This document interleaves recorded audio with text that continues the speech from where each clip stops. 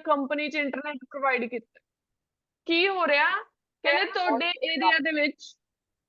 Area ਦੇ ਵਿੱਚ ਜਿਹੜੇ ਲੋਕ ਨੇ ਉਹ ਇੰਟਰਨੈਟ ਕਨੈਕਸ਼ਨ ਦੇ ਰਿਗਾਰਡਿੰਗ ਪ੍ਰੋਬਲਮ ਫੇਸ ਕਰ ਰਹੇ ਨੇ। Write a letter to the company ਵਿਚ ਪ੍ਰੋਵਾਈਡਸ ਦ ਕਨੈਕਸ਼ਨ। ਹੁਣ ਉਸ ਕੰਪਨੀ ਨੂੰ ਲਿਖਣਾ ਤਾਂ ਡੈਫੀਨੇਟਲੀ ਇੱਕ ਆਫੀਸ਼ੀਅਲ ਲੈਟਰ ਹੈ, ਆਪਾਂ ਨੇ ਇੱਕ ਕੰਪਲੇਂਟ ਲੈਟਰ ਲਿਖਣਾ। ਆਪਾਂ ਨੂੰ ਪਤਾ ਲੱਗ ਗਿਆ ਵੀ ਕੋਈ ਕੰਮ ਸਹੀ ਨਹੀਂ ਵਰਕ ਹੋ ਰਿਹਾ, ਦੈਨ ਉਹ ਇੱਕ ਕੰਪਲੇਂਟ ਚ ਕਨਵਰਟ ਹੋ ਗਿਆ। ਸੋ ਕਹਿੰਦੇ ਕੀ ਹੈ ਜੀ, ਇਨ ਯਰ ਲੈਟਰ ਡਿਸਕ੍ਰਾਈਬ ਦਾ ਪ੍ਰੋਬਲਮਸ, ਕੀ ਪ੍ਰੋਬਲਮਸ ਆ ਰਹੀਆਂ ਨੇ, explain how it is affecting people, ਲੋਕਾਂ ਨੂੰ ਕਿਦਾਂ ਅਫੈਕਟ ਕਰ ਰਿਹਾ ਹੈ। next say what the company should do to help।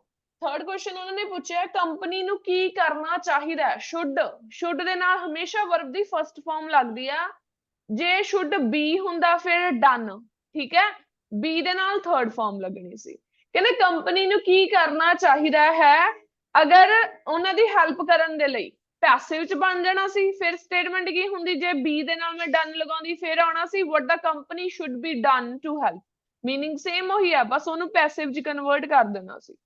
ਹੁਣ ਤੁਸੀਂ ਦੱਸੋ ਪਹਿਲਾਂ ਤਾਂ ਮੈਨੂੰ ਕੋਈ ਆਈਡੀਆ ਦਿਓ ਜੀ, ਅਗਰ ਇੰਟਰਨੈਟ ਕਨੈਕਸ਼ਨ ਚ ਲੋਕ ਫੇਸ ਕਰ ਰਹੇ ਆ ਕੋਈ ਪ੍ਰੋਬਲਮ ਤਾਂ ਕਿੱਦਾਂ ਦੀ ਪ੍ਰੋਬਲਮ ਹੋ ਸਕਦੀ ਆ ਉਹ। ਹੁਣ ਕਈ ਵਾਰ ਆਪਣੀ ਕਲਾਸ 'ਚ ਇੰਟਰਨੈਟ ਕਨੈਕਸ਼ਨ ਦੀ ਪ੍ਰੋਬਲਮ ਆਉਂਦੀ ਹੈ, ਤੁਸੀਂ ਕਲਾਸ ਸਾਰੇ ਜਣੇ ਲਾਉਂਦੇ ਹੋ, ਬਹੁਤ ਰੇਅਰ ਚਾਂਸ ਹੁੰਦਾ ਹੈ ਜਿਸ ਦਿਨ ਮਤਲਬ ਕਿ ਆਪਾਂ ਕਹਿ ਦਈਏ ਵੀ ਬਹੁਤ ਜ਼ਿਆਦਾ ਫੌਗ ਹੋਵੇ ਜਾਂ ਬਹੁਤ ਜ਼ਿਆਦਾ ਮੌਸਮ ਵੈਦਰ ਖਰਾਬ ਹੋਵੇ, ਉਸ ਦਿਨ ਇਹ ਦਿੱਕਤ ਆਉਂਦੀ ਹੁੰਦੀ ਆ। ਤਾਂ ਆਪਾਂ ਇਹ ਕਹਿ ਸਕਦੇ ਹਾਂ ਵੀ ਬਹੁਤ ਲਗਾਤਾਰ, ਮੈਂ ਬਹੁਤ ਵਾਰੀ ਕਹਿੰਦੀ ਹੁੰਦੀ ਹਾਂ ਇੱਕ ਵਰਡ, ਫ੍ਰੀਕੁਐਂਟ ਬੱਸ ਸਰਵਿਸ। ਕਈ ਵਾਰ ਬੱਚੇ ਆਪਣਾ ਸਪੀਕਿੰਗ ਦੇ ਵਿੱਚ ਇਹ ਆਨਸਰ ਦਿੰਦੇ ਹੁੰਦੇ ਆ, ਤੁਹਾਨੂੰ ਕੁਐਸਚਨ ਪੁੱਛ ਲਿਆ ਜਾਂਦਾ ਹੈ what do you dislike about your hometown, ਵੀ ਤੁਹਾਨੂੰ ਕੀ ਨਹੀਂ ਪਸੰਦ ਆਪਣੇ ਹੋਮ ਟਾਊਨ ਦੇ ਵਿੱਚ, ਤਾਂ ਉਸ ਟਾਈਮ ਤੁਸੀਂ ਕਹਿ ਸਕਦੇ ਹੋ there are not frequent bus services। not ਦਾ ਮਤਲਬ ਵੀ ਲਗਾਤਾਰ ਬੱਸ ਸਰਵਿਸ ਨਹੀਂ ਆ, frequent ਦਾ ਮਤਲਬ ਹੁੰਦਾ ਕੋਈ ਕੰਮ ਵਾਰ-ਵਾਰ ਹੋਣਾ।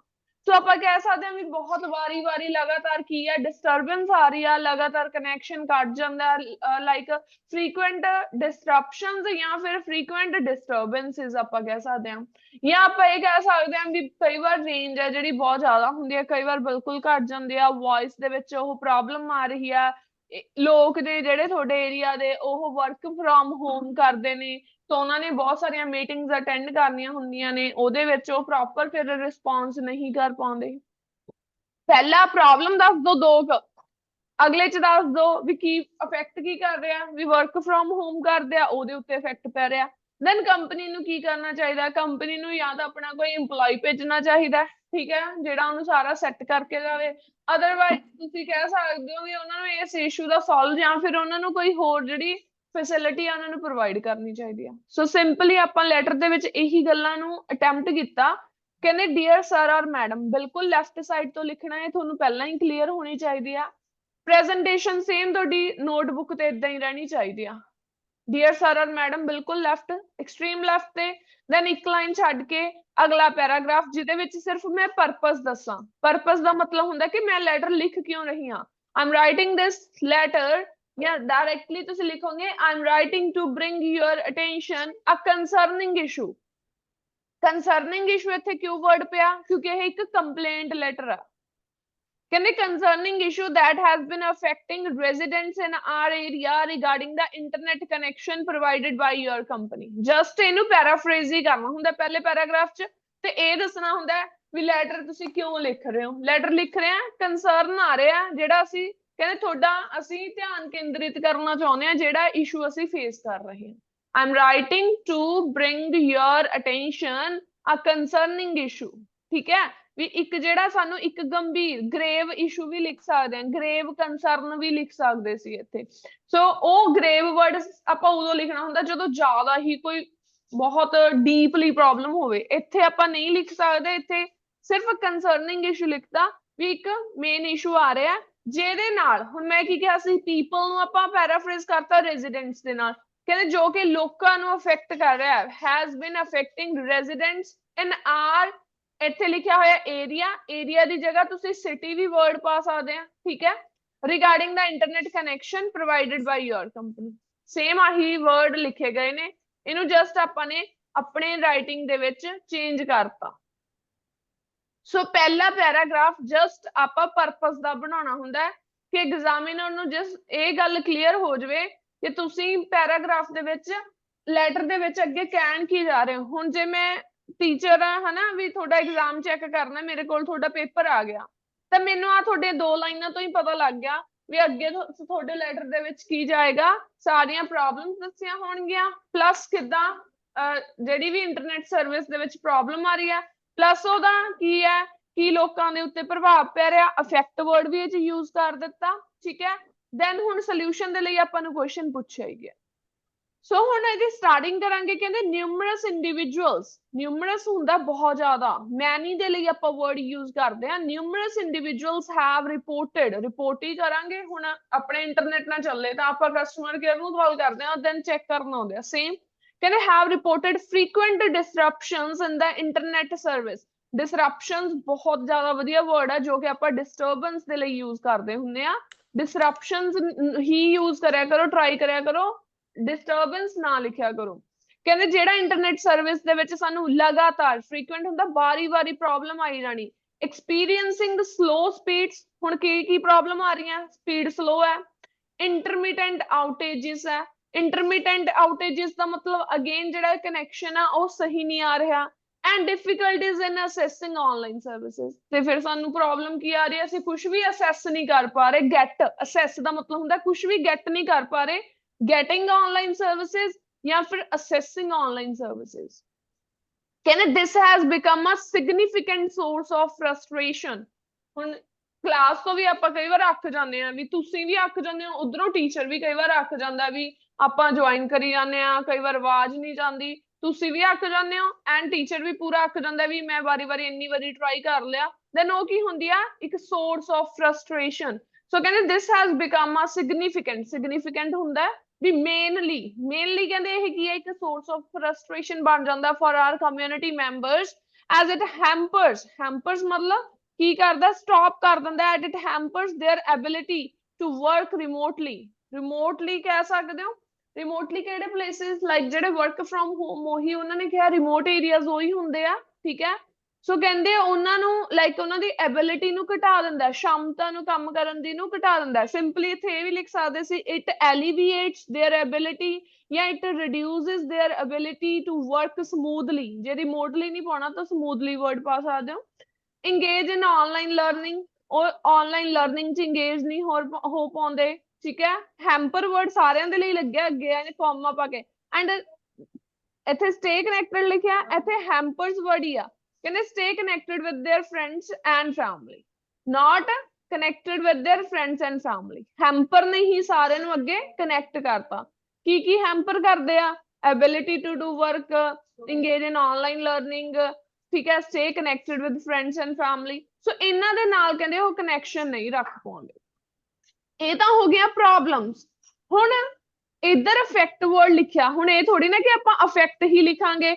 ਸੋ ਆਪਾਂ ਲਿਖਾਂਗੇ ਇੰਪੈਕਟ। ਅਫੈਕਟ ਦਾ ਮਤਲਬ ਵੀ ਕੀ ਹੁੰਦਾ, ਕਿਸੇ ਚੀਜ਼ ਦੇ ਉੱਤੇ ਪ੍ਰਭਾਵ ਪੈ ਰਿਹਾ, ਲੋਕਾਂ ਦੇ ਉੱਤੇ ਕੀ ਪ੍ਰਭਾਵ ਪੈ ਰਿਹਾ। ਸੋ ਸੇਮ ਇੱਥੇ ਇੰਪੈਕਟ ਵਰਡ ਯੂਜ਼ ਕੀਤਾ ਅਫੈਕਟ ਦੇ ਲਈ। ਠੀਕ ਹੈ, ਕਹਿੰਦੇ impact of these connectivity issues is substantial ਦਾ ਮਤਲਬ ਹੁੰਦਾ ਕਿ ਬਹੁਤ ਵੱਡੇ ਪੱਧਰ ਤੇ ਇਹਦਾ ਇਫੈਕਟ ਪੈ ਰਿਹਾ।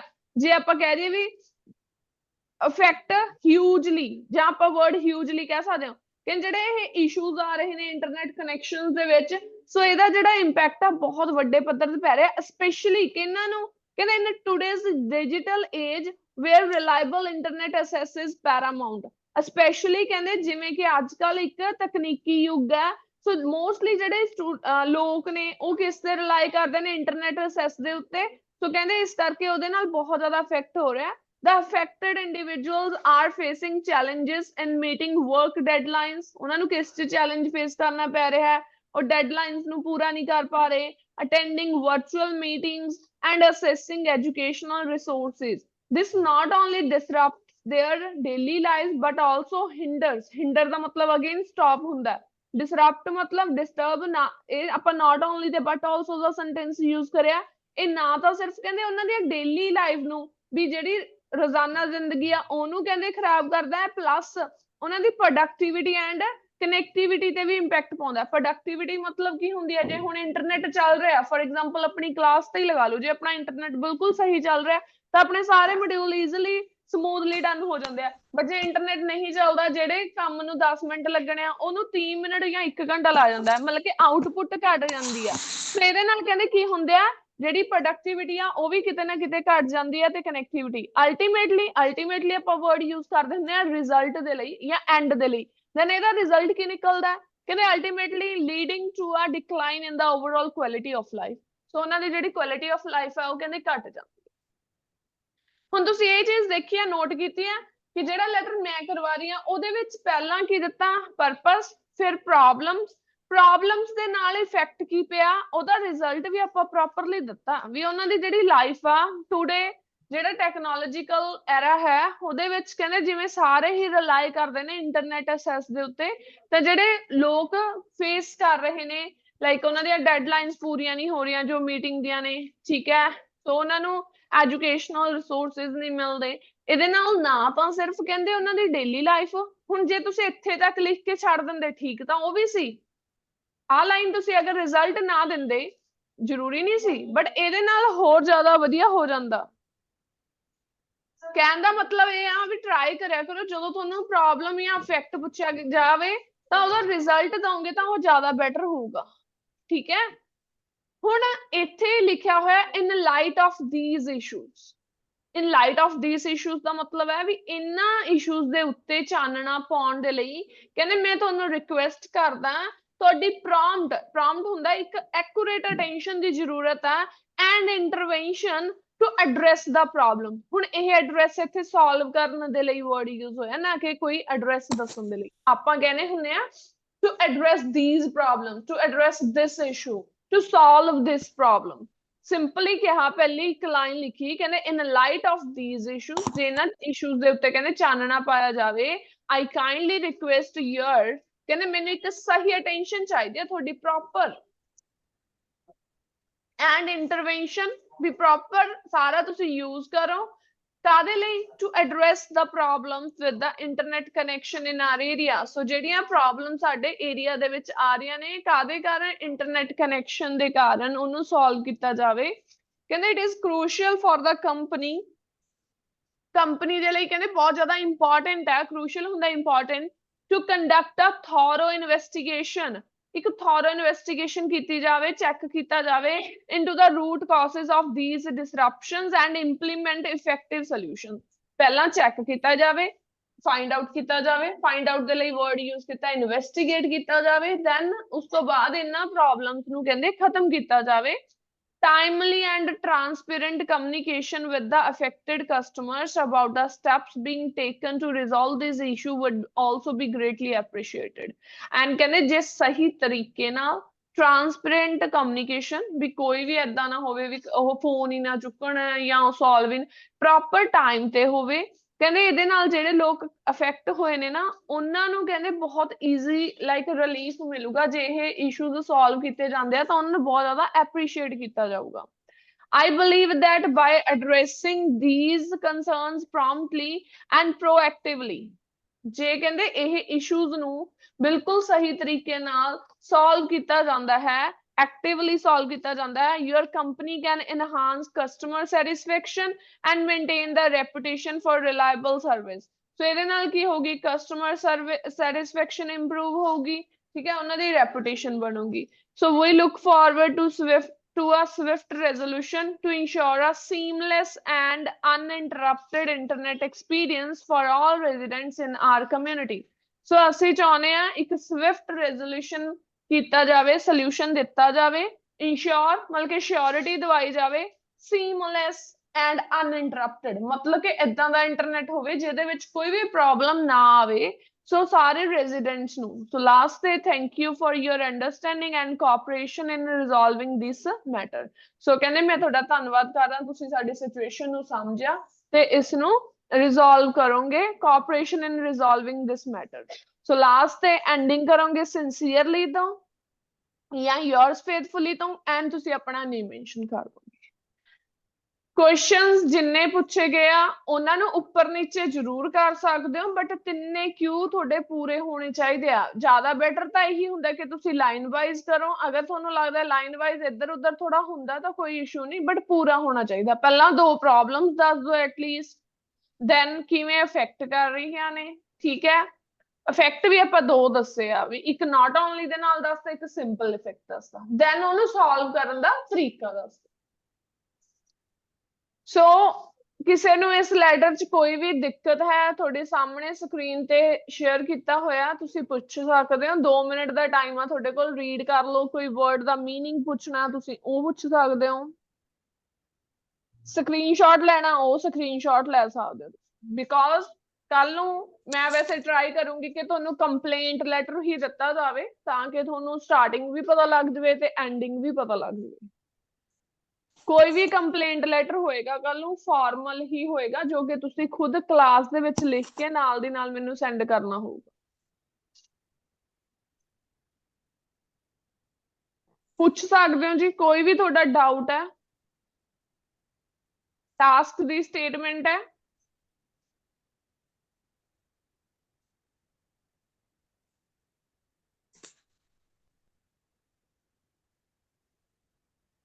ਐਂਡ ਇਹ ਤੁਹਾਡਾ ਆਨਸਰ ਹੈ ਜੀ। ਅੱਜ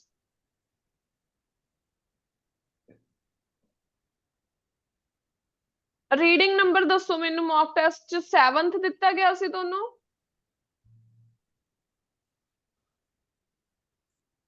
ਹਾਂਜੀ, 7th ਟੈਸਟ ਸੀ ਮੌਕ ਟੈਸਟ 'ਚ, ਜਾਂ ਫਿਰ 8th ਦਿੱਤਾ ਗਿਆ ਸੀ?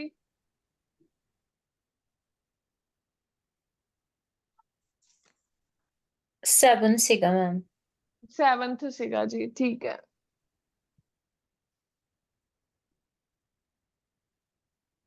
ਸੋ 7th ਟੈਸਟ ਮੈਂ ਤੁਹਾਡੇ ਨਾਲ ਸ਼ੇਅਰ ਕਰਦੀ ਹਾਂ ਸਕਰੀਨ ਤੇ, ਜੋ ਤੁਹਾਡੇ ਕੋਲ PDF ਆ ਉਹਦੇ ਵਿੱਚ 7th ਟੈਸਟ ਹੈ ਇਹ ਰੀਡਿੰਗ ਦਾ।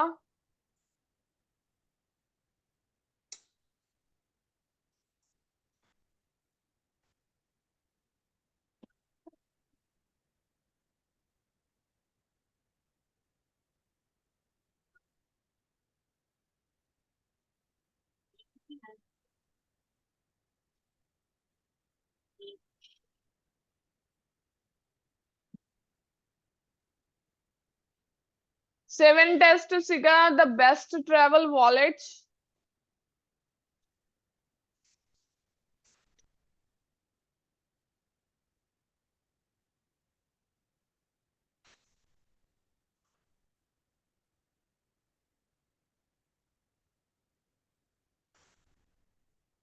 ਸੋ ਫਸਟ 8 ਕੁਐਸਚਨਸ ਚ ਪਹਿਲਾਂ ਕਿਸੇ ਨੂੰ ਕੋਈ ਡਾਊਟ ਹੈ ਤਾਂ ਦੱਸ ਦਿਓ ਜੀ। ਫਸਟ 8 ਕੁਐਸਚਨਸ, ਕਿਉਂਕਿ ਇਹ ਤਾਂ ਤੁਸੀਂ ਖੁਦ ਹੀ ਅਟੈਂਪਟ ਕੀਤੀ ਹੋਈ ਆ ਰੀਡਿੰਗ।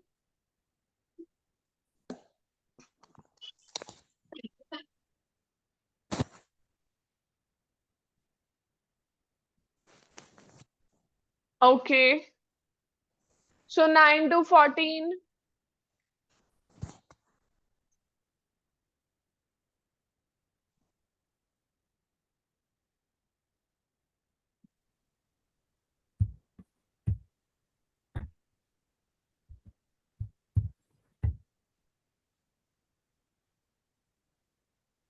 And 15 to 27.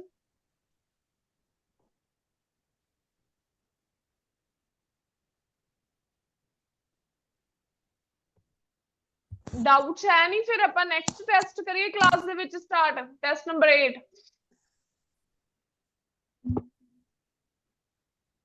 ਓਕੇ, ਸੋ ਦੇਖੋ ਸਕਰੀਨ ਸ਼ੇਅਰ ਕੀਤੀ ਹੈ ਮੈਂ ਤੁਹਾਡੇ ਨਾਲ ਟੈਸਟ ਨੰਬਰ 8 ਦੀ। ਸੋ ਇਹਦੇ ਮੈਂ ਟਾਈਪ ਆਫ ਕੁਐਸਚਨਸ ਦੇਖਦੇ ਹਾਂ ਪਹਿਲਾਂ।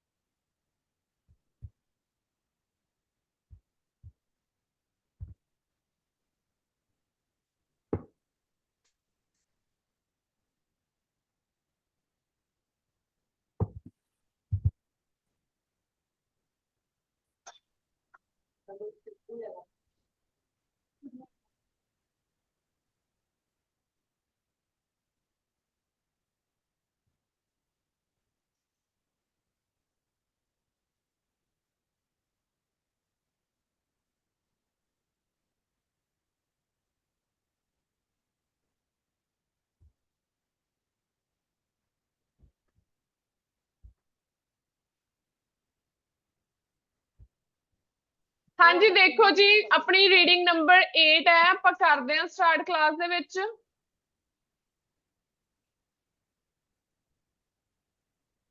ਹਾਂਜੀ ਅਰਸ਼ ਬੱਚੇ ਕਾਲ ਆਉਂਦੀ ਆ ਤੁਹਾਨੂੰ, ਜਸਟ ਵੇਟ। ਸੋ ਦੇਖੋ ਜੀ New York late starters string orchestra, ਇਹ ਵਾਲੀ ਰੀਡਿੰਗ ਆਪਾਂ ਕਲਾਸ ਦੇ ਵਿੱਚ ਸਟਾਰਟ ਕਰਦੇ ਹਾਂ। ਸੋ ਰੀਡਿੰਗ ਦੇ ਲਈ ਤੁਹਾਨੂੰ ਇਹ ਪੀਡੀਐਫ ਦਿੱਤਾ ਗਿਆ, ਠੀਕ ਹੈ। ਇਹਦੇ ਵਿੱਚੋਂ ਤੁਸੀਂ ਜਿਹੜੇ ਸਟੂਡੈਂਟ ਹੁਣ ਬਾਅਦ ਵਿੱਚ ਜਿਨ੍ਹਾਂ ਨੇ ਕਲਾਸ ਜੁਆਇਨ ਕੀਤੀ ਆ, ਇਹਨਾਂ ਨੂੰ ਅਟੈਂਪਟ ਕਰ ਲਿਓ। ਆਰਕੈਸਟਰਾ ਵਾਲੀ ਵੈਸੇ ਰੀਡਿੰਗ ਆਪਾਂ ਪਹਿਲਾਂ ਵੀ ਕਰ ਚੁੱਕੇ ਆ। ਸੋ ਇਹਦੇ ਵਿੱਚ ਮੈਂ ਟਰੂ ਫਾਲਸ ਕੁਐਸਚਨਸ ਨੇ ਉਹ ਤੁਹਾਨੂੰ ਅਟੈਂਪਟ ਕਰਕੇ ਦਿਖਾਉਣੀ ਆ ਕਿ ਕਿੱਦਾਂ ਅਟੈਂਪਟ ਕਰਨੇ ਆ। ਸੋ ਫਰਸਟ ਟਾਈਪ ਆਫ ਜਿਹੜੇ ਕੁਐਸਚਨਸ ਆਪਾਂ ਨੂੰ ਦਿੱਤੇ ਗਏ ਉਹ ਹੈਗਾ ਟਰੂ ਫਾਲਸ। ਟਰੂ ਫਾਲਸ ਦੇ ਲਈ ਹਮੇਸ਼ਾ ਟਰੂ ਆਨਸਰ ਕਦੋਂ ਲੱਗਦਾ, ਜਦੋਂ ਆਪਾਂ ਨੂੰ ਫੁੱਲ ਸਟੇਟਮੈਂਟ ਪੈਰਾਫਰੇਜ਼ ਹੋ ਕੇ ਮਿਲ ਰਿਹਾ, ਵਰਡ ਟੂ ਵਰਡ ਨਹੀਂ ਚੈੱਕ ਕਰਨਾ। ਜਿਵੇਂ ਹੁਣ ਪਹਿਲਾ ਕੁਐਸਚਨ ਆ, ਕਹਿੰਦੇ ਦਾ ਆਈਡੀਆ ਬਿਹਾਈਂਡ, ਇਹ ਕੋਈ ਟਰਮ ਦਿੱਤੀ ਹੈ NYLSO, ਆਪਾਂ ਨੇ ਸ਼ਾਰਟ ਫਾਰਮ ਦਿੱਤੀ, ਉਧਰ ਫੁੱਲ ਫਾਰਮ ਦਿੱਤੀ ਹੋਊਗੀ maybe, was based on another orchestra। ਉਹਨਾਂ ਨੇ ਕੀ ਕਿਹਾ ਵੀ ਜਿਹੜਾ ਆਈਡੀਆ ਸੀ ਇਹਦੇ ਪਿੱਛੇ, ਕਹਿੰਦੇ ਉਹ ਕਿਸ ਤੇ ਬੇਸ ਕਰਦਾ ਸੀ, ਕਿਸੇ ਹੋਰ ਆਰਕੈਸਟਰਾ ਦੇ ਉੱਤੇ ਬੇਸ ਕਰਦਾ ਸੀ। ਜੇ ਤਾਂ ਉਧਰ ਆਪਾਂ ਨੂੰ ਮੀਨਿੰਗ ਸੇਮ ਨਿਕਲਦਾ ਹੀ ਮਿਲ ਗਿਆ, ਦੈਨ ਆਨਸਰ ਕੀ ਹੋ ਜਾਊਗਾ, ਟਰੂ। ਜੇ ਉਹਨਾਂ ਨੇ ਕਹਿਤਾ ਵੀ ਬੇਸਡ ਨਹੀਂ ਕਰਦਾ ਸੀ, ਸੇਮ ਤੇ ਕਰਦਾ ਸੀ, ਇੱਥੇ ਕਹਿਤਾ ਅਨਦਰ, ਦੂਸਰੀ ਸਾਈਡ ਕਹਿਤਾ ਵੀ ਨਹੀਂ ਸੇਮ ਤੇ ਹੀ ਬੇਸ ਕਰਦਾ ਸੀ, ਫਿਰ ਫਾਲਸ ਹੋ ਜਾਊਗਾ ਕਿਉਂਕਿ ਕੌਨਟਰਡਿਕਸ਼ਨ ਹੋ ਗਈ। ਤੇ ਨਾਟ ਗਿਵਨ ਆਨਸਰ ਉਦੋਂ ਹੋਊਗਾ ਜਦੋਂ ਉਹਨਾਂ ਨੇ ਇਸ ਆਈਡੀਆ ਦੀ ਗੱਲ ਹੀ ਨਾ ਕੀਤੀ ਹੋਈ, ਠੀਕ ਹੈ। ਨੇਮ ਹੋ ਸਕਦਾ ਬਟ ਆਈਡੀਆ ਦੀ ਗੱਲ ਨਾ ਕੀਤੀ ਹੋਵੇ। ਟਰੂ ਫਾਲਸ ਕੁਐਸਚਨ ਹਮੇਸ਼ਾ ਆਪਾਂ ਦੋ ਰੀਡ ਕਰਨੇ ਹੁੰਦੇ ਆ, ਪੇਅਰਿੰਗ ਬਣਾ ਕੇ ਕਰਨੀ ਹੈ, ਤਾਂ ਕਿ ਜੇ ਮੇਰਾ ਕੋਈ ਆਨਸਰ ਨਹੀਂ ਦਿੱਤਾ ਤਾਂ ਮੈਨੂੰ ਪਤਾ ਲੱਗ ਜਾਵੇ। ਨੈਕਸਟ ਕੁਐਸਚਨ ਕੀ ਹੈ, ਕਹਿੰਦੇ an ability to read music is essential.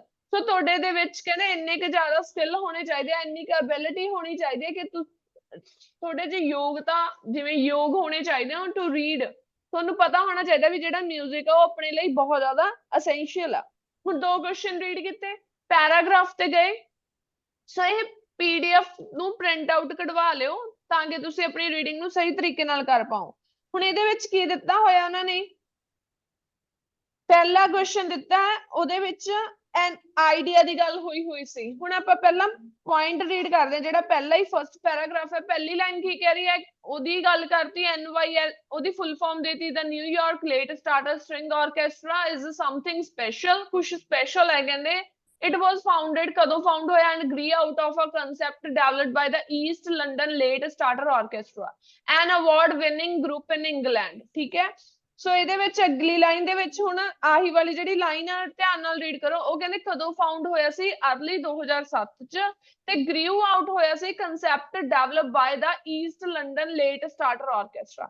ਮਤਲਬ ਕਿ ਜੇ ਤਾਂ ਉਹ NYLSO ਕਹਿ ਦਿੰਦੇ, ਹੁਣ ਇੱਥੇ ਆਪਾਂ ਨੇ ਸ਼ਾਰਪ ਮਾਈਂਡ ਨਾਲ ਦੇਖਣਾ, ਜੇ ਤਾਂ ਉਹ ਆਹੀ ਕਹਿ ਦਿੰਦੇ ਵੀ ਇਹਦੇ ਉੱਤੇ ਹੀ ਡਿਵੈਲਪ ਹੋਇਆ ਸੀ, ਫਿਰ ਤਾਂ ਆਪਣਾ ਆਨਸਰ ਕੀ ਬਣ ਜਾਂਦਾ, ਫਾਲਸ। ਹੁਣ ਇਹ ਅਨਦਰ ਨਹੀਂ ਲਿਖਿਆ ਉਹਨਾਂ ਨੇ ਆਪਾਂ ਨੂੰ ਵਰਡ, ਉਹਨਾਂ ਨੇ ਅਨਦਰ ਦੀ ਜਗ੍ਹਾ ਆਪਾਂ ਨੂੰ ਨਾਮ ਦਿੱਤਾ ਕਿਸੇ ਹੋਰ ਆਰਕੈਸਟਰਾ ਦਾ।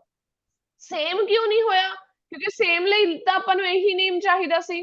ਹੁਣ ਡਿਫਰੈਂਟ ਕਿਉਂ ਹੋ ਗਿਆ, ਉਹਨਾਂ ਨੇ ਹੋਰ ਨਾਮ ਦਿੱਤਾ, ਇਹਦਾ ਮਤਲਬ ਇਹ ਅਨਦਰ ਆਰਕੈਸਟਰਾ ਹੈ। ਇੱਧਰ ਕੀ ਕਹਿ ਦਿੱਤਾ, ਕਹਿੰਦੇ ਜਿਹੜਾ ਇਹ NYLSO ਸੀ ਉਹ ਕਿਸੇ ਹੋਰ ਆਰਕੈਸਟਰਾ ਤੇ ਬੇਸ ਕਰਦਾ ਸੀਗਾ। ਹੁਣ ਹੋਰ ਆਰਕੈਸਟਰਾ ਦਾ ਨਾਮ ਦੇਤਾ, ਇਹਦਾ ਮਤਲਬ ਆਨਸਰ ਕੀ ਹੋ ਗਿਆ, ਟਰੂ ਹੈ ਤਾਂ ਅਨਦਰ ਹੀ ਹੈ ਨਾ। ਇਹ ਨਹੀਂ ਦੇਖਣਾ ਕਿ ਵਰਡ ਟੂ ਵਰਡ ਮੈਚ ਕਰੇ, ਮੀਨਿੰਗ ਨਿਕਲਣਾ ਸੇਮ ਚਾਹੀਦਾ। ਦੂਸਰਾ ਕੁਐਸਚਨ ਕਹਿੰਦੇ an ability to read music is essential. ਹੁਣ ਅਗਲੀ ਲਾਈਨ ਰੀਡ ਕਰ ਲੈਂਦੇ ਆ। ਅੱਗੇ ਉਹਨਾਂ ਨੇ ਕਿਹਾ ਹੋਇਆ ਵਾਇਲਿਨ ਦੀ ਗੱਲ ਕੀਤੀ ਆ, ਫਿਰ ਉਸ ਤੋਂ ਬਾਅਦ ਸੈਲੋ ਦੀ ਗੱਲ ਕੀਤੀ ਆ। ਓਕੇ, ਹੁਣ ਦੂਸਰੇ ਪੈਰਾਗ੍ਰਾਫ ਤੇ ਆ ਜਾਓ। ਦੂਸਰੇ ਪੈਰਾਗ੍ਰਾਫ ਦੀ ਪਹਿਲੀ ਹੀ ਲਾਈਨ ਰੀਡ ਕਰੋ। ਉਹਨਾਂ ਨੇ ਕੀ ਕਿਹਾ, ਕਹਿੰਦੇ participants should have basic music reading skills and a willingness to commit to the group but are not required to audition। ਸੋ ਕਹਿੰਦੇ ਜਿਹੜੇ ਪਾਰਟਿਸਿਪੈਂਟਸ ਨੇ, ਹੁਣ ਪਾਰਟਿਸਿਪੈਂਟਸ ਕੌਣ ਨੇ, ਕਹਿੰਦੇ ਵੀ ਜਿਹੜੇ ਲੋਕ ਨੇ ਉਹਨਾਂ ਦੇ ਵਿੱਚ ਕਹਿੰਦੇ ਬੇਸਿਕ ਮਿਊਜ਼ਿਕ ਰੀਡਿੰਗ ਸਕਿੱਲਸ ਹੋਣੀਆਂ ਹੀ ਚਾਹੀਦੀਆਂ ਨੇ, ਸ਼ੁੱਡ ਹੈਵ। ਉਧਰ ਕੀ ਕਿਹਾ, ਕਹਿੰਦੇ ਐਬਿਲਿਟੀ ਹੋਣੀ ਚਾਹੀਦੀ ਹੈ। ਐਬਿਲਿਟੀ ਵੀ ਬੱਚੇ ਸਕਿੱਲ ਹੀ ਹੁੰਦਾ ਵੀ ਇੰਨਾ ਕੁ ਉਹ ਯੋਗ ਹੋਵੇ ਕਿ ਆਹ ਚੀਜ਼ ਉਹ ਰੀਡ ਕਰ ਪਾਵੇ, ਹਨਾ। ਸੋ ਇਹਨਾਂ ਨੇ ਇੱਧਰ ਕਹਿਤਾ ਵੀ ਉਹਨਾਂ ਦੇ ਵਿੱਚ ਮਿਊਜ਼ਿਕ ਰੀਡਿੰਗ ਸਕਿੱਲਸ ਹੋਣੀਆਂ ਹੀ ਚਾਹੀਦੀਆਂ ਨੇ। ਅਸੈਂਸ਼ੀਅਲ ਦਾ ਮਤਲਬ ਸ਼ੁੱਡ ਹੈਵ ਲੱਗ ਗਿਆ। ਸੋ ਇਹ ਵੀ ਆਪਣਾ ਆਨਸਰ ਕੀ ਹੋ ਗਿਆ, ਟਰੂ ਹੋ ਗਿਆ। ਸੋ ਇਸ ਤਰ੍ਹਾਂ ਤੁਸੀਂ ਆਨਸਰਸ ਫਾਈਂਡ ਆਊਟ ਕਰਨੇ ਹੁੰਦੇ ਆ। ਹੁਣ ਥਰਡ ਫੋਰਥ ਮੈਂ ਕਰਾਂਗੀ, ਫਿਫਥ ਸਿਕਸਥ ਸੈਵਨਥ ਤੁਸੀਂ ਖੁਦ ਕਰੋਗੇ। ਹੁਣ ਥਰਡ ਫੋਰਥ ਕੀ ਕਹਿ ਰਿਹਾ, ਕਹਿੰਦੇ the NYLSO might be unsuitable for very advanced level musician। ਸੋ ਇਹ ਜਿਹੜਾ ਆਰਕੈਸਟਰਾ ਹੈ ਕਹਿੰਦੇ ਸ਼ਾਇਦ ਇਹਨਾਂ ਦੇ ਲਈ ਅਨਸੂਟੇਬਲ ਹੋਊਗਾ ਜੋ ਬਹੁਤ ਹੀ ਜ਼ਿਆਦਾ ਐਡਵਾਂਸ ਲੈਵਲ ਦੇ ਹੁੰਦੇ ਆ।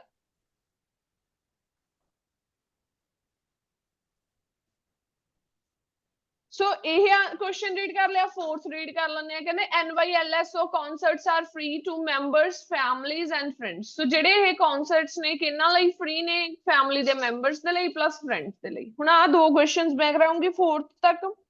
ਹੁਣ ਅਗੇਨ ਆਪਾਂ ਨੈਕਸਟ ਪੈਰਾਗ੍ਰਾਫ ਤੇ ਰੀਡ ਕਰਦੇ ਆ, ਜਿੱਥੇ ਤੱਕ ਆਪਾਂ ਰੀਡ ਕਰ ਲਿਆ ਸੀ ਉਸ ਤੋਂ ਨੈਕਸਟ।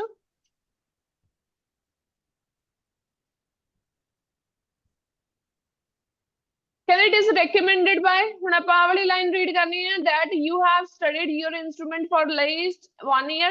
ਹੁਣ ਆਹ ਵਾਲੀ ਧਿਆਨ ਨਾਲ ਲਾਈਨ ਰੀਡ ਕਰੋ। ਕਹਿੰਦੇ if you have ever been paid to play your instrument, recently graduated with a degree in performance or have been playing continuously since elementary school, you may decide we are not the appropriate group for you।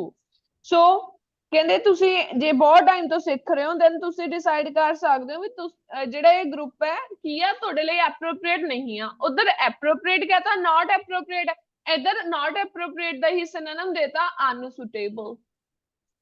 ਠੀਕ ਹੈ, ਫਿਰ ਆਪਣਾ ਇਹ ਵੀ answer ਕੀ ਹੋ ਗਿਆ ਜੀ, true ਹੋ ਗਿਆ, ਕਿਉਂਕਿ ਉਹਨਾਂ ਨੇ ਆਪਾਂ ਨੂੰ ਵਰਡਿੰਗ ਹੀ ਚੇਂਜ ਕਰ ਦਿੱਤੀ, ਮੀਨਿੰਗ ਸੇਮ ਆ। ਨਾਟ ਐਪਰੋਪ੍ਰੀਏਟ ਔਰ ਅਨਸੂਟੇਬਲ ਮਤਲਬ ਸੇਮ ਹੁੰਦਾ। ਹੁਣ ਆਪਾਂ ਫੋਰਥ ਕੁਐਸਚਨ ਰੀਡ ਕਰ ਲੈਂਦੇ ਆ। ਫੋਰਥ ਕੁਐਸਚਨ ਕੀ ਸੀ, ਫ੍ਰੀ ਹੈ ਕਹਿੰਦੇ ਮੈਂਬਰਸ ਤੇ ਫੈਮਲੀਜ਼ ਦੇ ਲਈ। ਆਪਾਂ ਦੇਖ ਲੈਂਦੇ ਆ।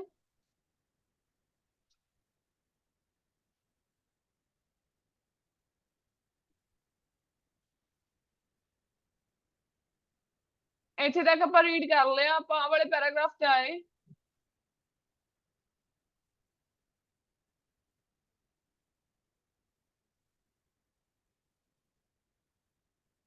ਆ ਫਰੈਂਡਸ ਤੇ ਫੈਮਿਲੀ ਦੀ ਗੱਲ ਹੋਈ ਆ ਵਾਲੀ ਲਾਈਨ ਚ। ਕਹਿੰਦੇ we work with the goal of producing 1 to 3 very informal friends and family concerts per year। But ਆਪਣਾ ਕੁਐਸਚਨ ਕਹਿ ਰਿਹਾ ਵੀ ਉਹਨਾਂ ਲਈ ਫ੍ਰੀ ਆ। ਉਹਨਾਂ ਨੇ ਹੁਣ ਇੱਥੇ ਫੈਮਿਲੀ ਤੇ ਫਰੈਂਡ ਦੀ ਬੱਚੇ ਗੱਲ ਤਾਂ ਕੀਤੀ ਆ, ਬਟ ਇਹ ਸਮਝਣ ਦੀ ਕੋਸ਼ਿਸ਼ ਕਰੋ ਕਿ ਉਹਨਾਂ ਨੇ ਕਿਤੇ ਇਹ ਨਹੀਂ ਕਿਹਾ ਵੀ ਉਹਨਾਂ ਲਈ ਫ੍ਰੀ ਆ ਜਾਂ ਉਹਨਾਂ ਲਈ ਨਹੀਂ ਫ੍ਰੀ।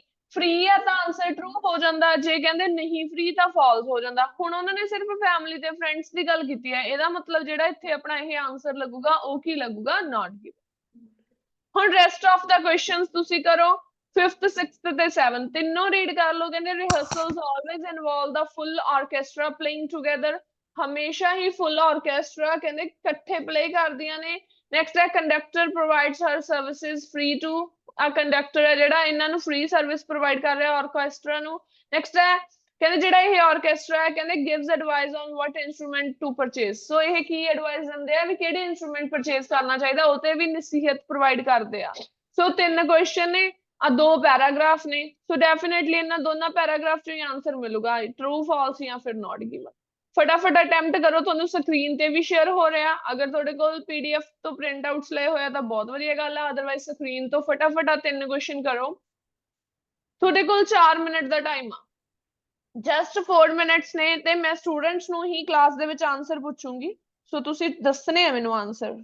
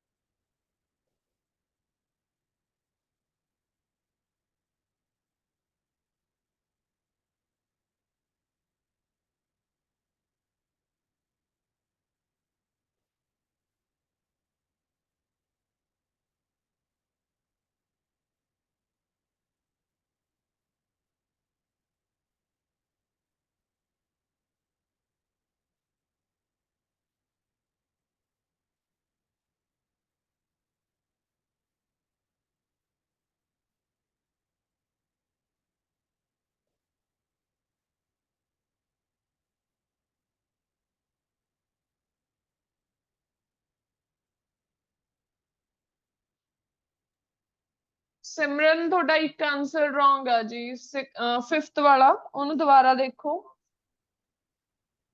ਬਾਕੀ ਸਟੂਡੈਂਟਸ ਦਾ ਵੀ ਟਾਈਮ ਹੋ ਚੁੱਕਿਆ। ਹਾਂਜੀ ਦੱਸੋ ਮੈਨੂੰ 5th ਆਨਸਰ ਕੀ ਆਏਗਾ। 5th ਕੁਐਸਚਨ ਹੈ ਰਿਹਰਸਲਸ ਆਲਵੇਜ਼ ਇਨਵੋਲਵ ਦਾ ਫੁੱਲ ਆਰਕੈਸਟਰਾ ਪਲੇਇੰਗ ਟੂਗੇਦਰ। ਸੋ ਸਿਮਰਨ ਨੇ ਆਨਸਰ ਟਰੂ ਲਗਾਇਆ ਬਟ ਆਨਸਰ ਫਾਲਸ ਆਉਣਾ। ਹੁਣ ਫਾਲਸ ਕਿਉਂ ਆਉਣਾ? ਜਿਹੜੀ ਆਹ ਵਾਲੀ ਲਾਈਨ ਆ ਧਿਆਨ ਨਾਲ ਦੇਖੋ,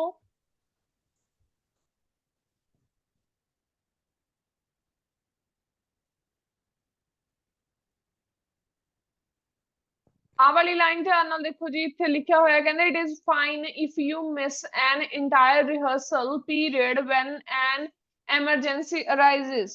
ਸੋ ਇਹ ਵਾਲੀ ਲਾਈਨ ਦੇ ਵਿੱਚ ਇਹਨਾਂ ਨੇ ਇਹ ਲਿਖਿਆ ਹੈ, ਕਹਿੰਦੇ ਇਹ ਠੀਕ ਰਹੂਗਾ ਵੀ ਜੇ ਤੁਹਾਨੂੰ ਕੋਈ, ਤੁਸੀਂ ਮਿਸ ਕਰ ਸਕਦੇ ਹੋ ਰਿਹਰਸਲ ਪੀਰੀਅਡ ਨੂੰ ਜੇ ਤੁਹਾਨੂੰ ਕੋਈ ਐਮਰਜੈਂਸੀ ਆ ਜਾਂਦੀ ਆ। Ultimately though too many absences disrupt the function of the group and make it difficult to perform the pieces. So ਆਪਣਾ ਕੁਐਸਚਨ ਸੀਗਾ rehearsals always involve the full orchestra playing together। so ਇਹਦਾ ਮਤਲਬ ਕੀ ਹੋ ਗਿਆ ਵੀ ਉਹ ਛੱਡ ਸਕਦੇ ਆ ਅਗਰ ਕੋਈ ਐਮਰਜੈਂਸੀ ਆ ਜਾਵੇ। ਉਹਨਾਂ ਨੇ ਵਰਡ always ਲਿਖਤਾ, ਹਮੇਸ਼ਾ ਹਮੇਸ਼ਾ ਤਾਂ ਇਕੱਠੇ ਨਹੀਂ ਖੇਡਦੇ। So most of the time ਜਿੱਥੇ always ਆ ਉੱਥੇ ਧਿਆਨ ਨਾਲ ਦੇਖਿਆ ਕਰੋ, answer most of the time false ਹੀ ਆਉਣਾ ਹੁੰਦਾ ਬਟ ਆਪਾਂ ਨੇ ਰੀਡ ਕਰਕੇ ਲਗਾਉਣਾ, ਕੋਈ ਏਦਾਂ ਗੈਸ ਮਾਰਕਿੰਗ ਨਹੀਂ ਕਰਨੀ। 6th ਕੁਐਸਚਨ ਠੀਕ ਆ ਤੁਹਾਡਾ, ਬਿਲਕੁਲ ਫਾਲਸ ਹੈ ਜੀ। ਉਹਨਾਂ ਨੇ ਕੀ ਕਿਹਾ ਹੋਇਆ, ਕਹਿੰਦੇ the conductor provides her services free to, ਆ ਆਰਕੈਸਟਰਾ ਨੂੰ ਫ੍ਰੀ ਪ੍ਰੋਵਾਈਡ ਕਰਦਾ। ਸੋ ਇਹਦੇ ਲਈ ਆਨਸਰ ਫਾਲਸ ਕਿਉਂ ਆ ਗਿਆ? ਉਹਨਾਂ ਨੇ ਲਿਖਿਆ ਸੀ ਵੀ ਕੁਝ ਕਾਸਟ ਹੈ, ਪੇਮੈਂਟਸ ਦੀ ਗੱਲ ਕੀਤੀ ਹੋਈ ਸੀ, ਤੁਹਾਨੂੰ ਧਿਆਨ ਨਾਲ ਜੇ ਤੁਸੀਂ ਦੇਖਿਆ ਹੋਵੇ ਉਹਨਾਂ ਨੇ ਲਿਖਿਆ ਹੋਈ ਸੀ ਆਹ ਵਾਲੀ line, payments are applied, free ਨਹੀਂ ਹੈਗਾ। ਕਹਿੰਦੇ payments are applied to the cost of rehearsal space, like payment ਦੇਣੀ ਪਊਗੀ ਉਹਨਾਂ ਨੂੰ। ਸੋ ਉਹ ਕਹਿੰਦੇ free ਆ। ਲਾਸਟ ਕੁਐਸਚਨ not given ਸੀ, ਕਹਿੰਦੇ advise on what instrument to purchase। ਸੋ ਇਹ ਕਿਤੇ ਵੀ ਇਨਫੋਰਮੇਸ਼ਨ ਨਹੀਂ ਸੀ ਦਿੱਤੀ ਗਈ ਕਿ ਉਹ ਇਨਫੋਰਮੇਸ਼ਨ ਦਿੰਦੇ ਆ ਲਾਈਕ ਕਿਹੜਾ ਇੰਸਟਰੂਮੈਂਟ ਪਰਚੇਸ ਕਰਨਾ ਚਾਹੀਦਾ ਜਾਂ ਕਿਹੜਾ ਨਹੀਂ ਕਰਨਾ ਚਾਹੀਦਾ। ਸੋ ਆਨਸਰ ਇਸ ਕਰਕੇ ਕੀ ਹੋ ਗਿਆ ਆਪਣਾ not given। ਸੋ ਹੁਣ ਨੈਕਸਟ ਕੁਐਸਚਨਸ ਤੇ ਮੂਵ ਕਰਦੇ ਹਾਂ। ਅਗੇਨ ਇਸ ਦੇ ਵਿੱਚੋਂ ਕੁਝ ਮੈਂ ਕਰਵਾਉਂ ਤੁਸੀਂ ਕੁਝ ਕਰਿਓ। ਦਾ 7 ਬੈਸਟ ਰਨਿੰਗ ਵਾਚਸ ਦੀ ਗੱਲ ਕੀਤੀ ਹੋਈ ਆ, ਬਹੁਤ ਵਾਰੀ ਇਹ ਕੁਐਸਚਨਸ ਆਪਾਂ ਕਰ ਚੁੱਕੇ ਆ। 8 to 14 ਕੁਐਸਚਨ ਹੈ, ਪੈਰਾਗ੍ਰਾਫ ਮੈਚ ਕਰਨੇ ਆ। ਨੋਟ ਦਿੱਤਾ you may use any letter more than once. ਇਸ ਟਾਈਪ ਆਫ ਕੁਐਸਚਨਸ ਦੇ ਵਿੱਚ ਕੀ ਹੁੰਦਾ, ਤੁਸੀਂ ਪਹਿਲਾਂ ਸਾਰੇ ਇੱਕ ਵਾਰੀ ਕੁਐਸਚਨਸ ਰੀਡ ਕਰ ਲੈਣੇ ਹੁੰਦੇ ਆ, ਦੈਨ ਫਿਰ ਆਪਾਂ ਨੂੰ ਇਹਨਾਂ ਨੇ ਹਦਾਇਤ ਹੀ ਦੇਤੀ, ਕਹਿੰਦੇ ਤੁਸੀਂ ਇੱਕ ਤੋਂ ਜ਼ਿਆਦਾ ਵਾਰੀ ਆਪਸ਼ਨ ਚੂਜ਼ ਕਰ ਸਕਦੇ ਹੋ, ਮਤਲਬ ਕਿ ਕੋਈ ਆਨਸਰ ਦੋ ਵਾਰੀ ਵੀ ਰਿਪੀਟ ਹੋ ਸਕਦਾ। ਪਹਿਲਾਂ ਸਾਰੇ ਇੱਕ ਵਾਰੀ ਕੁਐਸਚਨ ਰੀਡ ਕਰ ਲਓ, ਦੈਨ ਫਿਰ ਇਹ ਪੈਰਾਗ੍ਰਾਫ ਤੋਂ ਰੀਡ ਕਰਨਾ ਸਟਾਰਟ ਕਰੋ ਵੀ ਕਿਹੜੇ ਲਾਈਕ ਕੁਐਸਚਨ ਦਾ ਹਿੰਟ ਦਿੱਤਾ ਹੋਇਆ। ਜਿਵੇਂ ਹੁਣ 8th ਹੈ, this would be suitable and not too expensive first watch for a runner। ਇਹ ਕਹਿੰਦੇ suitable ਵੀ ਹੈ ਤੇ ਜ਼ਿਆਦਾ ਮਹਿੰਗੀ ਨਹੀਂ ਹੈਗੀ। next care has been taken to make this watch very attractive to look at। so look at ਦੇ ਲਈ ਲਾਈਕ ਉਹ ਕਹਿੰਦੇ ਵੀ ਜੇ ਇਹਦੀ ਕੇਅਰ ਕੀਤੀ ਜਾਂਦੀ ਹੈ ਤਾਂ ਇਹ ਬਹੁਤ ਵਧੀਆ ਅਟਰੈਕਟਿਵ ਰਹਿੰਦੀ ਹੈ ਦੇਖਣ ਦੇ ਵਿੱਚ, ਹਨਾ, ਲੁੱਕ ਤੇ ਕੋਈ ਗੱਲ ਹੋ ਸਕਦੀ ਆ। Next ਹੈ this watch can be programmed to let the runner know when it is the time to get some refreshment। ਇਹ ਘੜੀ ਕਹਿੰਦੇ ਰਨਰ ਨੂੰ ਇਹ ਦੱਸੂਗੀ ਲਾਈਕ ਉਹਨੂੰ ਕੀ ਕਦੋਂ ਕੀ ਖਾਣਾ ਪੀਣਾ ਚਾਹੀਦਾ ਹੈ, ਰਿਫਰੈਸ਼ਮੈਂਟ ਕਿਹੜੀ ਡਰਿੰਕ ਕਦੋਂ ਲੈਣੀ ਚਾਹੀਦੀ ਹੈ। Next ਹੈ this watch will need recharging at frequent intervals। frequent ਹੁੰਦਾ ਵਾਰ-ਵਾਰ ਰਿਚਾਰਜ ਕਰਵਾਉਣਾ ਪਊਗਾ। Next ਹੈ both experienced and inexperienced। ਹੁਣ experienced and inexperienced ਦੇ ਲਈ ਇਹ ਵੀ ਕਹਿ ਸਕਦੇ ਆ, fresher ਵੀ ਕਹਿ ਸਕਦੇ ਆ plus experience ਵੀ ਕਹਿ ਸਕਦੇ ਆ। runners will find this watch useful। novice we beginners ਨੂੰ ਕਿਹਾ ਜਾਂਦਾ ਹੈ। Next ਹੈ runners will find the features on this watch are useful। runners ਜਿਹੜੇ ਕਹਿੰਦੇ features find ਕਰਨਗੇ ਉਹਨਾਂ ਲਈ useful ਹੋਣਗੇ। Next people who do most of their running in cities may find this watch is not appropriate for them। ਸੋ ਜਿਹੜੇ ਲੋਕ ਕਹਿੰਦੇ running ਕਰਦੇ ਨੇ ਸਿਟੀਜ਼ ਦੇ ਵਿੱਚ, ਉਹਨਾਂ ਦੇ ਲਈ ਇਹ ਜਿਹੜੀ ਵਾਚ ਆ ਕਹਿੰਦੇ ਕੀ ਹੈ ਐਪਰੋਪ੍ਰੀਏਟ ਨਹੀਂ ਹੈਗੀ। ਹੁਣ ਮੈਂ A B C ਤੁਹਾਨੂੰ ਪੈਰਾਗ੍ਰਾਫ ਰੀਡ ਕਰ ਦਿੰਨੀ ਆ, ਸੋ ਜਿਹੜੀ ਜਿਹੜੀ ਮੈਚਿੰਗ ਹੋਗੀ ਬਾਕੀ ਤੁਸੀਂ ਖੁਦ ਕਰਿਓ। ਇਹ ਪੈਰਾਗ੍ਰਾਫ ਕੀ ਆ, ਕਹਿੰਦੇ ਸੋਲਸ claims watch ਦਾ ਨੇਮ ਹੈ everything you need and nothing you don't। water resistant ਆ, water resistant ਦਾ ਮਤਲਬ ਕੀ ਹੁੰਦਾ ਵੀ ਜਿਹੜੀ ਵਾਚ ਪਾਣੀ ਦੇ ਵਿੱਚ ਖਰਾਬ ਨਹੀਂ ਹੋਊਗੀ।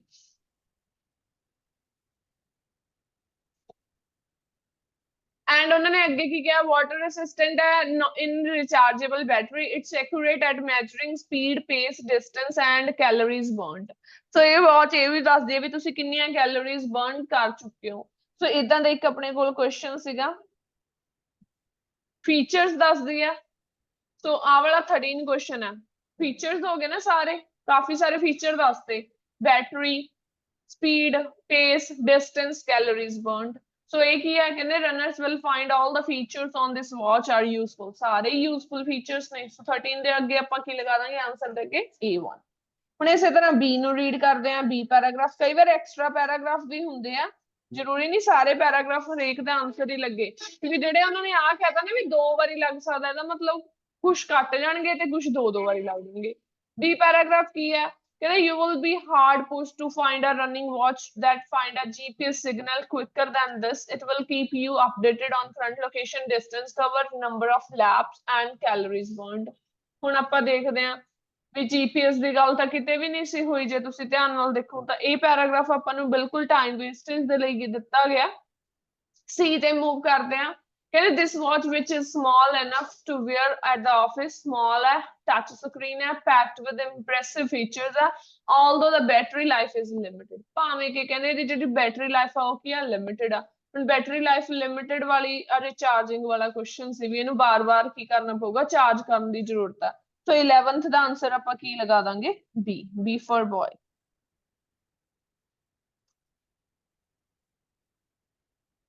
ਸੌਰੀ ਸੀ ਪੈਰਾਗ੍ਰਾਫ ਰੀਡ ਕੀਤਾ, ਸੋ ਸੀ ਆਨਸਰ ਆ ਜਾਏਗਾ ਆਪਣਾ 11। ਤੇ ਹੋਰ ਤਾਂ ਨਹੀਂ ਕਿਸੇ ਦੇ ਵਿੱਚ ਸੀ ਆਉਣਾ, ਆਪਾਂ ਨੂੰ ਇਹ ਵੀ ਧਿਆਨ ਦੇਖਣਾ ਪਊਗਾ। ਨਹੀਂ ਸੀ ਹੋਰ ਕਿਸੇ ਦਾ ਨਹੀਂ ਬਣ ਰਿਹਾ। ਹੁਣ ਇਸੇ ਤਰ੍ਹਾਂ ਡੀ ਪੈਰਾਗ੍ਰਾਫ ਹੈ, ਡੀ ਪੈਰਾਗ੍ਰਾਫ ਦੇ ਵਿੱਚ ਕੀ ਕਿਹਾ, ਕਹਿੰਦੇ the high res screen makes this great watch for athletes at any level। The easy to use upgraded menu system makes monitoring pace, speed and distance child's play। Alerts remind you when it's time to hydrate or top up the nutrition। Hydrate ਕੀ ਕਿਹਾ ਜਾਂਦਾ, mostly foreign countries ਦੇ student ਨੂੰ ਤਾਂ ਪਤਾ ਹੀ ਹੈ, ਕਹਿੰਦੇ ਨੇ dehydration ਹੋ ਗਈ, ਪਾਣੀ ਪੀਓ ਜੀ, ਪਾਣੀ ਪੀਓ, ਆਪਣੀ ਬੋਡੀ ਨੂੰ ਹਾਈਡਰੇਟ ਰੱਖੋ। ਮਤਲਬ ਕਿ ਤੁਹਾਨੂੰ ਕਦੋਂ ਪਾਣੀ ਵਗੈਰਾ ਜਾਂ ਡਰਿੰਕ ਵਗੈਰਾ ਪੀਣੀ ਚਾਹੀਦੀ ਹੈ, ਇਹ ਤੁਹਾਨੂੰ ਰਿਮਾਈਂਡ ਕਰਾਉਂਦੀ ਆ। ਸੋ ਇੱਥੇ ਆਪਾਂ ਨੇ ਕੁਐਸਚਨ ਰੀਡ ਕੀਤਾ ਸੀ ਵੀ ਰਿਫਰੈਸ਼ਮੈਂਟ ਦੇ ਬਾਰੇ ਦੱਸਦੀ ਆ ਵਾਚ। ਸੋ 10th ਦਾ ਆਨਸਰ ਆ ਗਿਆ ਆਪਣਾ ਡੀ। ਠੀਕ ਹੈ ਜੀ।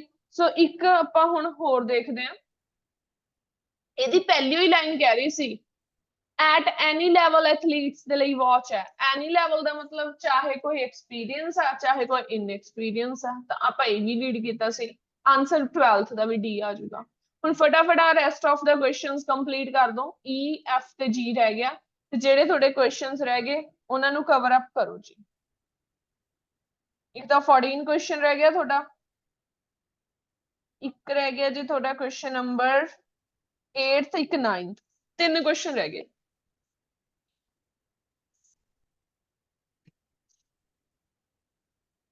ਈ ਐਫ ਜੀ ਪੈਰਾਗ੍ਰਾਫ ਆ, ਤਿੰਨ ਕੁਐਸਚਨ ਰਹਿੰਦੇ ਆ, 8, 9 ਤੇ 14। ਜ਼ਰੂਰੀ ਨਹੀਂ ਕੋਈ ਆਨਸਰ 2 ਵਾਰੀ ਵੀ ਲੱਗ ਸਕਦਾ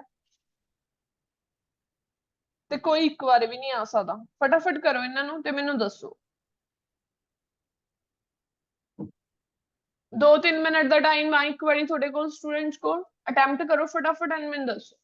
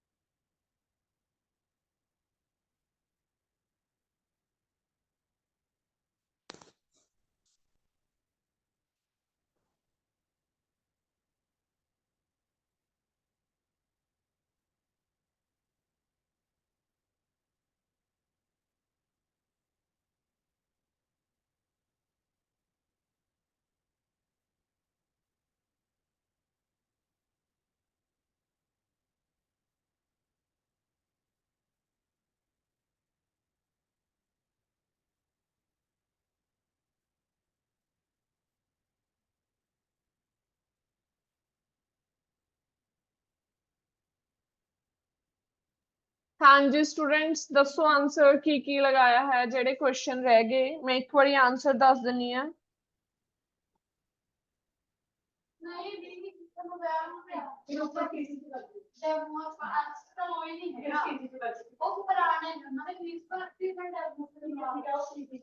Eighth answer is E, ninth answer is F, and 14 answer is also sorry G ਆਏਗਾ। F ਨਹੀਂ ਹੈ G ਹੈ, ਮਤਲਬ ਕਿ ਤਿੰਨੋਂ ਆਨਸਰ ਲੱਗਣੇ ਸੀਗੇ। ਦੁਬਾਰਾ ਸੁਣ ਲਓ ਆਨਸਰ, ਜੇ ਕਿਸੇ ਦਾ ਕੋਈ ਰੋਂਗ ਹੈ ਤਾਂ ਪੁੱਛ ਲਓ। 8th E ਹੈ, 9th F ਹੈ ਐਂਡ 14 ਆਨਸਰ ਤੁਹਾਡਾ ਕੀ ਹੈ ਜੀ G1। ਠੀਕ ਹੈ, ਡਾਊਟ ਹੈ ਤਾਂ ਤੁਸੀਂ ਪੁੱਛ ਸਕਦੇ ਹੋ। ਹੁਣ ਤੁਹਾਡਾ ਸਭ ਦਾ ਹੋਮਵਰਕ ਤੇ ਕੱਲ ਨੂੰ ਮੈਨੂੰ ਕਲਾਸ 'ਚ ਇਹ ਨਹੀਂ ਮੈਂ ਸੁਣਨਾ ਚਾਹੀਦਾ 14 ਵੀ 14 ਦੱਸ ਦਿੰਦੇ ਆ। 14 ਕੁਐਸਚਨ ਹੈ, ਕਹਿੰਦੇ people who do most of their running in cities may find this watch is not appropriate for them। ਜਿਹੜੇ ਲੋਕ ਕਹਿੰਦੇ ਇਹਨੂੰ ਸਿਟੀਜ਼ ਦੇ ਵਿੱਚ ਯੂਜ਼ ਕਰਨਗੇ ਇਸ ਵਾਚ ਨੂੰ, ਇਹ ਉਹਨਾਂ ਦੇ ਲਈ ਕਹਿੰਦੇ ਯੂਜ਼ਫੁਲ ਨਹੀਂ ਹੋਊਗੀ। ਕਿਉਂ? ਉਹਨਾਂ ਨੇ ਕੀ ਲਿਖਿਆ ਹੈ ਦੇਖੋ ਜੀ, ਜੀ ਦੇ ਵਿੱਚ ਕਹਿੰਦੇ this is better suited to off roader rather than urban runners। urban runners ਕਿਹੜੇ ਹੁੰਦੇ ਆ? ਕਹਿੰਦੇ urban runners ਦੇ ਲਈ suitable ਨਹੀਂ ਹੈਗੀ, then ਪਾਇਆ ਹੋਇਆ। ਕਿਹਨਾਂ ਲਈ suitable ਆ? off roaders ਦੇ ਲਈ।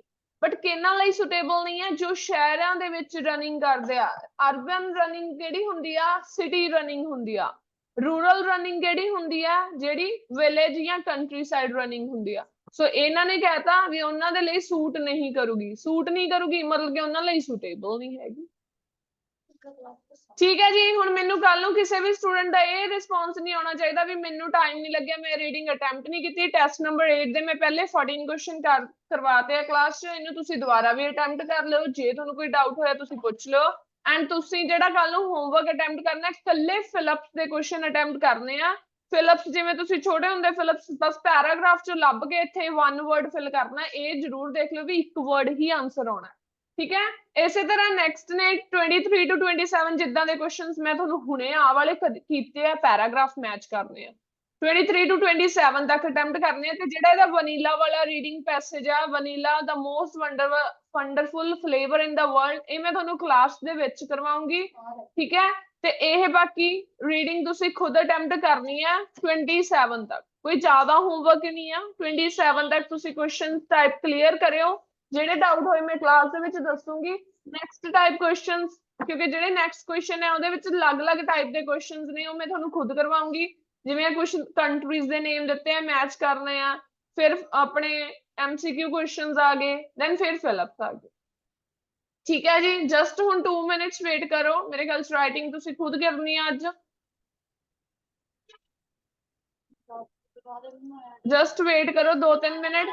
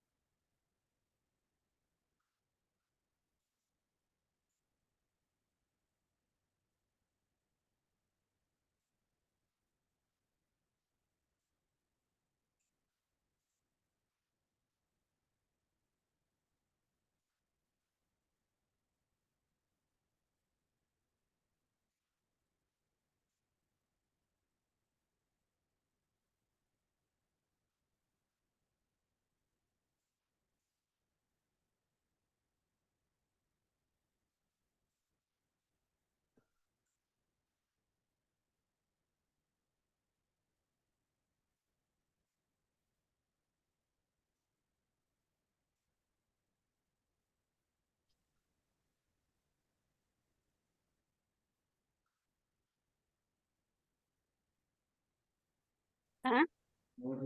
हाँ जी, हाँ जी।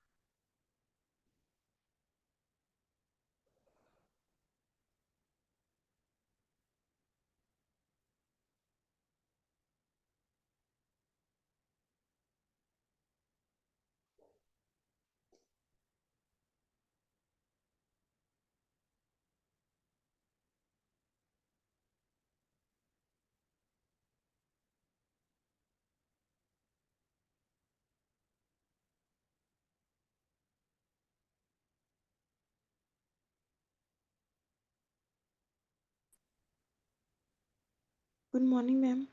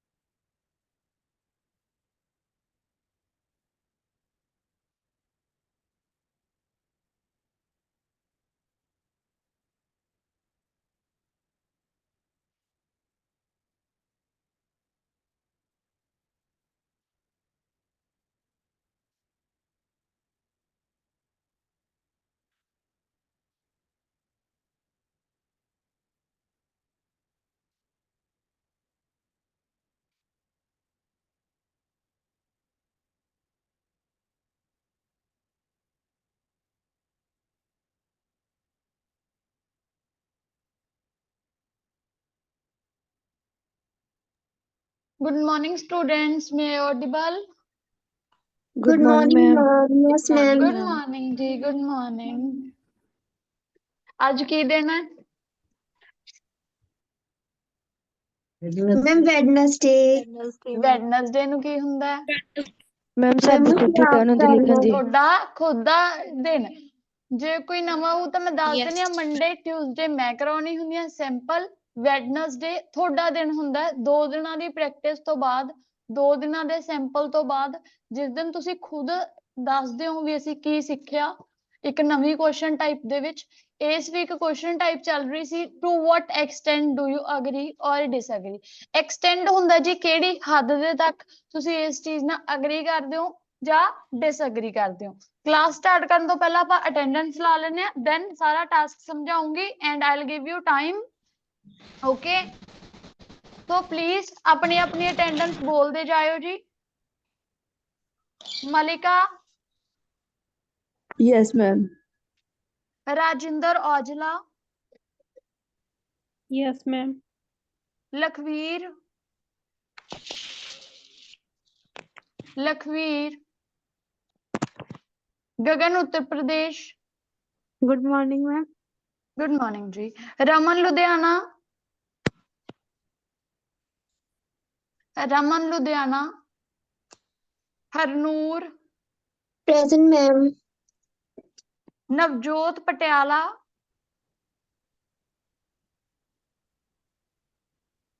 Manjot Sirsa. Yes, ma'am. Please ਮੈਂ ਸਾਰਿਆਂ ਨੂੰ ਕਹਿਣਾ ਚਾਹੁੰਦੀ ਆ ਤੁਸੀਂ ਕਲਾਸ ਦੇ ਵਿੱਚ ਉਸੇ ਨਾਮ ਨਾਲ ਜੁਆਇਨ ਹੋਇਆ ਹੋ ਜਿਹਦੇ ਨਾਲ ਤੁਸੀਂ ਰਜਿਸਟ੍ਰੇਸ਼ਨ ਕਰਾਈ ਹੈ, ਕਿਉਂਕਿ ਕਲਾਸ ਦੇ ਵਿੱਚ ਤੁਸੀਂ ਆਪਣਾ ਨਾਮ ਕੁਝ ਹੋਰ ਰੱਖ ਲੈਂਦੇ ਹੋ, ਰਜਿਸਟਰ ਤੇ ਨਾਮ ਕੁਝ ਹੋਰ ਹੈ, ਫਿਰ ਉਹਦੇ ਨਾਲ ਮਟੀਰੀਅਲ ਭੇਜਣ 'ਚ ਵੀ ਗੜਬੜ ਹੁੰਦੀ ਹੈ, ਰਾਈਟਿੰਗ ਚੈੱਕ ਕਰਨ 'ਚ ਵੀ ਗੜਬੜ ਹੁੰਦੀ ਹੈ। ਪਲੀਜ਼ ਇੱਕੋ ਹੀ ਨਾਮ ਦੇ ਨਾਲ ਐਡ ਹੋਇਆ ਕਰੋ, ਠੀਕ ਹੈ ਜੀ। Jaspreet Kaur Mohali, Yes, ma'am.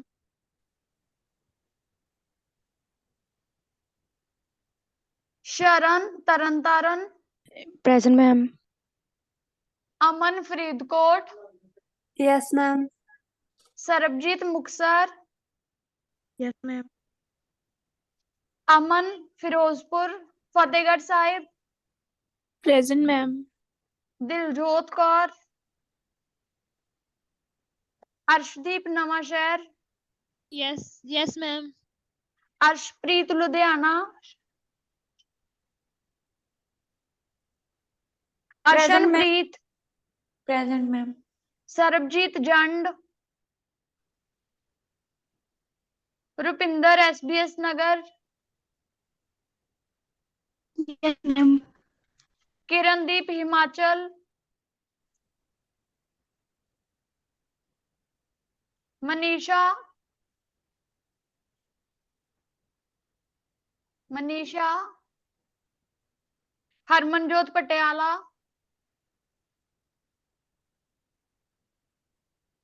ਜਸ਼ਨ Firozpur, yes ma'am. Jaspreet Mansa, present ma'am. Rajwinder Ludhiana, Rajwinder Ludhiana, Manpreet Faridkot, Present, ma'am. Neha Dubai, Neha, Sarabjit sorry yes, ma'am. Simranjit Yes, ma'am. GT, Present, ma'am. Simranjit, दूसरे Simranjit, Yes, ma'am. Then Manjit, Yes, ma'am. Hardeep,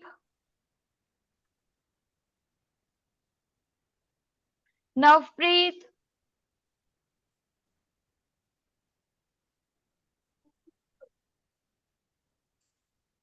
Arshpreet GT, Amritpal, Present, ma'am. Pavneet, Present, ma'am. Sharan Gurdaspur, Sharan Gurdaspur, Present, ma'am.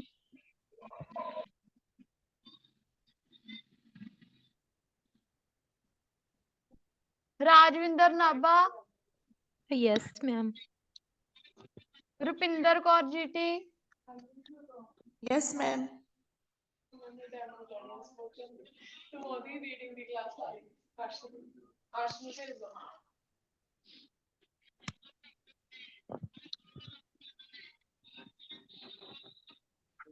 Then Rupinder Kaur GT, Yes, ma'am. Present, ma'am.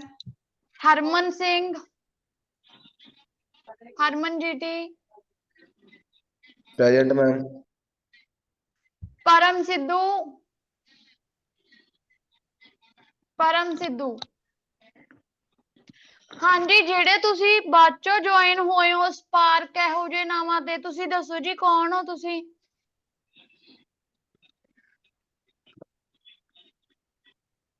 ਮੇਰਾ ਨਾਮ ਵੀ ਨਹੀਂ ਬੋਲਿਆ ਤੁਸੀਂ।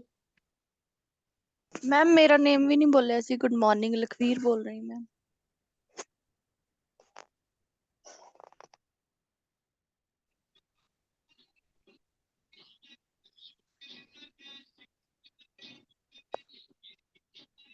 ਲਖਵੀਰ ਤੁਹਾਡੀ ਹੋ ਗਈ ਸੀ Manjeet. Yes, ma'am. ਤੇ ਦਿਨ vivo V2111 ਕੌਣ ਹੈ ਜੀ?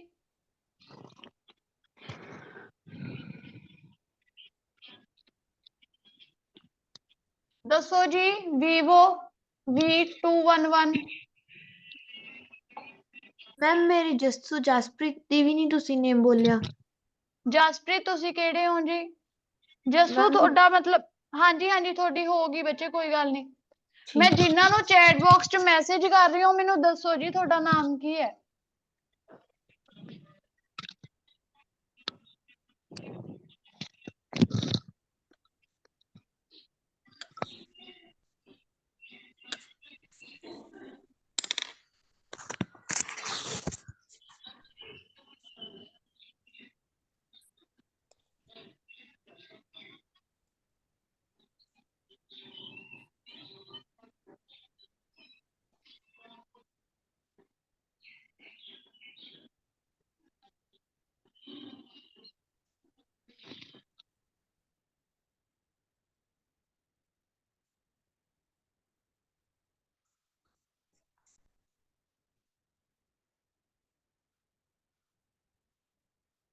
ਰੁਪਿੰਦਰ ਕਿੱਥੋਂ ਹੋ ਬੱਚੇ ਤੁਸੀਂ?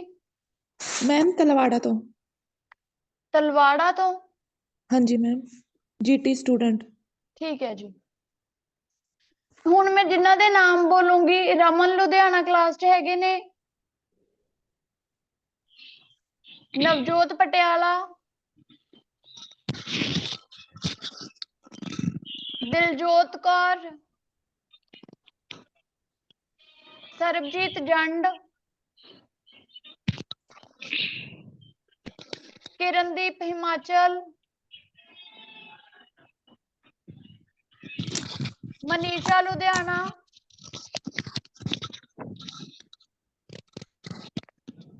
Rajwinder Ludhiana, Yes, ma'am.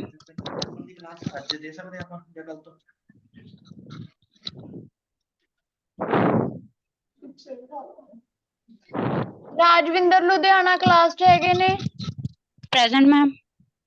Okay. Then ਉਸ ਤੋਂ ਬਾਅਦ ਸ਼ਰਨ ਗੁਰਦਾਸਪੁਰ। Yes ma'am. ਓਕੇ ਜੀ। ਸੋ ਹੁਣ ਟਾਸਕ ਪਰਮ ਸਿੱਧੂ ਕਲਾਸ ਦੇ ਵਿੱਚ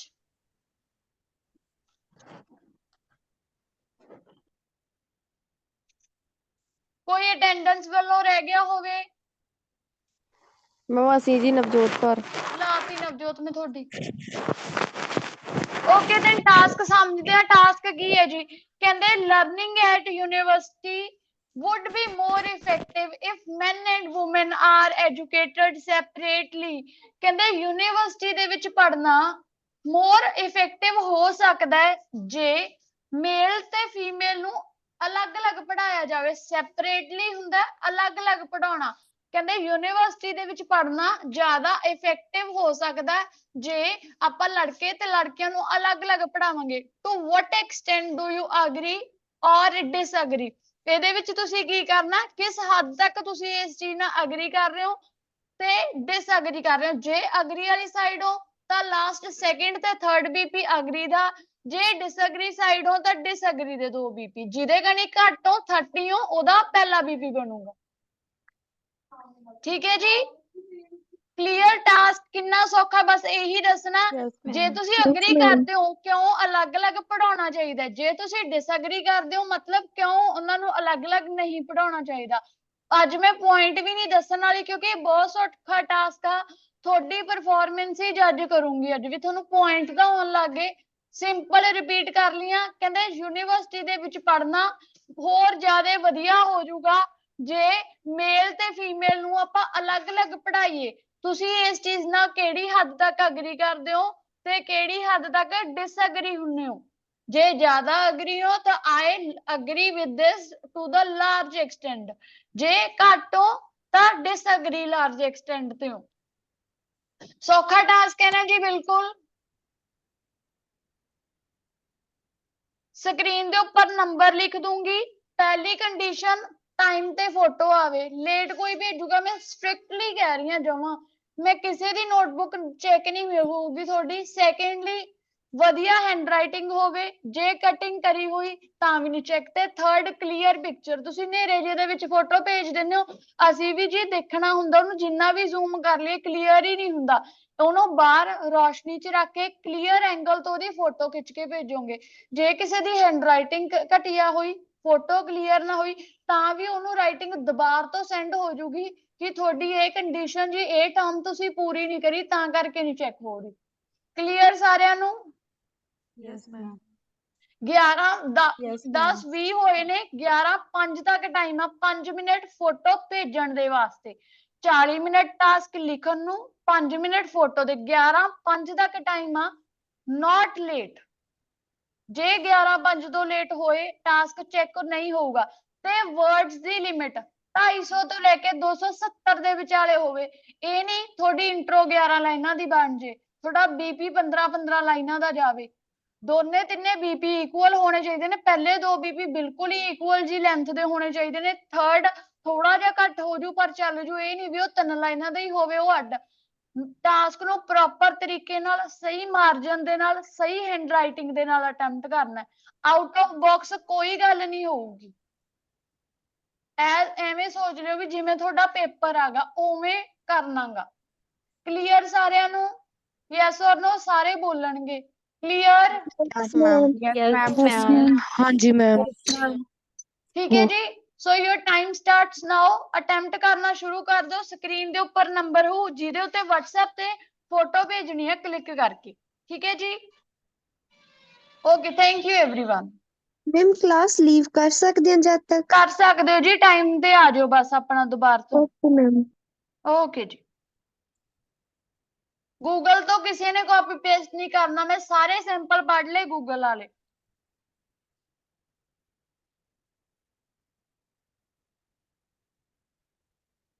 ਮੈਮ ਅੱਜ ਮੇਰਾ ਸੈਕਿੰਡ ਡੇ ਹੈ ਤੇ ਮੈਨੂੰ ਮੈਮ ਕੁਝ ਖਾਸ ਨਹੀਂ ਆਏਗਾ ਲਿਖਣਾ। ਨੋ ਪ੍ਰੋਬਲਮ ਬੱਚੇ, ਕੋਈ ਨਹੀਂ। ਤੁਸੀਂ ਜਿੰਨਾ ਕੁ ਸਿੱਖਿਆ ਉਹਨਾਂ ਕੁ ਲਿਖ ਦਿਓ। ਲਿਖ ਦਿਓ ਨਾਲ ਇੱਕ ਨੋਟ ਵੀ ਮੈਂ ਨਿਊਜ਼ ਟੂ ਵੀ ਮੇਰਾ ਸੈਕਿੰਡ ਡੇ ਸੀ ਕਲਾਸ ਦਾ। ਹਾਂਜੀ ਮੈਮ। ਭਾਵੇਂ ਦੀ ਨਾਮ ਲਿਖਿਓ, ਤੁਹਾਡਾ ਨਾਮ ਕੀ ਹੈ ਬਸ ਉਦਾਂ ਹੀ ਦੱਸ ਦਿਓ। ਚਲੋ ma'am Rupinder Kaur Talwara. Okay Ravinder, no problem ਬੱਚੇ ਜੀ, ਕੋਈ ਚੱਕਰ ਨਹੀਂ, ਤੁਸੀਂ ਲਿਖ ਕੇ ਦੇਖ ਲਿਓ ਬਸ। ਥੈਂਕ ਯੂ ਜੀ, ਥੈਂਕ ਯੂ।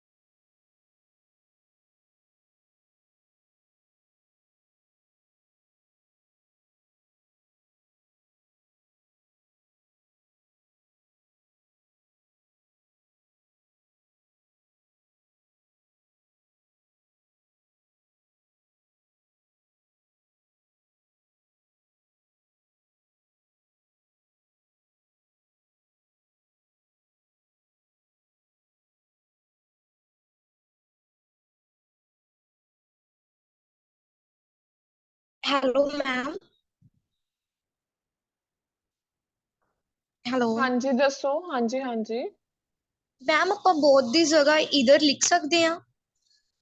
ਹਾਂਜੀ ਈਦਰ ਔਰ ਨਾਲ ਪਾਉਣਾ ਪਊਗਾ। ਜੇ ਸੈਂਟੈਂਸ ਬਣਾਓਗੇ ਫਿਰ ਔਰ ਵੀ ਆਣਾ ਚਾਹੀਦਾ ਤੁਹਾਡੇ ਸੈਂਟੈਂਸ 'ਚ। ਲਾਈਕ ਮੈਮ ਮੈਂ ਇਦਾਂ ਲਿਖਣਾ ਵੀ ਜਿੱਦਾਂ ਬੋਥ ਜੈਂਡਰ, ਉਹ ਮੈਂ ਪਹਿਲਾਂ ਆਲਰੇਡੀ ਲਿਖ ਚੁੱਕੀ ਹਾਂ। ਸੋ ਫਿਰ ਮੈਂ ਹਾਂ ਈਦਰ ਬॉयਜ਼ ਔਰ ਗਰਲਸ ਤੁਸੀਂ ਲਿਖ ਸਕਦੇ ਹੋ। Okay ma'am, thank you.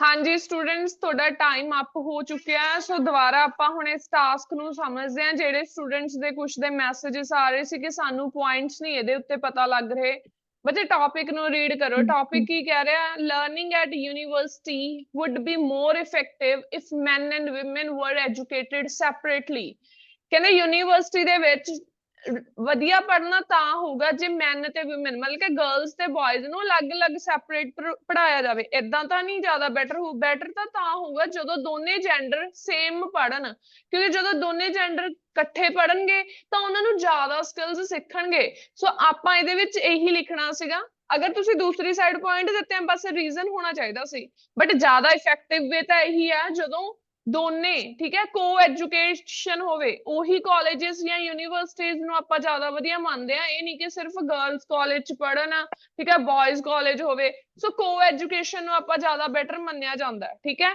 ਸੋ ਇਹੀ ਆਪਾਂ ਅੱਗੇ ਐਸੇ ਦੇ ਵਿੱਚ ਦੇਣਾ ਸੀਗਾ ਪੁਆਇੰਟ ਦੇਖੋ ਜੀ ਧਿਆਨ ਨਾਲ ਇਹਦਾ ਆਨਸਰ ਸੋ ਪਹਿਲਾਂ ਤਾਂ ਆਪਾਂ ਐਜੂਕੇਸ਼ਨ ਤੇ ਹੀ ਇੱਕ ਲਾਈਨ ਦਿੱਤੀ ਹੈ ਮੇਨ ਕਹਿੰਦੇ ਐਜੂਕੇਸ਼ਨ ਪਲੇਜ਼ ਐਨ ਅਟਮੋਸਟ ਦਾ ਮਤਲਬ ਕੀ ਹੁੰਦਾ ਬੱਚੇ very important role in every person's life so education ਕੀ ਹੈ ਜੀ ਬਹੁਤ ਜ਼ਿਆਦਾ ਇੰਪੋਰਟੈਂਟ ਰੋਲ ਪਲੇ ਕਰਦੀ ਆ ਐਂਡ ਇਹ ਆਰਗੂਮੈਂਟ ਬਹਿਸ ਕੀਤੀ ਗਈ ਆ that learning separately at university will be more effective and better for men and women ਤੇ ਇਹ ਕਹਿੰਦੇ ਆਰਗੂਮੈਂਟ ਹੋਇਆ ਕਿ ਜੇ ਉਹ ਸੈਪਰੇਟਲੀ ਪੜ੍ਹਦੇ ਆ ਤਾਂ ਜ਼ਿਆਦਾ ਬੈਟਰ ਹੈ ਮੈਂ ਕੀ ਕਰ ਰਿਹਾ ਇਹਦੇ ਨਾਲ disagree with the statement up to the large extent so मैं disagree ਹੋ ਰਹੀ ਹਾਂ ਇਹਦਾ ਮਤਲਬ ਇਹ ਆ ਮੈਂ ਕਹਿ ਰਹੀ ਹਾਂ ਕਿ ਨਹੀਂ ਜੇ men ਤੇ women ਇਕੱਠੇ ਪੜ੍ਹਦੇ ਆ ਤਾਂ ਉਹ ਜ਼ਿਆਦਾ ਫਾਇਦੇਮੰਦ ਆ ਸੋ ਕਹਿੰਦੇ I disagree with the statement up to the large extent due to various reasons which I will discuss in the upcoming paragraphs so ਮੈਂ ਕੀ ਕੀਤਾ ਇੱਥੇ ਡਿਸਐਗਰੀਮੈਂਟ ਸ਼ੋ ਕੀਤਾ ਮੈਂ ਇਹ ਕਹਿਣਾ ਚਾਹੁੰਦੀ ਆ ਮੇਰਾ ਐਸੇ ਦੇ ਵਿੱਚ 2 ਪੁਆਇੰਟ ਇਹ ਹੋਣਗੇ ਜੇ ਮੈਨ ਤੇ ਵਿਮਨ ਇਕੱਠੇ ਪੜ੍ਹਦੇ ਆ ਉਹ ਜ਼ਿਆਦਾ ਇਫੈਕਟਿਵ ਹੈ 2 ਪੁਆਇੰਟ ਇਹ ਹੋਣਗੇ ਤੇ 1 ਪੁਆਇੰਟ ਹੋਏਗਾ ਕਿ ਨਹੀਂ ਸੈਪਰੇਟ ਪੜ੍ਹਨ ਦੇ ਕੀ ਫਾਇਦੇ ਨੇ ਸੋ ਮੈਂ ਪਹਿਲਾਂ ਜਿਹੜਾ 1 ਪੁਆਇੰਟ ਦੇਣਾ ਹੁੰਦਾ ਮੈਂ ਉਹਦਾ ਪਹਿਲਾ ਪੈਰਾਗ੍ਰਾਫ ਬਣਾਉਣੀ ਹੁੰਦੀ ਆ ਤੇ ਜਿਹੜੇ ਅਗਲੇ 2 ਪੁਆਇੰਟ ਦੇਣੇ ਹੁੰਦੇ ਆ ਉਹਦੇ ਨੈਕਸਟ ਪੁਆਇੰਟ ਬਣਦੇ ਹੁੰਦੇ ਆ ਕਹਿੰਦੇ with the view to discuss why teaching males and females separately in university will be beneficial so मैं सिर्फ एक point दे दूंगी ਇਹਦਾ ਕਿਉਂ ਕਹਿੰਦੇ ਉਹਨਾਂ ਨੂੰ ਸੈਪਰੇਟ ਪੜਾਉਣਾ beneficial ਹੋਊਗਾ ਪਹਿਲਾ ਰੀਜ਼ਨ ਇਹ ਹੈ ਕਹਿੰਦੇ ਕੀ ਹੈਲਪ ਹੋਊਗੀ it aids to alleviate distraction ਕਹਿੰਦੇ ਰਿਡਿਊਸ ਹੋ ਜੂਗੀ ਕਿਉਂਕਿ ਉਹ ਇੱਕ ਦੂਜੇ ਆਪਾਂ ਕਹਿ ਦਈਏ ਵੀ ਜੈਂਡਰ ਤੋਂ ਕੀ ਹੈ ਡਿਸਟਰੈਕਟ ਨਹੀਂ ਹੋਣਗੇ to explain it if boys and girls are taught separately then it helps them to concentrate more on studies ਸੋ ਕਹਿੰਦੇ ਉਹ ਜ਼ਿਆਦਾ ਸਟੱਡੀ ਤੇ ਕਨਸੈਂਟਰੇਟ ਕਰਨ ਪਾਉਣਗੇ ਹੁੰਦਾ ਨਾ ਕਿ ਆਪੋਜ਼ਿਟ ਜੈਂਡਰ ਦੀ ਅਫੈਕਸ਼ਨ ਜ਼ਿਆਦਾ ਹੁੰਦੀ ਹੈ ਸੋ ਡਿਸਟਰੈਕਸ਼ਨ ਨਹੀਂ ਹੋਗੀ ਜੇ ਕਹਿੰਦੇ ਉਹਨਾਂ ਨੂੰ ਅਲੱਗ-ਅਲੱਗ ਪੜਾਇਆ ਜਾਂਦਾ ਹੈ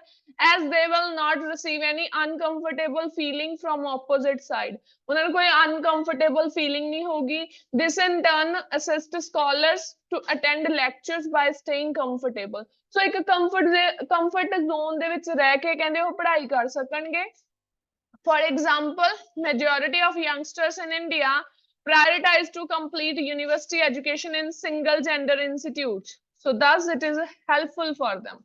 Simply ਇੱਕ point ਦੇਤਾ ਵੀ ਜੇ ਉਹ separately ਪੜਨਗੇ ਤਾਂ ਉਹਨਾਂ ਨੂੰ ਉਸ ਚੀਜ਼ ਦਾ ਕੀ ਫਾਇਦਾ ਹੋਊਗਾ ਕਿਉਂਕਿ ਮੈਂ ਕੀ ਕੀਤਾ disagree ਸੋ ਇਸ ਕਰਕੇ agree ਦਾ ਮੈਂ ਸਿਰਫ ਇੱਕ point ਦੇਣਾ ਕਿਉਂਕਿ large extent ਵਾਲਾ ਐਸੇ ਆ ਹੁਣ 2 point ਮੇਰੇ ਕਿਸ ਸਾਈਡ ਜਾਣਗੇ ਜਿਸ ਸਾਈਡ ਮੈਂ ਡਿਸਐਗਰੀ ਕੀਤਾ ਵੀ ਮੈਂ ਕੀ ਕਿਹਾ ਵੀ ਬੈਨੀਫੀਸ਼ੀਅਲ ਜ਼ਿਆਦਾ ਤਾਂ ਹੋਊਗਾ ਜੇ ਉਹ ਇਕੱਠੇ ਪੜ੍ਹਦੇ ਆ ਹੁਣ ਮੈਸਕੂਲਿਨ ਕਿਹਨਾਂ ਨੂੰ ਕਹਿੰਦੇ ਆ ਮੇਲਸ ਨੂੰ ਫੈਮਿਨਾਈਨਸ ਕਿਹਨਾਂ ਨੂੰ ਕਹਿੰਦੇ ਆ ਫੀਮੇਲਸ ਨੂੰ ਕਹਿੰਦੇ ਡਿਸਪਾਈਟ ਦਾ ਅਫੋਰਮੈਂਸ਼ਨ ਵਿਊ ਉੱਪਰ ਜਿਹੜਾ ਵਿਊ ਮੈਂਸ਼ਨ ਕੀਤਾ ਇਸ ਤੋਂ ਇਲਾਵਾ ਡਿਸਪਾਈਟ ਹੁੰਦਾ ਇਸ ਦੇ ਬਾਵਜੂਦ ਜਾਂ ਇਸ ਦੇ ਇਲਾਵਾ there are plethora of benefits for masculines and feminines to study under one roof ਜੇ ਉਹ ਅੰਡਰ ਵਨ ਰੂਫ ਦਾ ਮਤਲਬ ਇਹ ਆ ਵੀ ਜਦੋਂ ਉਹ ਇੱਕੋ ਹੀ ਕਾਲਜ ਜਾਂ ਯੂਨੀਵਰਸਿਟੀ ਦੇ ਵਿੱਚ ਪੜ੍ਹਦੇ ਆ the paramount one is that ਇਹਦੇ ਨਾਲ ਕੀ ਹੋਊਗਾ ਕੰਪੀਟੀਸ਼ਨ ਦੀ ਭਾਵਨਾ ਇਨਕਰੀਜ਼ ਹੋਊਗੀ ਉਹਨਾਂ ਦੇ ਵਿੱਚ it enhances the competition between them girls ਨੂੰ ਹੋਊਗਾ ਕਿ ਅਸੀਂ ਜ਼ਿਆਦਾ ਬੈਟਰ ਪੜ੍ਹੀਏ ਸਾਨੂੰ ਇਨਾਮ ਮਿਲੇ boys ਨੂੰ ਹੋਊਗਾ ਅਸੀਂ ਜ਼ਿਆਦਾ ਵਧੀਆ ਪਰਫਾਰਮ ਕਰੀਏ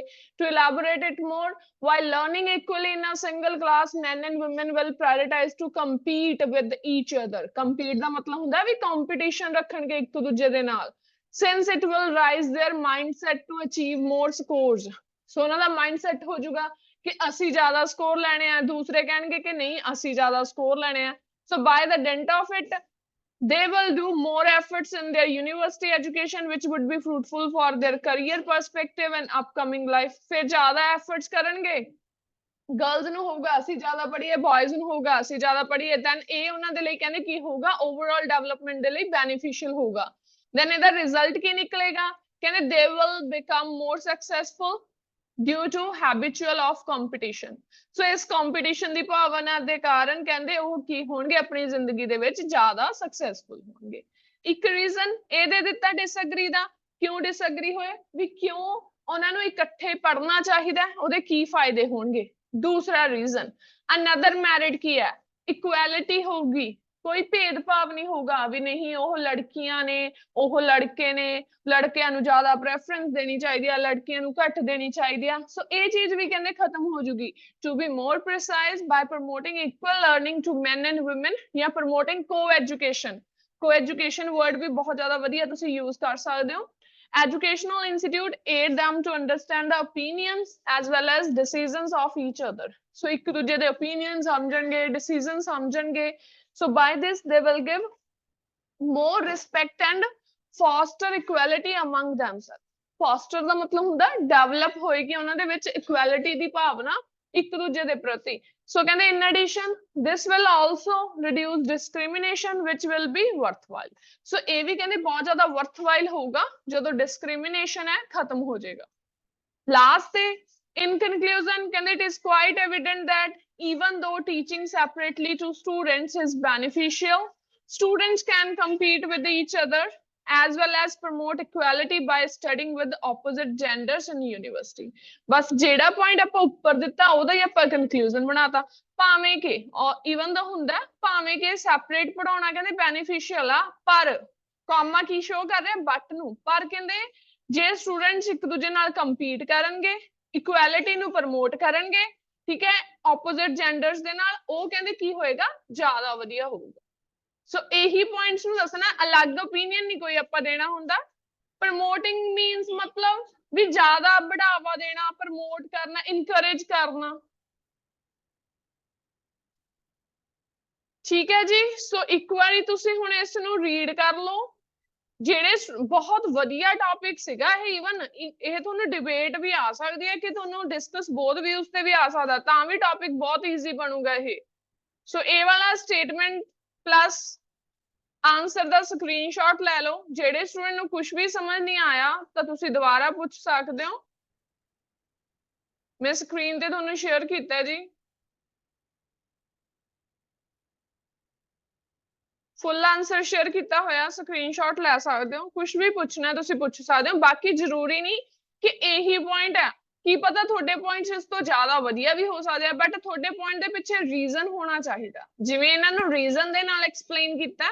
ਸੋ ਜਦੋਂ ਤੁਹਾਡੀਆਂ ਰਾਈਟਿੰਗਸ ਚੈੱਕ ਹੋਣਗੀਆਂ, ਮੇਕ ਸ਼ੋਰ ਤੁਹਾਨੂੰ ਥੋੜੇ ਟਾਈਮ ਤੱਕ ਰਾਈਟਿੰਗਸ ਚੈੱਕ ਹੋ ਕੇ ਮਿਲ ਜਾਣਗੀਆਂ। ਕੱਲ ਟਾਸਕ 1 ਤੁਹਾਡੀ ਕਲਾਸ ਨੇ ਕਾਫੀ ਅੱਛਾ ਅਟੈਂਪਟ ਕੀਤਾ ਹੋਇਆ ਸੀ ਕਈ ਸਟੂਡੈਂਟਸ ਨੇ, ਬਟ ਕਈ ਸਟੂਡੈਂਟਸ ਨੇ ਗਲਤੀ ਕੀਤੀ ਹੋਈ ਸੀ ਕਿ ਉਹ ਪੈਸਿਵ ਦੇ ਨਾਲ ING ਯੂਜ਼ ਕਰ ਰਹੇ ਸੀ। ਬੱਚੇ ਜਦੋਂ ਤੁਸੀਂ ਪੈਸਿਵ ਦੇ ਨਾਲ ਬਣਾਓਗੇ ਤਾਂ ਕੀ ਬਣੇਗਾ, is ਜਾਂ are ਦੇ ਨਾਲ V3 ਲੱਗੇਗੀ, ਠੀਕ ਹੈ, ਜਾਂ ਫਿਰ ਤੁਸੀਂ ਉਸ ਨੂੰ be ਦੇ ਨਾਲ ਬਣਾ ਸਕਦੇ ਹੋ verb ਦੀ ਥਰਡ ਫਾਰਮ ਲਗਾ ਕੇ।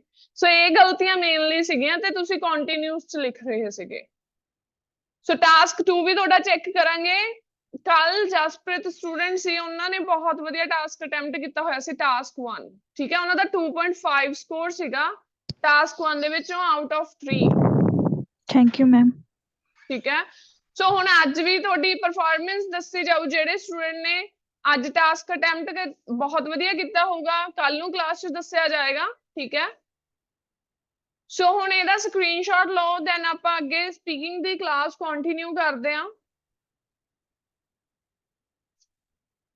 मैम कंक्लूजन शो करियो। ਕੰਕਲੂਜਨ ਬੱਚੇ, ਠੀਕ ਹੈ, ਡਨ ਸਾਰਿਆਂ ਦਾ screenshot. Yes ma'am. Okay.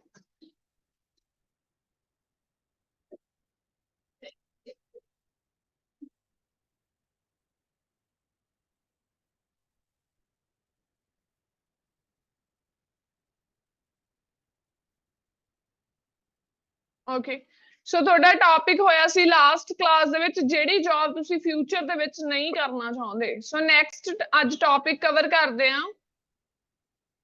Screen ਤੇ ਸ਼ੇਅਰ ਹੋ ਰਿਹਾ ਤੁਹਾਨੂੰ। Describe an interesting conversation you had with a very old person. So ਦੇਖੋ ਓਲਡ ਪਰਸਨ ਦੇ ਨਾਲ ਕਨਵਰਸੇਸ਼ਨ ਤੇ ਟੌਪਿਕ ਪਹਿਲਾਂ ਵੀ ਬਹੁਤ ਬਣੇ ਹੋਏ ਆ। ਜ਼ਰੂਰੀ ਨਹੀਂ ਕਿ ਤੁਸੀਂ ਉਹ ਵਾਲੇ ਆਨਸਰ ਨੂੰ ਚੇਂਜ ਕਰਨਾ ਹੈ। ਪਹਿਲਾਂ ਵਾਲੇ ਟੌਪਿਕ ਤੇ ਇਹ ਬਣਿਆ ਹੋਇਆ ਸੀ ਕਿ ਤੁਸੀਂ ਕਿਤੇ ਟਰੈਵਲ ਕਰ ਰਹੇ ਸੀ ਤੇ ਸਾਈਡ ਤੇ ਹੀ ਕੋਈ ਓਲਡ ਪਰਸਨ ਬੈਠਾ ਸੀ।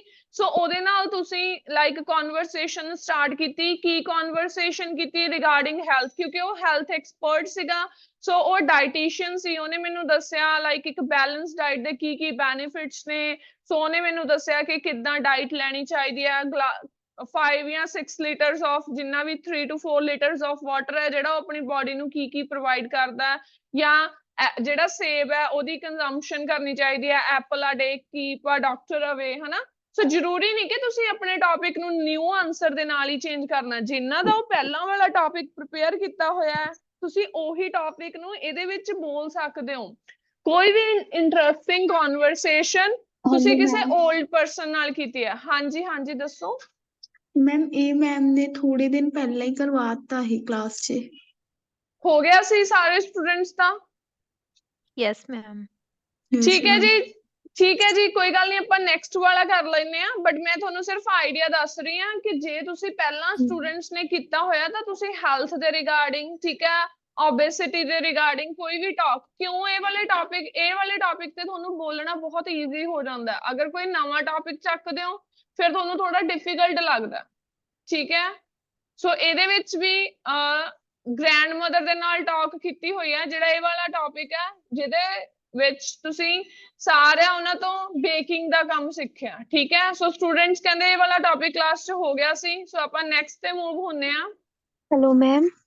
ਹਾਂਜੀ ਮੈਮ ਐਗਜ਼ਾਮ ਦੇ ਵਿੱਚ ਮੂਹਰੋਂ ਹੀ ਕਿਊ ਕਾਰਡ ਸੁਣ ਰਹੇ ਆ ਬੱਚੇ। ਹਾਂਜੀ ਮੋਸਟਲੀ ਪਹਿਲੇ 28 ਜਾਂ 30 ਟੌਪਿਕ ਕਰ ਲਓ। ਹੁਣ ਤਾਂ ਇਹਨਾਂ ਦੇ ਵਿੱਚੋਂ ਹੀ ਆ ਰਹੇ ਨੇ। ਜਿਵੇਂ ਕਿਸੇ ਨੂੰ ਬਿਜ਼ੀ ਪੁੱਛਿਆ ਗਿਆ, ਇੱਕ ਐਥਲੀਟ ਵਾਲਾ ਹੈ, ਇੱਕ ਟੌਪਿਕ ਹੋਰ ਹੈ। ਕਮੈਂਟ ਸੈਕਸ਼ਨ 'ਚ ਰੀਡ ਕਰਿਆ ਕਰੋ, ਉੱਥੇ ਮੋਸਟਲੀ ਸਟੂਡੈਂਟ ਦੱਸਦੇ ਹੁੰਦੇ ਆ ਕਿ ਸਾਨੂੰ ਆਹ ਵਾਲਾ ਸੁਣਿਆ ਗਿਆ। YouTube ਤੇ ਕਮੈਂਟ ਸੈਕਸ਼ਨ 'ਚ ਦੇਖਿਆ ਕਰੋ। ਸੋ ਇਹੀ ਟੌਪਿਕ ਮੋਸਟਲੀ ਆ ਰਿਹਾ। ਟੌਪਿਕ ਤੁਹਾਨੂੰ ਮੈਂ ਇੱਕ ਗੱਲ ਹੋਰ ਦੱਸਦਾ, ਟੌਪਿਕ ਦਾ ਮਤਲਬ ਇਹ ਨਹੀਂ ਬੱਚੇ ਜੇ ਨਵਾਂ ਕਿਊ ਕਾਰਡ ਆ ਗਿਆ ਤਾਂ ਆਪਾਂ ਉੱਥੇ ਚੁੱਪ ਕਰ ਜਾਣਾ। ਵੇ ਆਫ ਟੌਪਿਕ, ਜਿਹੜੀ ਤੁਹਾਡੀ ਵੇ ਆਫ ਟਾਕਿੰਗ ਆ ਨਾ, ਉਹਨੇ ਤੁਹਾਨੂੰ ਬੈਂਡ ਸਕੋਰ ਦਿਵਾਉਣਾ। ਇਹ ਨਹੀਂ ਕਿ ਤੁਸੀਂ ਰੱਟਾ ਮਾਰਿਆ। ਜਿਵੇਂ ਕਈ ਵਾਰ ਬੱਚੇ ਦੀ ਸਪੀਕਿੰਗ ਲੈਂਦੇ ਆ ਟੀਚਰਸ ਤਾਂ ਉਹ ਏਦਾਂ ਕਹਿੰਦੇ ਵੀ ਐਂ ਲੱਗਦਾ ਜਿਵੇਂ ਕੋਈ ਰੀਡ ਕਰਕੇ ਸੁਣਾ ਰਿਹਾ ਹੁੰਦਾ। ਸਕੋਰ ਤੁਹਾਨੂੰ ਤਾਂ ਮਿਲੂਗਾ ਜਦੋਂ ਤੁਸੀਂ ਇੱਕ ਨੈਚੁਰਲ ਵੇ ਦੇ ਨਾਲ ਬੋਲੋਗੇ। ਜਿਹੜੇ ਕਿਊਜ਼ ਦਿੱਤੇ ਗਏ ਆ, ਜਿਵੇਂ ਹੁਣ ਅੱਜ ਵਾਲਾ ਟੌਪਿਕ ਆ describe a period when you were busy. ਹੁਣ ਪਹਿਲਾਂ ਇਹਦੀ ਥੋੜੀ ਇੰਟਰੋਡਕਸ਼ਨ ਹੋਣੀ ਚਾਹੀਦੀ ਹੈ। ਇਹ ਨਹੀਂ ਕਿ ਤੁਸੀਂ ਡਾਇਰੈਕਟਲੀ ਸਟਾਰਟ ਕਰ ਦੋ here I would like to talk about a time when I was quite busy। ਨਹੀਂ, ਪਹਿਲਾਂ ਇਹਦੀ ਟੌਪਿਕ ਦੀ ਇੰਟਰੋ ਬਣਾਓ ਕਿ ਉਹ ਪੀਰੀਅਡ ਦੱਸਣਾ ਜਦੋਂ ਬਿਜ਼ੀ ਸੀ। ਹੁਣ ਤੁਸੀਂ ਥੋੜਾ ਜਿਹਾ ਐਡ ਅਪ ਕਰੋ ਵੀ ਮੋਸਟਲੀ ਮੈਂ ਕੀ ਹੁੰਦਾ, ਬਿਜ਼ੀ ਹੁੰਦਾ ਆਪਣੇ ਟਾਈਮ 'ਚ, ਠੀਕ ਹੈ। ਸੋ ਲਾਸਟ ਟਾਈਮ ਵੀ ਜਦੋਂ ਮੈਂ ਬਹੁਤ ਜ਼ਿਆਦਾ ਬਿਜ਼ੀ ਸੀਗਾ। ਥੋੜਾ ਜਿਹਾ ਇੱਕ ਦੋ ਲਾਈਨਾਂ ਪਹਿਲਾਂ ਐਡ ਕਰੋ। ਜਿਵੇਂ ਹੁਣ ਆਪਾਂ ਇਹਦੀ ਸਟਾਰਟਿੰਗ 'ਚ ਐਡ ਕੀਤੀਆਂ ਨੇ ਸਰਟੇਨਲੀ ਦਾ ਮਤਲਬ ਹੁੰਦਾ ਹੈ ਸ਼ੋਰਲੀ। ਮੈਨੇਜਿੰਗ ਟਾਈਮ, ਹੁਣ ਟਾਈਮ ਤੇ ਥੋੜਾ ਜਿਹਾ ਆਪਾਂ ਨੇ ਇਹਨੂੰ ਉਹ ਕਰਤਾ। ਕਹਿੰਦੇ ਟਾਈਮ ਮੈਨੇਜ ਕਰਨਾ ਬਹੁਤ ਜ਼ਰੂਰੀ ਸਕਿੱਲ ਹੈ। Is an imperative skill to acquire in order to save precious moments. ਜੇ ਕਹਿੰਦੇ ਆਪਾਂ ਆਪਣੇ ਲਾਈਫ ਦੇ ਵਿੱਚ ਕੁਝ ਵੀ ਸੇਵ ਕਰਨਾ, ਪ੍ਰੀਸ਼ੀਅਸ ਮੂਮੈਂਟਸ ਨੂੰ ਸੇਵ ਕਰਨਾ, ਤਾਂ ਪਹਿਲਾਂ ਸਭ ਨੂੰ ਕਹਿੰਦੇ ਆਪਾਂ ਨੂੰ ਟਾਈਮ ਹੈ ਜਿਹੜਾ ਮੈਨੇਜ ਕਰਨਾ ਸਿੱਖਣਾ ਪਊਗਾ। ਫਿਰ ਉਸ ਤੋਂ ਬਾਅਦ ਆਪਾਂ ਨੇ ਇਹਨੂੰ ਰਿਲੇਟ ਕੀਤਾ। ਕਹਿੰਦੇ there are instances ਦਾ ਹੁੰਦਾ there are number of situations when I find myself too busy। ਇੱਥੇ too busy ਤੇ press ਕਰਨਾ, TOO ਦਾ ਮਤਲਬ ਹੁੰਦਾ ਬਹੁਤ ਜ਼ਿਆਦਾ, too busy to effectively allocate my time। ਸੋ ਕਹਿੰਦੇ ਮੇਰੀ ਲਾਈਫ ਦੇ ਵਿੱਚ ਏਦਾਂ ਦੀ ਬਹੁਤ ਸਾਰੀਆਂ ਸਰਕਮਸਟੈਂਸਿਸ ਆਈਆਂ ਜਦੋਂ ਮੈਂ ਆਪਣੀ ਲਾਈਫ 'ਚ ਬਹੁਤ ਜ਼ਿਆਦਾ ਬਿਜ਼ੀ ਸੀ ਤੇ ਮੈਂ ਆਪਣੇ ਟਾਈਮ ਨੂੰ ਕਹਿੰਦੇ ਕੀ ਸੀਗਾ ਐਲੋਕੇਟ ਦਾ ਮਤਲਬ ਹੁੰਦਾ ਟਾਈਮ ਨੂੰ ਡਿਵਾਈਡ ਕਰਨਾ। One particular occasion. ਹੁਣ ਕਹਿੰਦੇ ਹੁਣ ਆਪਾਂ ਟੌਪਿਕ ਤੇ ਆ ਗਏ ਉਹਦੇ ਵਿੱਚੋਂ ਕਹਿੰਦੇ ਇੱਕ particular occasion Ki C that stands out is my parents wedding anniversary ਠੀਕ ਹੈ ਜਾਂ here I would like to talk about a one particular occasion that is none other than my parents wedding anniversary ਜਿਵੇਂ ਤੁਸੀਂ ਪਹਿਲਾਂ flow ਚ ਕਰਦੇ ਹੋ ਨਾ ਉਹ change ਨਾ ਕਰੋ ਜੇ ਕਈ ਸਟੂਡੈਂਟ ਨੂੰ ਇਹ ਆਦਤ ਬਣੀ ਹੋਈ ਆ here I would like to talk about ਠੀਕ ਹੈ that is none other than my parents wedding anniversary so flow ਨੂੰ ਉਦਾਂ ਹੀ maintain ਰੱਖੋ during that period ਕਹਿੰਦੇ ਕੀ ਸੀ I was overloaded with the abundant responsibilities overload ਦਾ ਮਤਲਬ ਵੀ ਬਹੁਤ ਹੀ ਜ਼ਿਆਦਾ abundant ਵੀ again ਬਹੁਤ ਜ਼ਿਆਦਾ ਨੂੰ ਕਿਹਾ ਜਾਂਦਾ ਹੈ ਬਹੁਤ ਜ਼ਿਆਦਾ responsibilities ਸੀਗੀਆਂ even ਤੁਸੀਂ ਇਹ ਵੀ ਕਹਿ ਸਕਦੇ ਹੋ during that time I was overloaded with the abundant responsibilities क्या है ठीक है during that time ठीक है ਤੁਸੀਂ ਕਹਿ ਸਕਦੇ ਹੋ there are number of responsibilities on my shoulders there was number of responsibilities on my shoulders ਮੇਰੇ ਮੋਢਿਆਂ ਦੇ ਉੱਤੇ ਕਹਿੰਦੇ ਬਹੁਤ ਹੀ ਜ਼ਿਆਦਾ ਜ਼ਿੰਮੇਵਾਰੀਆਂ ਸੀ and it proved to be challenging yet rewarding experience ਸੋ ਇਹ ਗੱਲ ਇੱਥੇ ਖਤਮ ਨਾ ਕਰ ਦਿਆ ਕਰੋ ਵੀ ਮੇਰੇ ਮੋਢਿਆਂ ਤੇ ਬਹੁਤ ਸਾਰੀਆਂ ਰਿਸਪੌਂਸਿਬਿਲਿਟੀ ਸੀ ਸੋ ਦੱਸੋ ਵੀ ਉਦੋਂ ਤੁਹਾਡਾ ਕਿੱਦਾਂ ਦਾ ਐਕਸਪੀਰੀਅੰਸ ਰਿਹਾ ਕਹਿੰਦੇ ਚੈਲੰਜਿੰਗ ਵੀ ਸੀ ਪਰ ਕਹਿੰਦੇ ਕੀ ਸੀ ਰਿਵਾਰਡਿੰਗ ਐਕਸਪੀਰੀਅੰਸ ਸੀ ਵੀ ਬਹੁਤ ਹੀ ਜ਼ਿਆਦਾ ਵਧੀਆ ਇੱਕ ਜਿਵੇਂ ਇਨਾਮ ਵਾਲੀ ਆਪਾਂ ਨੂੰ ਫੀਲਿੰਗ ਆਉਂਦੀ ਆ ਵੀ ਉਦਾਂ ਦਾ ਐਕਸਪੀਰੀਅੰਸ ਰਿਹਾ ਸੀ ਕਿਉਂ ਰਿਹਾ ਸੀ ਉਹਨੂੰ ਅੱਗੇ ਐਕਸਪਲੇਨ ਕਰੋ ਸੋ ਕਹਿੰਦੇ I was over the moon ਹੁੰਦਾ ਕਿ ਮੈਂ ਬਹੁਤ ਹੀ ਜ਼ਿਆਦਾ ਖੁਸ਼ ਸੀ ਕਿਉਂ about making my parents wedding anniversary special but the tables turned ਪਰ ਟੇਬਲ ਕਹਿੰਦੇ ਕਦੋਂ ਟਰਨ ਹੋ ਗਿਆ ਸਿਚੁਏਸ਼ਨ ਕਦੋਂ ਚੇਂਜ ਹੋ ਗਈ when I heard about my final exam scheduled for the same day ਪਰ ਕਹਿੰਦੇ ਟਵਿਸਟ ਲਿਆਂਦਾ ਸੁਣਾਉਣ ਨੂੰ ਤਾਂ ਆਪਾਂ ਸਿਰਫ ਐਨੀਵਰਸਰੀ ਤੇ ਹੀ ਸੁਣਾ ਦਿੰਦੇ ਪਰ ਆਪਾਂ ਥੋੜਾ ਜਿਹਾ ਟੌਪਿਕ 'ਚ ਟਵਿਸਟ ਲਿਆਂਦਾ ਕਿ ਕੀ ਹੋਇਆ ਟੇਬਲ ਕਹਿੰਦੇ ਸਿਚੁਏਸ਼ਨ ਚੇਂਜ ਕਿਉਂ ਹੋ ਗਈ ਕਿਉਂਕਿ ਉਸੇ ਦਿਨ ਮੇਰਾ ਫਾਈਨਲ ਐਗਜ਼ਾਮ ਸੀ ਫਿਰ ਕਹਿੰਦੇ ਮੈਨੂੰ ਥੋੜਾ ਲੋ ਫੀਲ ਹੋਇਆ I felt down in the dumps idiom the use ਕੀਤਾ ਗਿਆ but I made up my mind to celebrate the party in the evening ਪਰ ਕਹਿੰਦੇ ਮੈਂ ਆਪਣੇ ਦਿਮਾਗ ਨੂੰ ਇੰਨਾ ਕੁ ਪ੍ਰਪੇਅਰ ਕਰ ਲਿਆ ਕਿ ਮੈਂ ਜਿਹੜੀ ਪਾਰਟੀ ਆ ਉਹ ਈਵਨਿੰਗ 'ਚ ਕਰਨੀ ਹੀ ਕਰਨੀ ਆ ਵੀ ਮੈਂ ਈਵਨਿੰਗ 'ਚ ਕਰ ਲੂੰ ਜੇ ਮੇਰਾ ਮਾਰਨਿੰਗ 'ਚ ਐਗਜ਼ਾਮ ਹੈ ਤਾਂ ਮੈਂ ਈਵਨਿੰਗ ਨੂੰ ਸਾਰਾ ਕੁਝ ਤਿਆਰੀ ਰੱਖੂ I found myself in hot water as I not only had to prepare for my exams but also had to arrange the entire party ਕਹਿੰਦੇ ਮੈਨੂੰ hot water again ਇਹ ਇੱਕ idiom ਆ ਇਹਨਾਂ hot water feel ਹੋਣਾ ਬਹੁਤ ਹੀ like nervous confused feel ਹੋਣਾ ਜਾਂ ਇੱਥੇ ਕਹਿ ਸਕਦੇ ਹੋ I found myself fish out of water ਦਾ ਮਤਲਬ ਕੀ ਹੁੰਦਾ ਜਦੋਂ ਫਿਸ਼ ਬਾਹਰ ਹੁੰਦੇ ਪਾਣੀ ਦੇ ਕਿਵੇਂ ਉਹ ਤੜਫ ਰਹੀ ਹੁੰਦੀ ਆ ਸੇਮ ਉਹ ਸਿਚੁਏਸ਼ਨ ਮੇਰੇ ਨਾਲ ਹੋਈ ਸੋ ਕੋਈ ਵੀ ਇਡੀਅਮ ਯੂਜ਼ ਕਰ ਸਕਦੇ ਹੋ as I not only had to prepare for my exams ਨਾ ਤਾਂ ਸਿਰਫ ਕਹਿੰਦੇ ਮੈਨੂੰ ਲਾਈਕ ਆਪਣੀ ਪ੍ਰਿਪਰੇਸ਼ਨ ਕਰਨੀ ਸੀਗੀ ਐਗਜ਼ਾਮਸ ਦੇ ਲਈ but also had to arrange the entire party ਦੂਸਰੀ ਜ਼ਿੰਮੇਵਾਰੀ ਇਹ ਸੀ ਕਿ ਮੈਨੂੰ ਸਾਰੀ ਅਰੇਂਜਮੈਂਟ ਕਰਨੀ ਸੀ ਸੋ ਬਿਫੋਰ the day arrived ਸੋ ਉਸ ਡੇ ਤੋਂ ਪਹਿਲਾਂ ਕਹਿੰਦੇ I started by placing an order for a cake a mouth watering snacks mouth watering ਕਿਹੜੇ ਹੁੰਦੇ ਆ ਜਦੋਂ ਮੂੰਹ 'ਚ ਪਾਣੀ ਆ ਜਾਵੇ ਵੀ ਇੰਨੇ ਟੇਸਟੀ ਸਨੈਕਸ ਨੂੰ ਸਾਰਾ ਕਹਿੰਦੇ ਮੈਂ like order place ਕੀਤਾ along with that I booked the decoration team and sent invitations to my relatives and my parents colleagues instructing ਉਹਨਾਂ ਨੂੰ ਮੈਂ instructions ਦਿੱਤੀਆਂ them to keep it a secret ਉਹਨਾਂ ਨੂੰ ਕਿਹਾ ਵੀ ਤੁਸੀਂ ਇਹਦੇ ਬਾਰੇ ਕੁਝ ਵੀ ਨਹੀਂ ਦੱਸਣਾ finally the day arrived ਜਦੋਂ day ਆਇਆ and it felt like killing two birds with one stone ਇਹਦਾ meaning ਕੀ ਆ ਆਪਾਂ ਪੰਜਾਬੀ 'ਚ ਨਹੀਂ ਕਹਿੰਦੇ ਹੁੰਦੇ ਇੱਕ ਤੀਰ ਨਾਲ ਦੋ ਨਿਸ਼ਾਨੇ ਕੀ ਹੁੰਦਾ ਪੰਜਾਬੀ ਦੇ ਵਿੱਚ ਕੁਛ ਏਦਾਂ ਹੀ ਕਹਿੰਦੇ ਹੁੰਦੇ ਆ ਵੀ ਇੱਕ ਆਪਾਂ ਕੰਮ ਇੱਕ ਕਰਨਾ ਸੀ ਬਟ ਆਪਾਂ ਦੋ ਕੰਮ ਕਰ ਦਿੱਤੇ ਇਹੀ ਹੁੰਦਾ ਆਈ ਥਿੰਕ ਇੱਕ ਤੀਰ ਨਾਲ ਦੋ ਨਿਸ਼ਾਨੇ ਠੀਕ ਹੈ ਹੁਣ ਇੱਥੇ ਦੋ ਕੰਮ ਕੀ ਹੋ ਗਏ ਵੀ ਨਾਲੇ ਤਾਂ ਮੈਂ ਆਪਣਾ ਐਗਜ਼ਾਮ ਦੀ ਤਿਆਰੀ ਕਰ ਲਈ ਨਾਲੇ ਮੈਂ ਆਪਣੇ ਪੇਰੈਂਟਸ ਦੇ ਸਾਰੇ ਅਰੇਂਜਮੈਂਟਸ ਕਰ ਦਿੱਤੇ ਸੋ ਕਹਿੰਦੇ I felt like killing two birds with one stone ਵੀ ਇੱਕ ਪੱਥਰ ਦੇ ਨਾਲ ਦੋ ਚੀਜ਼ਾਂ ਨਿਸ਼ਾਨੇ ਤੇ ਲਗਾ ਦਿੱਤੀਆਂ ਸੋ ਉਸ ਤੋਂ ਅੱਗੇ ਇਨੀਸ਼ੀਅਲੀ ਕਹਿੰਦੇ ਮੈਂ ਸਟਾਰਟਿੰਗ 'ਚ ਕੀ ਕੀਤਾ ਇਨੀਸ਼ੀਅਲੀ ਹੁੰਦਾ ਵੀ ਮਾਰਨਿੰਗ ਟਾਈਮ ਤੁਸੀਂ ਕਹਿ ਸਕਦੇ ਹੋ morning time I went for my exam and after completing it I immediately went to the market to purchase a cake and bought beautiful watches ਤੇ ਮੈਂ ਕਹਿੰਦਾ ਕੀ ਸੀ 2 ਘੜੀਆਂ ਲਈਆਂ finally I visited home to ensure all the arrangements were well prepared then ਮੈਂ ਘਰੇ ਜਾ ਕੇ ਇੰਸ਼ੋਰਿਟੀ ਕੀਤੀ check ਕੀਤਾ ਵੀ ਸਾਰਾ ਕੁਝ ਸਹੀ ਆ because both of my parents work in different fields and usually return home around 6 o'clock ਇਹ 'ਚ ਹੁਣ ਇਹ ਵੀ mention ਕਰਤਾ ਵੀ ਸਰਪ੍ਰਾਈਜ਼ ਕਿਉਂ ਰਿਹਾ ਕਿਉਂਕਿ ਆਲਰੇਡੀ ਮੇਰੇ ਪੈਰੈਂਟਸ ਵੀ ਕਹਿੰਦੇ ਕੰਮ ਕਰਦੇ ਤੇ 6 ਵਜੇ ਵਾਪਸ ਆਉਂਦੇ ਆ hence it was immensely important to complete all the arrangements before that time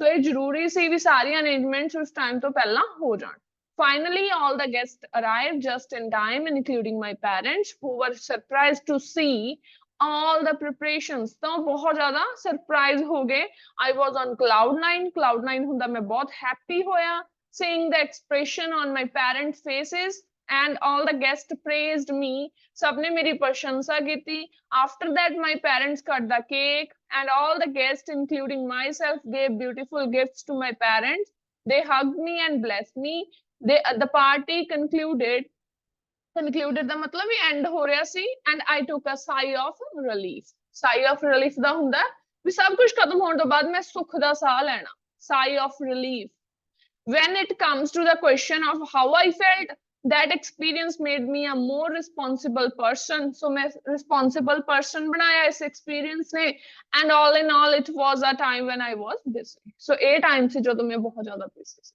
ਸੋ ਧਿਆਨ ਰੱਖਿਆ ਕਰੋ ਵੀ ਆਪਾਂ ਇੱਕ ਉਹਦੇ ਵਿੱਚ ਕਿੰਨੇ ਜ਼ਿਆਦਾ idioms ਦਾ use ਕਰ ਦਿੱਤਾ over the moon table turn down in the dumps in a hot water sigh of relief killing 2 birds so ਜੇ ਤੁਸੀਂ ਫਿੱਟ ਕਰਕੇ ਆਪਣੀ ਪ੍ਰਿਪਰੇਸ਼ਨ ਕਰੋਗੇ ਵੀ ਹਾਂ ਮੈਂ ਆ ਸਟਾਰਟਿੰਗ 'ਚ ਫਿੱਟ ਕਰਨਾ ਜ਼ਰੂਰੀ ਨਹੀਂ ਈਡੀਅਮਸ ਸਿਰਫ ਤੁਸੀਂ ਕਿਊ ਕਾਰਡ 'ਚ ਫਿੱਟ ਕਰ ਸਕਦੇ ਹੋ ਪਾਰਟ 1 ਪਾਰਟ 3 ਜਿੱਥੇ ਤੁਹਾਨੂੰ ਸਿਚੁਏਸ਼ਨ ਲੱਗਦੀ ਆ ਬਟ ਇਹ ਪ੍ਰਿਪੇਅਰ ਕਿਵੇਂ ਹੋਣਗੇ ਹੁਣ ਤੁਸੀਂ ਯਾਦ ਤਾਂ ਕਰ ਨਹੀਂ ਸਕਦੇ ਜਦੋਂ ਤੁਸੀਂ ਸਪੀਕਿੰਗ ਦਿੰਦੇ ਹੋ ਨਾ ਇੱਕ ਵੀਕ ਕੀ ਕਰੋ ਇੱਕ ਨੋਟਬੁੱਕ ਦੇ ਉੱਤੇ ਨਾ ਸਾਰੇ ਈਡੀਅਮਸ ਲਿਖ ਲਓ ਜਿੰਨੇ ਤੁਹਾਨੂੰ 10 ਜਾਂ 15 ਹਾਰਡਲੀ ਈਡੀਅਮ ਨੇ ਜਿਹੜੇ ਯੂਜ਼ ਹੁੰਦੇ ਆ 10 ਹੀ ਹੋਣਗੇ ਜਿਹੜੇ ਆਪਾਂ ਕਹਦੇ ਵੀ ਹਰੇਕ ਕਿਤੇ ਯੂਜ਼ ਹੋ ਜਾਂਦੇ ਸੋ ਉਹ 10 ਇਹ ਬੁੱਕ ਦੇ ਅੱਗੇ ਦਿੱਤੇ ਹੋਏ ਆ ਤੇ ਇਸ ਤੋਂ ਇਲਾਵਾ ਜਿਹੜੇ ਨਹੀਂ ਦਿੱਤੇ ਹੋਏ ਇਸ ਬੁੱਕ ਦੇ ਵਿੱਚ ਕਿਉਂਕਿ ਜਿਹੜੇ ਨਿਊ ਯੂਜ਼ ਕੀਤੇ ਗਏ ਨੇ ਉਹ ਨਿਊ ਕਿਊ ਕਾਰਡਸ 'ਚ ਯੂਜ਼ ਕੀਤੇ ਗਏ ਨੇ ਤਾਂ ਇੱਕ ਨੋਟਬੁੱਕ ਚੱਕੋ 15 ਕੀਡੀਅਮ ਨੇ ਉਹਨੂੰ ਨਾ ਇੱਕ ਪੇਜ ਤੇ ਲਿਖ ਲਓ ਆਪਣੇ ਰੂਮ 'ਚ ਕਿਤੇ ਉਹਨੂੰ ਪੇਸਟ ਕਰ ਲਓ ਜਾਂ ਜਦੋਂ ਤੁਸੀਂ ਸਪੀਕਿੰਗ ਕਰਨੇ ਹੋ ਉਹ ਨੋਟਬੁੱਕ ਨੂੰ ਖੋਲ ਲਓ ਜਿੱਤੇ ਸਿਰਫ ਈਡੀਅਮਸ ਲਿਖੇ ਹੋਏ ਆ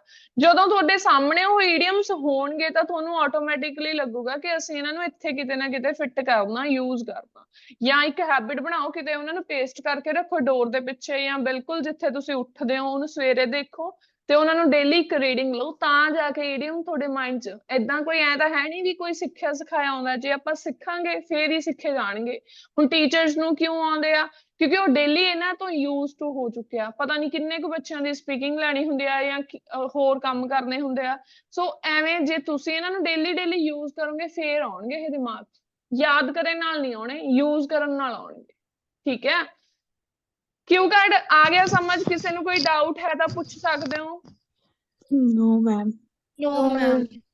ਠੀਕ ਹੈ ਸੋ ਹੁਣ ਆਪਾਂ ਨੈਕਸਟ ਫਾਲੋਅਪਸ ਤੇ ਮੂਵ ਹੁੰਦੇ ਆ ਹੁਣ ਫਾਲੋਅਪਸ ਤੇ ਕਹਾਣੀ ਕੀ ਅੜਦੀ ਹੈ ਜੀ ਫਾਲੋਅਪਸ ਤੇ ਜਾ ਕੇ ਤੁਹਾਡੀ એનર્ਜੀ ਖਤਮ ਹੋ ਜਾਂਦੀ ਹੈ ਤੁਸੀਂ ਪਾਰਟ 1 ਚ ਜਿਵੇਂ ਆਪਾਂ ਕਹਿ ਦਈਏ ਵੀ ਤੁਸੀਂ ਬੈਠਦੇ ਹੋ ਸ਼ਤਾਬਦੀ ਐਕਸਪ੍ਰੈਸ ਦੇ ਵਿੱਚੋਂ ਹਨਾ ਵੀ ਬਿਲਕੁਲ ਟ੍ਰੇਨ ਹੈ ਜਿਹੜੀ ਫਾਸਟ ਚੱਲ ਰਹੀ ਹੈ ਫਿਰ ਹੌਲੀ ਤੁਸੀਂ ਇੱਕ ਲੋਕਲ ਟ੍ਰੇਨ 'ਚ ਆ ਜਾਂਦੇ ਹੋ ਕਿਊ ਕਾਰਡ ਤੇ ਆਉਂਦੇ ਨੇ ਫਿਰ ਜਿਹੜੀ ਆਪਾਂ ਕਹਿੰਦੇ ਜਮਾਂ ਹੀ ਲੋ ਰੇਟਡ ਹੁੰਦੀ ਆ ਫਾਲੋਅਪਸ ਤੇ ਆ ਕੇ ਤੁਹਾਡਾ ਉਹ ਵਾਲਾ ਹਾਲ ਹੋ ਜਾਂਦਾ ਸੋ ਸਪੀਕਿੰਗ ਦੇ ਵਿੱਚ ਮੈਟਰ ਕਰਦਾ ਜੇ ਮੈਂ ਪਾਰਟ 1 ਤੇ ਜਿੱਦਾਂ ਦਾ ਫਲੋ ਰੱਖਿਆ ਪਾਰਟ 2 ਚ ਵੀ ਮੇਰਾ ਉਦਾਂ ਦਾ ਫਲੋ ਜਾਵੇ ਪਾਰਟ 3 ਚ ਵੀ ਕੀ 15 ਮਿੰਟ ਤਾਂ ਵਿੱਚ ਸਪੀਕਿੰਗ ਹੁੰਦੀ ਨਹੀਂ ਹੈ ਰੀਅਲ ਐਗਜ਼ਾਮ ਚ ਹਾਰਡਲੀ 9 ਤੋਂ 11 ਮਿੰਟ ਹਾਰਡਲੀ 9 ਤੋਂ 11 ਮਿੰਟ ਹੁੰਦੀ ਆ ਤਾਂ 9 ਤੋਂ 11 ਮਿੰਟ ਆਪਣੇ ਆਪ ਨੂੰ ਇੰਨਾ ਕੁ ਪ੍ਰਿਪੇਅਰ ਹੋ ਕੇ ਜਾਓ ਵੀ ਚਾਹੇ ਮੈਂ ਗਲਤ ਵੀ ਆਨਸਰ ਦੇਣਾ ਸਾਡੇ ਕੋਲ ਇਦਾਂ ਦੇ ਬਹੁਤ ਸਟੂਡੈਂਟ ਆ ਜਿਹੜੇ ਗਲਤ ਵੀ ਆਨਸਰ ਰੀਅਲ ਐਗਜ਼ਾਮ ਚ ਦੇ ਕੇ ਆਇਆ ਬਟ ਉਹਨਾਂ ਦਾ ਸਪੀਕਿੰਗ ਚੋਂ 6.5 7.5 ਸਕੋਰ ਆਇਆ ਬਟ ਕੌਨਫੀਡੈਂਸ ਉਹਨਾਂ ਚ ਇੰਨਾ ਜ਼ਿਆਦਾ ਸੀਗਾ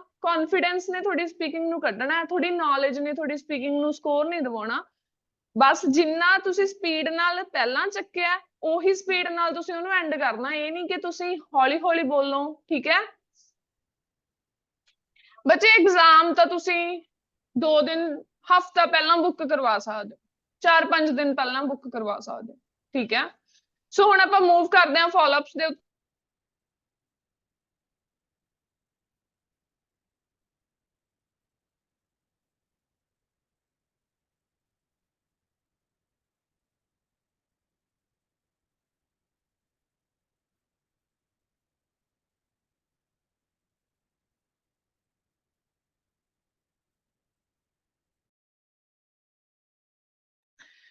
ਸੋ ਦੇਖੋ ਜੀ ਹੁਣ, do you like the fast pace of modern life? ਕੀ ਤੁਹਾਨੂੰ ਕਹਿੰਦੇ ਫਾਸਟ ਪੇਸ ਪਸੰਦ ਹੈ ਮਾਡਰਨ ਲਾਈਫ ਦੀ, ਜਿਹੜੀ ਅੱਜ ਕੱਲ ਆਪਣੀ ਜ਼ਿੰਦਗੀ ਆ ਬਿਜ਼ੀ ਆ ਹਨਾ? ਕੋਈ ਕਲਾਸ ਲਾਉਣ ਚ ਬਿਜ਼ੀ ਆ, ਘਰ ਦੇ ਰੋਟੀ ਬਣਾਉਣ ਚ ਕੰਮ ਚ ਬਿਜ਼ੀ ਨੇ, ਜਾਂ ਮਤਲਬ ਕਿ ਕਿਸੇ ਕੋਲ ਟਾਈਮ ਨਹੀਂ ਹੈ ਕਿਸੇ ਲਈ ਅੱਜ ਕੱਲ। ਕਹਿੰਦੇ ਤੁਸੀਂ ਇਹਨੂੰ ਪਸੰਦ ਕਰਦੇ ਹੋ? ਸੋ ਤੁਸੀਂ ਡਾਇਰੈਕਟਲੀ ਨਹੀਂ ਸਟਾਰਟ ਕਰਨਾ, ਨੋ, ਹਨਾ? ਥੋੜਾ ਜਿਹਾ ਤੁਸੀਂ ਕਨੈਕਟਰ ਜਾਂ ਸਟਾਰਟਰਸ ਐਡ ਕਰਨਾ ਲੈ। Personally, to be very honest, frankly speaking, ਠੀਕ ਹੈ? ਸੋ ਇਹਨਾਂ ਚੀਜ਼ਾਂ ਨੇ ਸਕੋਰ ਦਿਵਾਉਣਾ। ਅਗੇਨ ਕਹਿ ਰਹੀ ਹਾਂ ਕਿ ਅੱਗੇ ਵਾਲੇ ਉਹਨੇ ਨਹੀਂ ਸਕੋਰ ਦਿਵਾਉਣਾ, ਤੁਹਾਡੇ ਪਹਿਲੇ ਇੰਪ੍ਰੈਸ਼ਨ ਨੇ ਸਕੋਰ ਦਿਵਾਉਣਾ। ਕਹਿੰਦੇ personally I don't like this modern trend because in my opinion it has more negatives than positives. ਕਹਿੰਦੇ ਨਹੀਂ ਪਸੰਦ ਮੈਨੂੰ ਕਿਉਂਕਿ ਇਹਦੇ ਜ਼ਿਆਦਾ ਕਹਿੰਦੇ ਕੀ ਨੇ, ਨੈਗੇਟਿਵਸ ਨੇ, ਕਿਸ ਦੀ ਬਜਾਏ? ਪੋਜ਼ਿਟਿਵਸ ਦੀ ਬਜਾਏ। It not only results in weak bonds, weaker ਹੋ ਰਹੇ ਨੇ ਬੌਂਡਸ, ਹਨਾ? ਫੈਮਿਲੀ ਬੌਂਡਸ ਘਟ ਰਹੇ ਨੇ between individuals, but also lets to increased stress. ਇਹਦੇ ਨਾਲ ਕੀ ਹੋ ਰਿਹਾ? ਸਟ੍ਰੈਸ ਵੀ ਵੱਧ ਰਿਹਾ। Additionally to fulfil their needs, ਉਹਨਾਂ ਨੂੰ ਆਪਣੀਆਂ ਨੀਡਸ ਫੁਲਫਿਲ ਕਰਨ ਦੇ ਲਈ ਕਹਿੰਦੇ ਕੀ ਕਰਨਾ ਪੈ ਰਿਹਾ ਹੈ, ਠੀਕ ਹੈ? ਬਹੁਤ ਲੌਂਗ ਆਵਰਸ ਕੰਮ ਕਰਨਾ ਪੈ ਰਿਹਾ, ਉਹ ਵੀ ਐਕਸਪਲੇਨ ਕਰ ਸਕਦੇ ਹਾਂ। ਜਾਂ ਪੀਪਲ ਆਫਨ ਅਡਾਪਟ ਅ ਫਾਸਟ ਪੇਸ ਲਾਈਫਸਟਾਈਲ, ਅਕਸਰ ਲੋਕ ਕਹਿੰਦੇ ਇਸੇ ਨੂੰ ਅਪਣਾ ਰਹੇ ਨੇ, but they usually overlook the drawbacks of it. ਅਕਸਰ ਕਹਿੰਦੇ ਉਹ ਇਹਦੇ ਨੈਗੇਟਿਵਸ ਨੂੰ ਨਹੀਂ ਦੇਖਦੇ, which significantly affect their life, ਜੋ ਕਿ ਕਹਿੰਦੇ ਬਹੁਤ ਵੱਡੇ ਪੱਧਰ ਤੇ ਉਹਨਾਂ ਦੀਆਂ ਲਾਈਫ ਨੂੰ ਅਫੈਕਟ ਕਰ ਰਿਹਾ।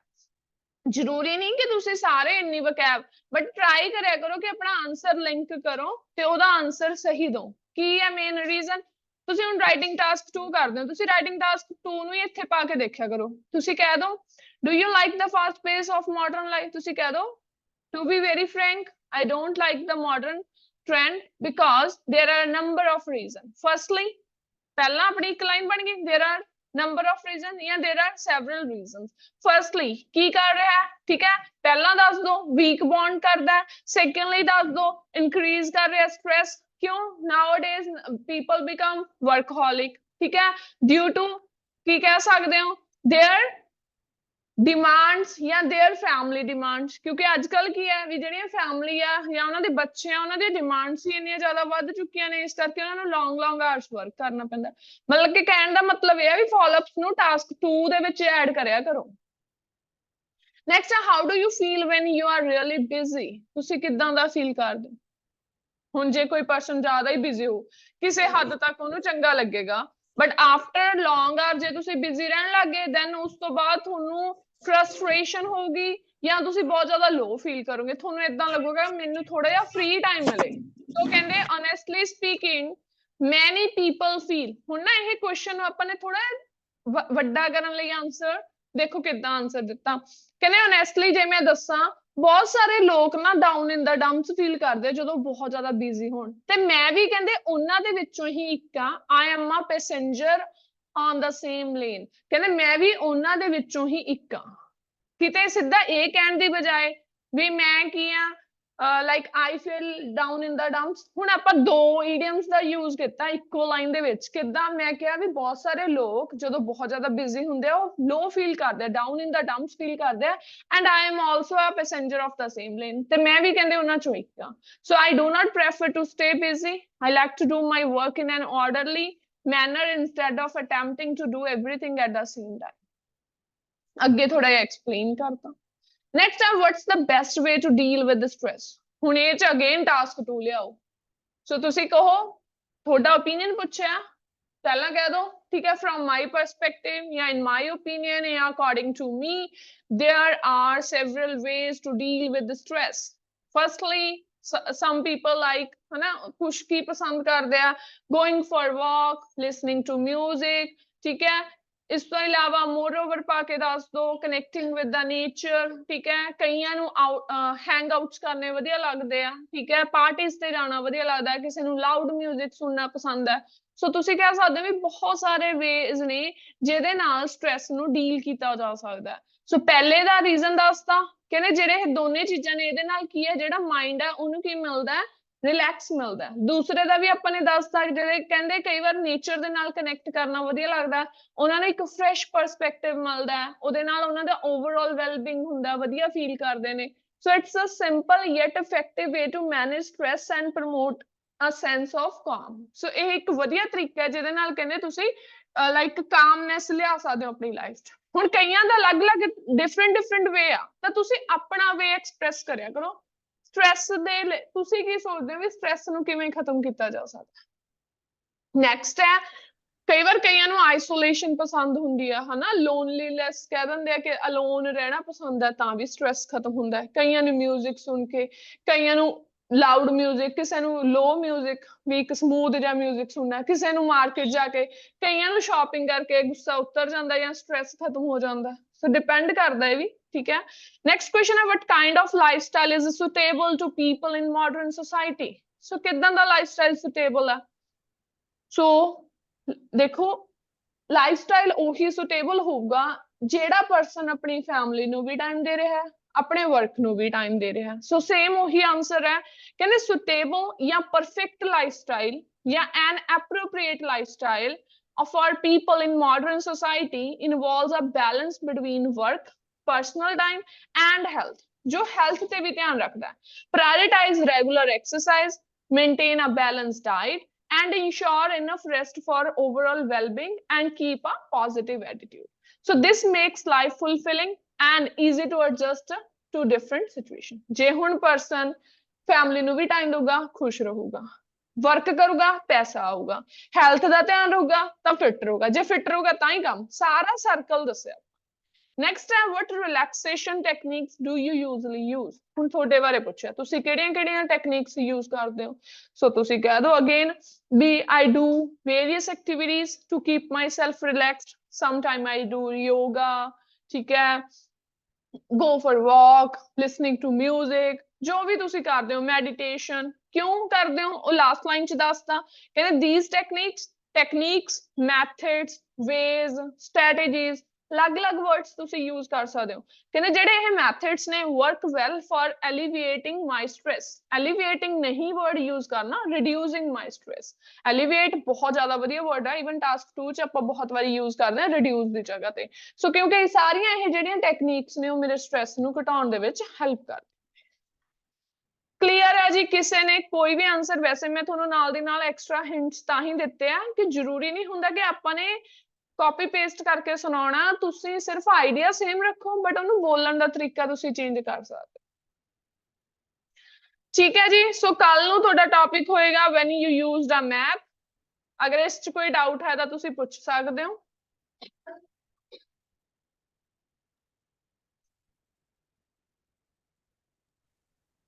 ਮੈਮ ਨਵੇਂ 21 ਕਿਊ ਕਾਰਡ ਨੇ, ਜਿੱਦਾਂ ਫਰਵਰੀ 'ਚ ਐਗਜ਼ਾਮ ਦੇਣ ਵਾਸਤੇ ਕਿੰਨੇ ਕਿਊ ਕਾਰਡ ਪ੍ਰੀਪੇਅਰ ਕਰ ਲਈਏ? 28 ਨੇ ਜੀ, ਨਵੇਂ 28 ਨੇ ਬੱਚੇ। 28 ਓਕੇ ਮੈਮ। ਮੇਰੇ ਅਕੋਰਡਿੰਗ ਤਾਂ ਜੀ 40 ਤੱਕ ਸਾਰੇ ਰੀਡ ਆਊਟ ਕਰ ਲਓ, ਕਿਉਂਕਿ ਕੁਛ ਪਤਾ ਨਹੀਂ ਕਿਸੇ ਨੂੰ ਪਿਛਲੇ 'ਚੋਂ ਵੀ ਪੁੱਛਿਆ ਜਾ ਰਿਹਾ, ਜਿਹੜਾ ਪਹਿਲਾਂ ਵਾਲਾ PDF ਸੀ ਐਟਲੀਸਟ ਇਹਦੇ ਵਿੱਚੋਂ ਪਹਿਲੇ 40 ਤੱਕ ਤੁਹਾਡੇ ਪ੍ਰਿਪੇਅਰ ਹੋਣ। 28 ਤਾਂ ਇਸ ਵਾਰੀ ਐਡ ਹੋਏ ਨੇ, ਠੀਕ ਹੈ, ਤੇ ਉਸ ਤੋਂ ਇਲਾਵਾ ਅਗਲੇ PDF ਦੇ 10 ਜਾਂ 15 ਉਹ ਪੜ੍ਹ ਲਓ, ਇਨਫ ਨੇ, ਕਿਉਂਕਿ ਸਟੋਰੀ ਹਰੇਕ ਦੇ ਵਿੱਚ ਰਿਲੇਟ ਹੋ ਜਾਂਦੀ ਹੈ। Yes ma'am. ਮੈਮ ਇੱਕ ਹੋਰ ਡਾਊਟ ਸੀਗਾ, ਆਪਾਂ ਇਹ ਲਾਈਨ ਕਿਊ ਕਾਰਡ 'ਚ ਬੋਲਦੇ ਹਾਂ if I talk about my experience, ਇਹ ਲਾਈਨ ਆਪਾਂ ਮੈਮ ਇੰਟਰੋ 'ਚ ਬੋਲ ਸਕਦੇ ਹਾਂ? ਹਾਂ ਬਿਲਕੁਲ ਬੋਲ ਸਕਦੇ ਹੋ, ਜੇਕਰ ਮੈਂ ਆਪਣੇ ਐਕਸਪੀਰੀਅੰਸ ਦੀ ਗੱਲ ਕਰਾਂ ਬਿਲਕੁਲ ਬੋਲ ਸਕਦੇ ਹੋ। ਯੈਸ ਕੰਡੀਸ਼ਨਲ ਹੈ, ਠੀਕ ਹੈ। ਯੈਸ ਤੇ ਪਾਰਟ 1 ਇਸ ਵਾਰੀ ਐਡ ਹੋਏ ਨੇ, ਵੈਸੇ ਉਹ ਤੁਹਾਨੂੰ ਆਲਰੇਡੀ ਕਵਰ ਕਰਾ ਦਿੱਤੇ ਗਏ ਨੇ, ਠੀਕ ਹੈ।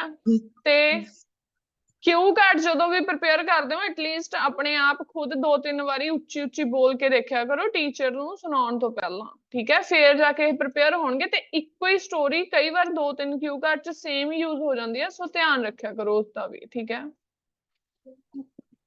ਮੈਮ ਹਾਂਜੀ ਮੈਮ ਅਕੈਡਮਿਕ ਵਾਲਿਆਂ ਨੂੰ ਜਿੱਦਾਂ ਉਸੇ ਦਿਨ ਐਗਜ਼ਾਮ ਦੇਣਾ ਚਾਹੀਦਾ ਜਾਂ ਜਨਰਲ ਵਾਲਿਆਂ ਦੇ ਨਾਲ ਦੇਣਾ ਚਾਹੀਦਾ ਐਗਜ਼ਾਮ? ਬੱਚੇ ਇਹ ਕੋਈ ਚੀਜ਼ ਇਫੈਕਟ ਨਹੀਂ ਪਾਉਂਦੀ। ਦੇਖੋ ਜੇ ਤੁਹਾਡੀ ਤਿਆਰੀ ਹੈ ਨਾ, ਮੇਰਾ ਜੋ ਫਸਟ ਓਪੀਨੀਅਨ ਆ, ਸੈਕਿੰਡ ਵੀ ਦੱਸਦੀ ਆ, ਜੇ ਮੇਰੀ ਤਿਆਰੀ ਆ ਤਾਂ ਮੈਨੂੰ ਖੁਦ ਨੂੰ ਵੈਸੇ ਪਹਿਲਾਂ ਪਤਾ ਲੱਗ ਜਾਂਦਾ ਹੁੰਦਾ, ਜਿਹੜਾ ਵੀ ਬੱਚਾ ਹੈ ਹਨਾ, ਕੋਈ ਵੀ ਪ੍ਰਿਪਰੇਸ਼ਨ ਕਰ ਰਿਹਾ। ਬਟ ਜੇ ਤੁਹਾਨੂੰ ਕਿਸੇ ਚੀਜ਼ 'ਚ ਡਰ ਹੈ, ਚਾਹੇ ਰਾਈਟਿੰਗ ਜਾਂ ਰੀਡਿੰਗ 'ਚ ਤੁਹਾਡੇ ਮਨ 'ਚ ਡਰ ਹੀ ਬੈਠਾ ਹੋਇਆ ਵੀ ਨਹੀਂ ਇਹ ਤਾਂ ਮੈਨੂੰ ਔਖਾ ਲੱਗਦਾ, ਪਤਾ ਨਹੀਂ ਇਹ ਮੇਰਾ ਕਲੀਅਰ ਹੋਣਾ, ਪਤਾ ਨਹੀਂ ਹੋਣਾ। ਜਦੋਂ ਤੱਕ ਤੁਹਾਡੇ ਮਾਈਂਡ ਚੋਂ ਇਹ ਚੀਜ਼ ਨਹੀਂ ਨਿਕਲਦੀ, ਫਿਰ ਤਾਂ ਚਾਹੇ ਜੀਟੀ ਨਾਲ ਦੇ ਦਿਓ ਚਾਹੇ ਅਕੈਡਮਿਕ ਨਾਲ ਦੇ ਦਿਓ, ਫਿਰ ਤਾਂ ਸਕੋਰ ਦੋਨੇ ਪਾਸੇ ਨਹੀਂ ਆਉਣਾ। ਪਰ ਜਦੋਂ ਤੁਸੀਂ ਪੂਰਾ ਤੁਹਾਡਾ ਮਾਈਂਡ ਪ੍ਰਿਪੇਅਰ ਹੈ ਨਾ ਵੀ ਹਾਂ ਮੇਰੀ ਤਿਆਰੀ ਆ, ਮੈਨੂੰ ਚਾਹੇ ਕੋਈ ਮਰਜ਼ੀ ਕਿਸੇ ਮਰਜ਼ੀ ਦਿਨ ਪੇਪਰ ਦੇਣਾ ਪੈ ਜਾਵੇ, ਵੀ ਮੇਰਾ ਤਾਂ ਹੋ ਹੀ ਜਾਣਾ, ਮੇਰਾ ਕਲਾਸ ਚੋਂ ਵਧੀਆ ਸਕੋਰ ਆ ਰਿਹਾ, ਠੀਕ ਹੈ, ਮੇਰਾ ਐਗਜ਼ਾਮ ਕਲੀਅਰ ਹੋ ਜਾਣਾ, ਠੀਕ ਹੈ। ਦੂਸਰਾ ਓਪੀਨੀਅਨ ਦੱਸਦੀ ਹਾਂ। ਦੂਸਰਾ ਓਪੀਨੀਅਨ ਇਹ ਮੰਨਿਆ ਜਾਂਦਾ ਹੈ ਕਿ ਜਿਸ ਦਿਨ ਜੀਟੀ ਤੇ ਅਕੈਡਮਿਕ ਦਾ ਐਗਜ਼ਾਮ ਹੁੰਦਾ ਹੈ ਉਸ ਦਿਨ ਰੀਡਿੰਗ ਸੌਖੀ ਆਉਂਦੀ ਆ ਬਟ ਲਿਸਨਿੰਗ ਟਫ ਆਉਂਦੀ ਆ। ਲਿਸਨਿੰਗ ਦੇ ਵਿੱਚ MCQ ਜ਼ਿਆਦਾ ਆਉਂਦੇ ਔਰ ਇਹ ਹੁੰਦਾ ਵੀ ਆ, ਠੀਕ ਹੈ। ਬਟ ਜੇ ਤੁਹਾਡੀ ਤਿਆਰੀ ਆ ਤਾਂ ਫਿਰ ਤੁਸੀਂ ਕੱਢ ਜਾਣਾ। ਇਹ ਚੀਜ਼ ਨੂੰ ਸਾਰੇ ਸਟੂਡੈਂਟਸ ਆਪਣੇ ਮਾਈਂਡ 'ਚ ਇਹ ਚੀਜ਼ ਰੱਖਿਆ ਕਰੋ ਵੀ ਜੇ ਮੇਰੀ ਤਿਆਰੀ ਆ ਤਾਂ ਮੈਨੂੰ ਕੁਝ ਵੀ ਹੋ ਜਾਵੇ ਮੈਂ ਪੇਪਰ ਕੱਢ ਹੀ ਜਾਣਾ, ਚਾਹੇ ਔਖਾ ਆ ਜਾਵੇ ਚਾਹੇ ਸੌਖਾ ਆ ਜਾਵੇ, ਚਾਹੇ ਬਾਹਰੋਂ ਆ ਜਾਵੇ ਚਾਹੇ ਕੀਤੇ ਹੋਏ ਚੋਂ ਆ ਜਾਵੇ। ਹੁਣ ਕਿਊ ਕਾਰਡ ਵੀ ਆ, ਜੇ ਤੁਹਾਨੂੰ ਥੋੜਾ ਜਿਹਾ ਮੋਲਡ ਕਰਕੇ ਸਟੇਟਮੈਂਟ ਪੁੱਛ ਲਈ ਜਾਵੇ ਆਈਡੀਆ ਤਾਂ ਫਿਰ ਵੀ ਉਹੀ ਯੂਜ਼ ਹੋ ਜਾਣਾ। Same as it is reading 'ਚ ਵੀ ਇਹ ਹੈ, ਟੈਕਨੀਕਸ ਤੁਹਾਨੂੰ ਕਰਵਾਈਆਂ ਜਾਂਦੀਆਂ ਨੇ। ਕਿਸਮਤ ਕਈਆਂ ਦੀ ਬਹੁਤ ਵਧੀਆ ਹੁੰਦੀ ਹੈ ਕਿ ਸੇਮ ਆ ਜਾਂਦਾ, ਕਈਆਂ ਨੂੰ ਪੈਸੇਜ ਈਵਨ ਲਿਸਨਿੰਗ ਵੀ ਰਿਪੀਟ ਹੋ ਜਾਂਦੀ ਆ। ਪਰ ਜੇ ਮੰਨ ਲਓ ਹੁਣ ਤੁਹਾਨੂੰ ਨਹੀਂ ਆਉਂਦਾ ਸੇਮ, ਤਾਂ ਇਹਦਾ ਮਤਲਬ ਇਹ ਥੋੜਾ ਨਾ ਰੀਡਿੰਗ ਤੁਹਾਨੂੰ ਕਰਨੀ ਨਹੀਂ ਆਉਂਦੀ। ਆਨਸਰਸ ਤਾਂ ਆਪਾਂ ਨੇ ਫਾਈਂਡ ਕਰਨੇ ਆ, ਆਨਸਰ ਕੁਐਸਚਨ ਤਾਂ ਫਿਰ ਵੀ ਉਹ ਥੋੜੇ ਥੋੜੇ ਚੇਂਜ ਕਰ ਹੀ ਦਿੰਦੇ ਆ। ਸੋ ਮੇਨ ਮੈਥਡ ਤੁਹਾਨੂੰ ਪਤਾ ਹੋਣਾ ਚਾਹੀਦਾ, ਠੀਕ ਹੈ। ਸੋ ਹੁਣ ਆਪਾਂ ਲਿਸਨਿੰਗ ਕਰਦੇ ਹਾਂ ਸਟਾਰਟ। मैम लिसनिंग से मैप में बहुत प्रैक्टिस कर दिया, मेरा मैप नहीं सही ਹੁੰਦਾ मैम। ਮੈਪ ਨਹੀਂ ਸਹੀ ਹੁੰਦਾ? यस मैम, मैम मैप से मेरे बहुत गलत ਜਾਂਦੇ ਨੇ। ਦੇਖਦੇ ਲੈ ਕੋਈ ਲਿਸਨਿੰਗ ਹੈਗੇ ਆ ਤੁਹਾਡੇ ਕੋਲ? ਮੈਨੂੰ ਨਾਮ ਦੱਸ ਦਿਓ ਜਿਹਦੇ ਵਿੱਚ ਮੈਪ ਹੋਵੇ, ਆਪਾਂ ਉਹ ਕਰਵਾ ਦਿੰਦੇ ਆ। ਮੈਮ ਯੈਸ ਮੈਂ ਮੇਰੇ ਮੈਪ ਜਾਂਦਾ। ਮੈਨੂੰ ਲਿਸਨਿੰਗ ਦਾ ਨੇਮ ਦੱਸ ਦਿਓ। ਮੈਮ ਇੱਕ ਤਾਂ ਕੱਲ ਹੀ ਕਰਾਈ ਸੀ ਮੈਮ ਨੇ। ਕੱਲ ਕਰਵਾਈ ਸੀ? ਹੋਰ ਨਾਮ ਪਤਾ ਹੋਵੇ ਤਾਂ ਆਪਾਂ ਉਹ ਵਾਲਾ ਸੈਕਸ਼ਨ ਰਿਪੀਟ ਕਰ ਲੈਂਦੇ ਆ। ਹੈਲੋ ਮੈਮ, 8 ਫੈਬ ਤੋਂ ਬਾਅਦ ਐਗਜ਼ਾਮ ਕਦੋਂ ਆ? ਕਦੋਂ ਜੀ ਕਦੋਂ? ਮੈਮ 8 ਫੈਬ ਤੋਂ ਬਾਅਦ ਐਗਜ਼ਾਮ ਕਦੋਂ ਆ? 8 ਫੈਬ ਤੋਂ ਬਾਅਦ ਐਗਜ਼ਾਮ ਕਦੋਂ ਆ ਦੱਸ ਦਿੰਦੇ ਆ ਜੀ, 1 ਮਿੰਟ ਰੁਕੋ ਤੁਹਾਨੂੰ।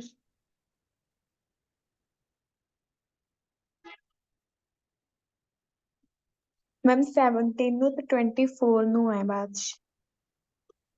ਹਾਂਜੀ ਹਾਂਜੀ ਮੈਂ ਤੁਹਾਨੂੰ ਦੱਸ ਦਿੰਦੀ। ਲੋਕੇਸ਼ਨ ਬੱਚੇ ਕਿਹੜੀ ਪੁੱਛ ਰਹੇ ਹੋ? ਮੈਮ ਬਰਨਾਲਾ। ਬਰਨਾਲਾ ਜੀ, ਓਕੇ। ਸੋ 1 ਮਿੰਟ, ਲਿਸਨਿੰਗ ਵੀ ਕਿਸੇ ਨੇ ਭੇਜਦੀ ਆ।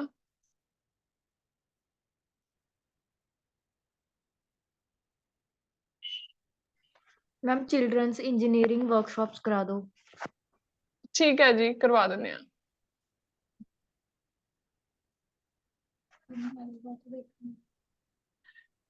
ਬਰਨਾਲੇ ਲਈ ਬੱਚੇ ਆ ਦੇਖ ਲਓ 8 17 24 ਤੇ ਐਗਜ਼ਾਮ ਫੀਸ ਹੋ ਚੁੱਕੀ ਹੈ ਤੁਹਾਡੀ 17,000, ਠੀਕ ਹੈ। 17,000 ਫੀਸ ਹੋ ਚੁੱਕੀ ਹੈ ਤੇ ਆਹ ਵਾਲੀਆਂ ਡੇਟਸ ਨੇ ਐਗਜ਼ਾਮ ਦੀਆਂ ਇਸ ਮੰਥ ਚ। ਅਗਰ ਕੋਈ ਕਦੋਂ ਸ਼ੁਰੂ ਕਰਾਉਣਾ ਪਊ? ਜੇ ਅਗਰ ਤੁਸੀਂ 17 ਵਾਲੇ ਕਰਾਉਣਾ ਜੇ ਹੋਵੇ। ਤੁਸੀਂ 17 ਵਾਲਾ ਲੈਣਾ ਹੈ ਜੀ, ਤੁਸੀਂ 12 ਅੰਕ ਤੱਕ ਬੁੱਕ ਕਰਵਾ ਦਿਓ, 12 ਜਾਂ 11 ਤੱਕ। Okay ma'am. ਠੀਕ ਹੈ। ਮਾਰਚ ਦੀਆਂ ਵੀ ਡੇਟਸ ਦੇਖ ਲਓ, ਮਾਰਚ ਦੀਆਂ 7 9 16 23 ਆ। Okay ma'am. ਠੀਕ ਹੈ। ਸੋ ਕਰਦੇ ਹਾਂ ਜੀ ਹੁਣ ਆਪਾਂ ਲਿਸਨਿੰਗ, ਜਿਹੜੀ ਤੁਸੀਂ ਕਹਿ ਰਹੇ ਹੋ ਜਸਟ ਮੈਨੂੰ ਸਰਚ ਕਰ ਲੈਣ ਦਿਓ। ਨੇਮ ਕਿਹੜਾ ਲਿਸਨਿੰਗ ਦਾ ਕਹਿ ਰਹੇ ਹੋ? Ma'am children's engineering workshops. Children engineering workshops.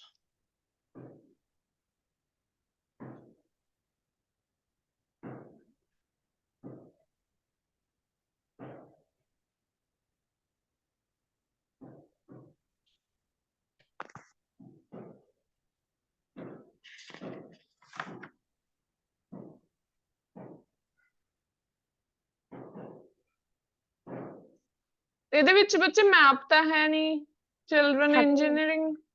Ma'am ਹੈਗਾ 15 to 20 ਤੱਕ ਨੇ। 15 to 20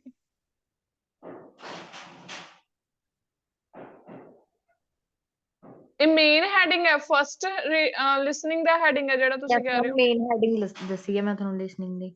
ਠੀਕ ਹੈ ਜੀ, ਠੀਕ ਹੈ, ਠੀਕ ਹੈ, ਮਿਲ ਗਿਆ।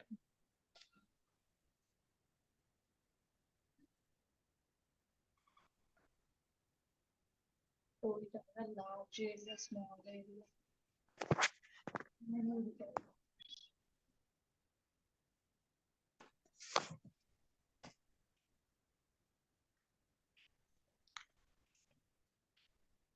ਇੱਕ ਵਾਰੀ ਆਹ ਪਹਿਲਾਂ ਸਾਰੇ ਦੇਖੋ ਪਲਾਨ ਆਫ ਸਟੀਵਨਸਨ ਸਾਈਟ ਮਤਲਬ ਕਿਸੇ ਪਲੇਸ ਦਾ ਤੁਹਾਨੂੰ ਪਲਾਨ ਦਿੱਤਾ ਗਿਆ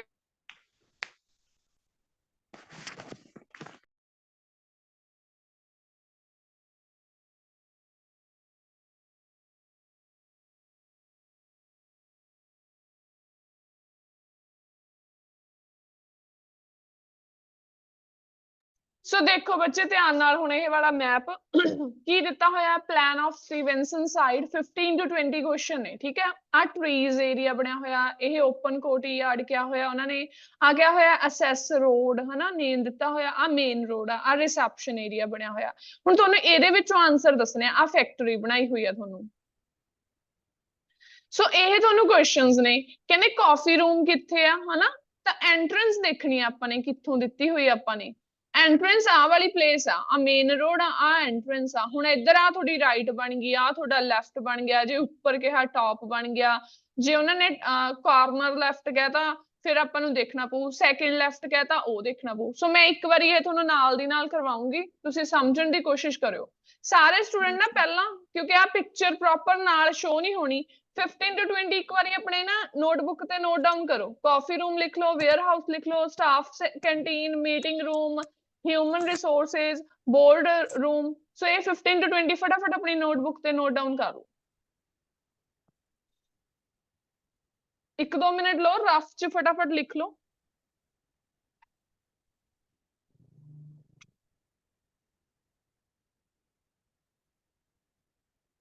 ਹਾਂਜੀ ਮੈਮ ਲਿਖ ਲਿਆ ਹਾਂਜੀ ਬੱਚੇ 1 ਮਿੰਟ ਜਲਦੀ ਲਿਖੋ ਬਾਕੀ ਵੀ ਜੇ ਸਾਰਿਆਂ ਨੇ ਲਿਖ ਲਿਆ ਮੈਨੂੰ ਦੱਸ ਦਿਓ ਲਿਖ ਲਿਆ ma'am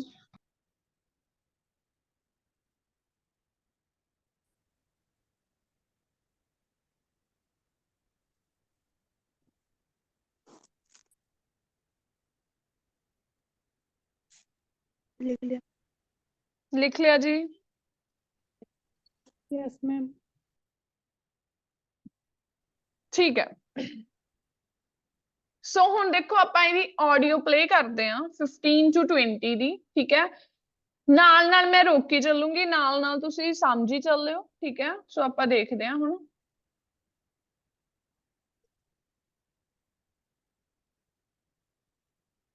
Part 2. Change that this year. You have some time to look at questions 15 to 20. ਆਵਾਜ਼ ਆ ਰਹੀ ਹੈ ਨਾ ਸਾਰਿਆਂ ਨੂੰ Yes, ma'am. Yes, ma'am. Yes, ma'am.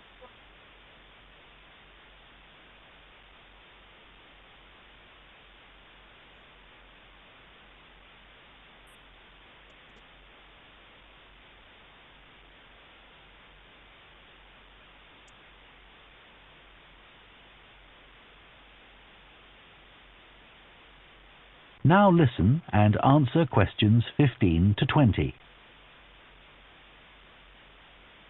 Okay, now I'll briefly help you to orientate yourselves around the site. As you can see, we're in the reception area, which we try to make attractive and welcoming to visitors. There's a corridor running left from here, and if you go along that, the door facing you at the end is the entrance to the coffee room. This looks out onto the main road on one side and some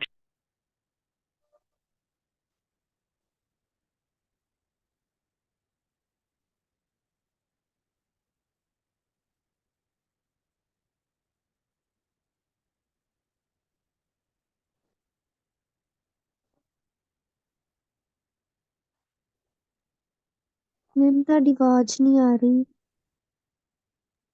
ਹੁਣ ਧਿਆਨ ਨਾਲ ਸੁਣੋ ਉਹਨਾਂ ਨੇ ਕੀ ਕਿਹਾ reception area ਤੋਂ ਗੱਲ ਸਟਾਰਟ ਕੀਤੀ ਠੀਕ ਹੈ ਰਿਸੈਪਸ਼ਨ ਏਰੀਆ ਤੋਂ ਬਾਅਦ ਉਹਨਾਂ ਨੇ ਲੈਫਟ ਕਿਹਾ ਵੀ ਆਹ ਵਾਲੀ ਪਲੇਸ ਆ ਬਣੀ ਹੋਈ ਆ ਫਿਰ ਉਹਨੇ ਕੀ ਕਿਹਾ ਜਿਹੜਾ ਬਿਲਕੁਲ ਇਹ ਕਹਿੰਦੇ ਇਹਦਾ ਐਂਡ ਵਾਲਾ ਪਾਰਟ ਹੈ ਨਾ ਕਾਰਨਰ ਆ ਉਹ ਕਹਿੰਦੇ ਕੀ ਹੈ entry to a coffee room ਹੈ ਦੁਬਾਰਾ ਸੁਣਿਆ ਇਸ ਨੂੰ ਹੁਣ ਇਹ ਤੋਂ ਨਾ ਤਾਂ ਉਹਨੇ ਕਿਹਾ ਵੀ ਉੱਪਰ ਜਾਣਾ ਨਾ ਉਹਨੇ ਕਿਹਾ ਨੀਚੇ ਜਾਣਾ ਉਹਨੇ ਸਿਰਫ ਲੈਫਟ ਕਿਹਾ ਲੈਫਟ ਦਾ ਉਹਨੇ ਬਿਲਕੁਲ ਐਂਡ ਕਿਹਾ ਸੁਣੋ ਧਿਆਨ ਨਾਲ 15ਵਾਂ ਕੁਐਸਚਨ बहुत ही क्लियर दिता होया बिल्कुल दोबारा सुने the audio running left from here, and if you go along that, the door facing you at the end is the entrance to the coffee room.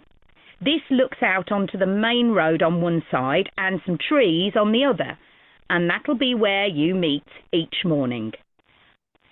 The factory is the very big room on the far side of the site. Next to it is the warehouse, which can be accessed by lorries going up the road to the turning area at the end. You can get to the warehouse by crossing to the far side of the courtyard, and then the door is on your right. Somewhere you'll be keen to find is the staff canteen. ਹੁਣ ਜੇ ਤੁਸੀਂ ਉਹਦੀ audio ਨੂੰ ਧਿਆਨ ਨਾਲ ਸੁਣਿਆ ਉਹ ਕਹਿੰਦੇ ਵੀ ਫੈਕਟਰੀ ਵਾਲਾ ਜਿਹੜਾ ਏਰੀਆ ਨਾ ਉਹ ਫਾਰ ਸਾਈਡ ਆ ਤੇ ਕਾਫੀ ਵੱਡਾ ਏਰੀਆ ਠੀਕ ਹੈ ਫਿਰ ਜੇ ਕਹਿੰਦੇ ਤੁਸੀਂ ਉਹਦੀ ਰੋਡ ਦੇਖੋ ਵੀ ਜਿੱਥੇ ਲੌਰੀਜ਼ ਦਾ ਆਉਣਾ ਜਾਣਾ ਲੌਰੀਜ਼ ਕੀ ਹੁੰਦੀਆਂ ਟਰੱਕਸ ਆ ਸਕਦੇ ਆ ਹੁਣ ਟਰੱਕ ਤਾਂ ਅਸੈਸ ਰੋਡ ਇਹੀ ਦੱਸਿਆ ਫਿਰ ਉਹਨੇ ਹੋਰ ਹਿੰਟ ਦਿੱਤਾ ਜੇ ਕਹਿੰਦੇ ਤੁਸੀਂ ਕੋਰਟਯਾਰਡ ਤੋਂ ਫਾਰ ਅਵੇ ਵਾਲੀ ਉਹਦੀ ਐਂਟਰੀ ਦੇਖੋ ਹੁਣ ਆ ਵੀ ਨੇੜੇ ਐਂਟਰੀ ਆ ਵੀ ਨੇੜੇ ਐਂਟਰੀ ਆ ਸਭ ਤੋਂ ਦੂਰ ਐਂਟਰੀ ਤਾਂ ਆਹੀ ਪੈ ਰਹੀ ਹੈ ਜੇ ਆਪਾਂ ਰੋਡ ਦੇ ਅਕੋਰਡਿੰਗ ਦੇਖੀਏ ਉਹ ਕਹਿੰਦੇ ਜਿਹੜੀ ਫਾਰ ਵਾਲੀ ਐਂਟਰੀ ਹੈ ਨਾ ਉਹ ਵਾਲਾ ਵੇਅਰ ਹਾਊਸ ਆ ਪਹਿਲਾਂ ਵੀ ਉਹਨੇ ਕਿਹਾ ਵੀ ਵੇਅਰ ਹਾਊਸ ਆ ਵਾਲਾ ਠੀਕ ਹੈ ਫਿਰ ਉਹਨੇ ਹੋਰ ਹਿੰਟ ਕਲੀਅਰ ਕੀਤਾ ਜੇ ਕਹਿੰਦੇ ਤੁਸੀਂ ਓਪਨ ਕੋਰਟਯਾਰਡ ਤੋਂ ਦੇਖੋ ਜਿਹੜਾ ਉਸ ਤੋਂ ਦੂਰ ਵਾਲਾ ਰਸਤਾ ਫਾਰ ਦਾ ਮਤਲਬ ਹੁੰਦਾ ਦੂਰ ਤੋਂ ਦੂਰ ਵਾਲਾ ਰਸਤਾ ਵੀ ਕਹਿੰਦੇ ਕੀ ਆ ਵੇਅਰ ਹਾਊਸ ਆ ਹੁਣ ਦੁਬਾਰਾ ਸੁਣੋ ਇਸ ਦੀ ਆਡੀਓ ਨੂੰ ਜਸਟ ਤੁਹਾਨੂੰ ਸਮਝ ਕੇ ਸੁਣਨਾ ਪਊਗਾ ਬੱਚੇ ਹੋਰ ਕੁਝ ਵੀ ਨਹੀਂ ਹੁੰਦਾ ਮੈਂ Lorries going up the road to the turning area at the end. Other, and that'll be where you meet each morning. The factory is the very big room on the far side of the site. Next to it is the warehouse, which can be accessed by lorries going up the road to the turning area at the end. You can get to the warehouse by crossing to the far side of the courtyard, and then the door is on your right. Somewhere you'll be keen to find ਦੋ ਵਾਰੀ ਉਹਨੇ answer ਦਿੱਤਾ ਜੇ ਤੁਸੀਂ ਇਧਰੋਂ ਵੀ assess ਦੇਖੋ ਨਾ road ਦੀ ਆ ਰੋਡ ਆ ਵਾਲਾ ਹੀ ਖੁੱਲਾ ਹੈ ਤਾਂ ਇਹ ਰੋਡ ਇੱਧਰ ਨੂੰ ਹੀ ਜਾਂਦਾ ਪਿਆ ਸੀ ਹੀ ਬਣਦਾ ਇਧਰੋਂ ਵੀ ਦੇਖੋ ਤਾਂ ਵੀ ਆਹੀ ਰੋਡ ਖੁੱਲਾ ਆ ਤਾਂ ਬੰਦ ਹੀ ਨੇ ਏ ਤਾਂ ਬੀ ਹੋ ਹੀ ਨਹੀਂ ਸੀ ਸਕਦਾ ਆਨਸਰ ਸਿਰਫ ਸੀ ਹੋ ਸਕਦਾ ਸੀ ਕਿਉਂਕਿ ਐਂਟਰੈਂਸ ਸਿਰਫ ਸੀ ਨੂੰ ਹੀ ਮਿਲੀ ਹੋਈ ਸੀ ਵੇਅਰ ਹਾਊਸ ਨੂੰ ਸੋ ਇਹ ਆਨਸਰ ਆਪਣਾ ਹੋ ਗਿਆ ਵੇਅਰ ਹਾਊਸ ਹੁਣ ਆਪਾਂ ਨੈਕਸਟ ਤੇ ਮੂਵ ਹੋਣਾ ਹੁਣ ਨੈਕਸਟ ਦੇਖਦੇ ਹਾਂ ਕਿ ਉਹ ਕੀ ਕਹਿ ਰਿਹਾ ਅੱਗੇ is the staff canteen. This is right next to reception. I can confidently say that the food's very good, but the view isn't. The windows on ਇਹਦੇ ਵਿੱਚ ਤਾਂ ਬੱਚੇ ਕੁਝ ਹੈ ਹੀ ਨਹੀਂ ਸੀ ਉਹ ਕਹਿੰਦੇ ਰਿਸੈਪਸ਼ਨ ਤੋਂ ਰਾਈਟ ਆ ਰਿਸੈਪਸ਼ਨ ਤੋਂ ਨੈਕਸਟ ਰਾਈਟ ਆ ਹਨਾ ਸੋ ਆ ਤਾਂ ਲੈਫਟ ਹੈ ਹੁਣ ਰਾਈਟ ਤਾਂ ਇੱਧਰ ਕੁਝ ਹੈ ਹੀ ਨਹੀਂ ਨੈਕਸਟ ਰਾਈਟ ਮਤਲਬ ਕਿ ਉੱਪਰ ਵਾਲੀ ਹੀ ਬਣੀ ਫਿਰ ਆਪਣਾ ਆਨਸਰ ਕੀ ਆ ਗਿਆ ਇਹ ਕਹਿੰਦੇ ਕੀ ਆ ਸਟਾਫ ਦੀ ਕੈਂਟੀਨ ਆ ਸੋ ਆਨਸਰ ਇਜ਼ ਜੀ ਇੱਧਰ ਨੂੰ ਤਾਂ ਜਾ ਹੀ ਨਹੀਂ ਰਹੇ ਨੈਕਸਟ ਰਾਈਟ ਆ ਹੀ ਹੋ ਗਿਆ ਇੱਧਰ ਕੁਝ ਵੀ ਨਹੀਂ ਹੈਗਾ ਸੀ ਬਣਿਆ ਹੋਇਆ ਆਨਸਰ ਕੀ ਬਣ ਗਿਆ ਜੀ ਨੈਕਸਟ ਦੇਖਦੇ ਹਾਂ ਹੁਣ one side look onto a corridor and courtyard, which aren't very attractive at all, and on the other onto the access road, which isn't much better. You'll be using the meeting room quite often, and you'll find it by walking along the corridor to the left of the courtyard and continuing along it to the end. The meeting room is the last one on the right, and I'm afraid there's no natural daylight in the room.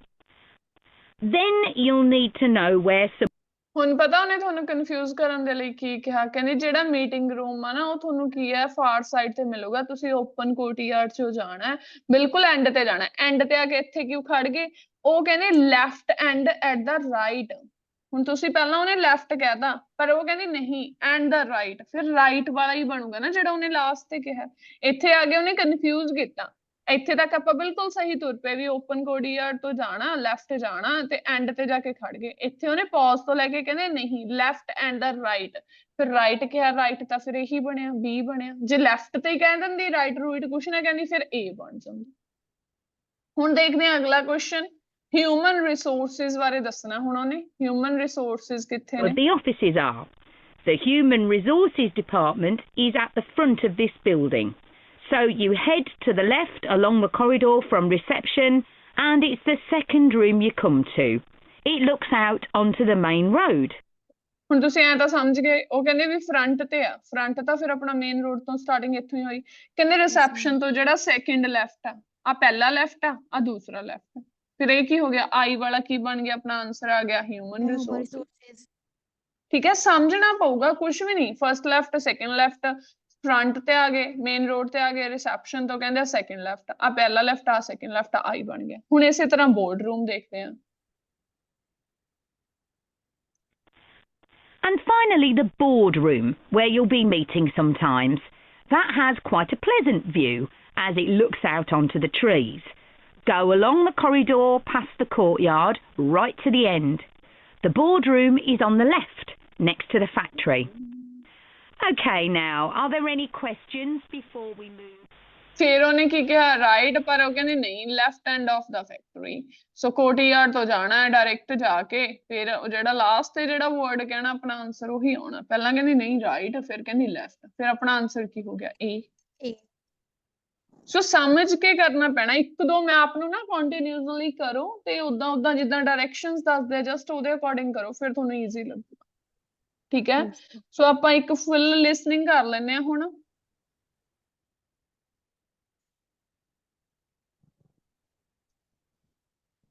Ma'am कल MCQ करा दूंगी ਜੇ ਬੱਚੇ ਅੱਜ ਵਾਲੀ ਚ ਹੀ ਹੋਏ ਕੋਈ ਗੱਲ ਨਹੀਂ ਮੈਂ ਅੱਜ ਵਾਲੀ ਚ ਹੀ ਸਮਝਾ ਦੂੰਗੀ ਸੋ ਦੇਖ ਲੈਂਦੇ ਆਪਾਂ मैम ਹੈਗੇ ਨੇ ਐਮਸੀਕਿਊ ਅੱਜ ਵਾਲੀ ਲਿਸਨਿੰਗ ਚ ਮੋਸਟਲੀ ਕੁਐਸਚਨ ਨੰਬਰ ਹੈਗੇ 11 to 14 15 ਫਿਰ 16 to 22 ਤੋਂ ਆਪਸ਼ਨਸ ਵਾਲੇ ਨੇ 21 to 24 ਵੀ ਐਮਸੀਕਿਊ ਨੇ ਸੋ ਜਸਟ ਪਹਿਲਾ ਸੈਕਸ਼ਨ ਤੁਸੀਂ ਕਰੋ ਫਿਰ ਨੈਕਸਟ ਸੈਕਸ਼ਨ ਮੈਂ ਕਰਵਾਉਂਗੀ ਦੋ ਸੈਕਸ਼ਨ ਤੁਸੀਂ ਕਰਿਓ ਪਹਿਲਾ ਸੈਕਸ਼ਨ ਤੁਸੀਂ ਕਰਿਓ ਲਾਸਟ ਚ ਜੇ ਜ਼ਰੂਰਤ ਪਈ ਤਾਂ ਮੈਂ ਲਾਸਟ ਚ ਸਮਝਾ ਦੂੰਗੀ ਦੈਨ ਸੈਕਿੰਡ ਤੇ ਥਰਡ ਤਾਂ ਫਾਈਨਲੀ ਮੈਂ ਹੀ ਕਰਵਾਉਂਗੀ ਠੀਕ ਹੈ ਸੋ ਆਹ ਵਾਲੀ ਲਿਸਨਿੰਗ ਅੱਜ copying photos to digital format ਇਹਦੇ ਵਿੱਚ ਸਾਰੇ ਹੀ ਐਗਜ਼ਾਮ ਵਾਲੇ ਟਾਈਪ ਆਫ ਕੁਐਸਚਨਸ ਹੀ ਨੇ ਮੋਸਟਲੀ ਇਹੀ ਆਉਂਦੇ ਹੁੰਦੇ ਆ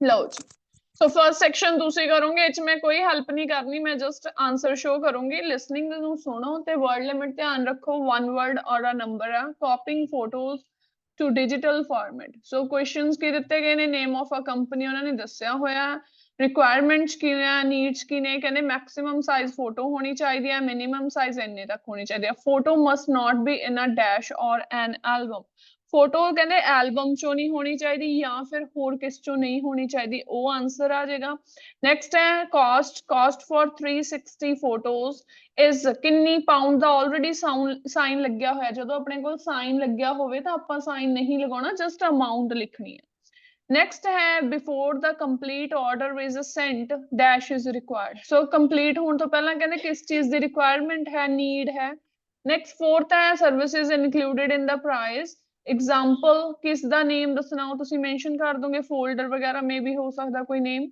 नेक्स्ट है the dash and contrast can be improved if necessary एक तो कहंदे कंट्रास्ट हो सकता है इंप्रूव और दूसरी थिंग की है वो दसना photos which are very fragile will be scan by जेहड़ियां फोटोज कहंदे बहुत ज्यादा फ्रेजाइल ने फ्रेजाइल दा मीनिंग की हुंदा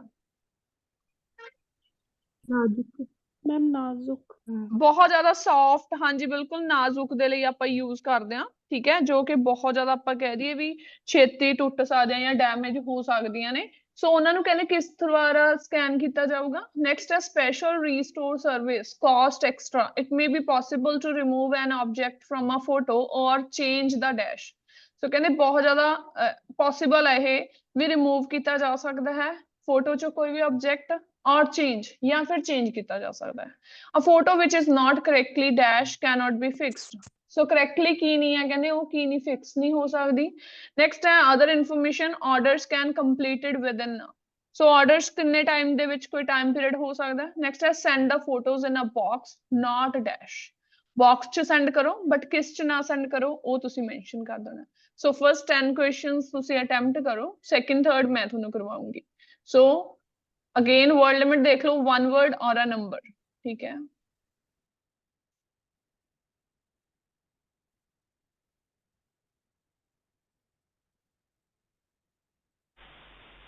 Part 1. You will hear a woman phoning a company that converts old photographs to digital format. First, you have some time to look at questions 1 to 3.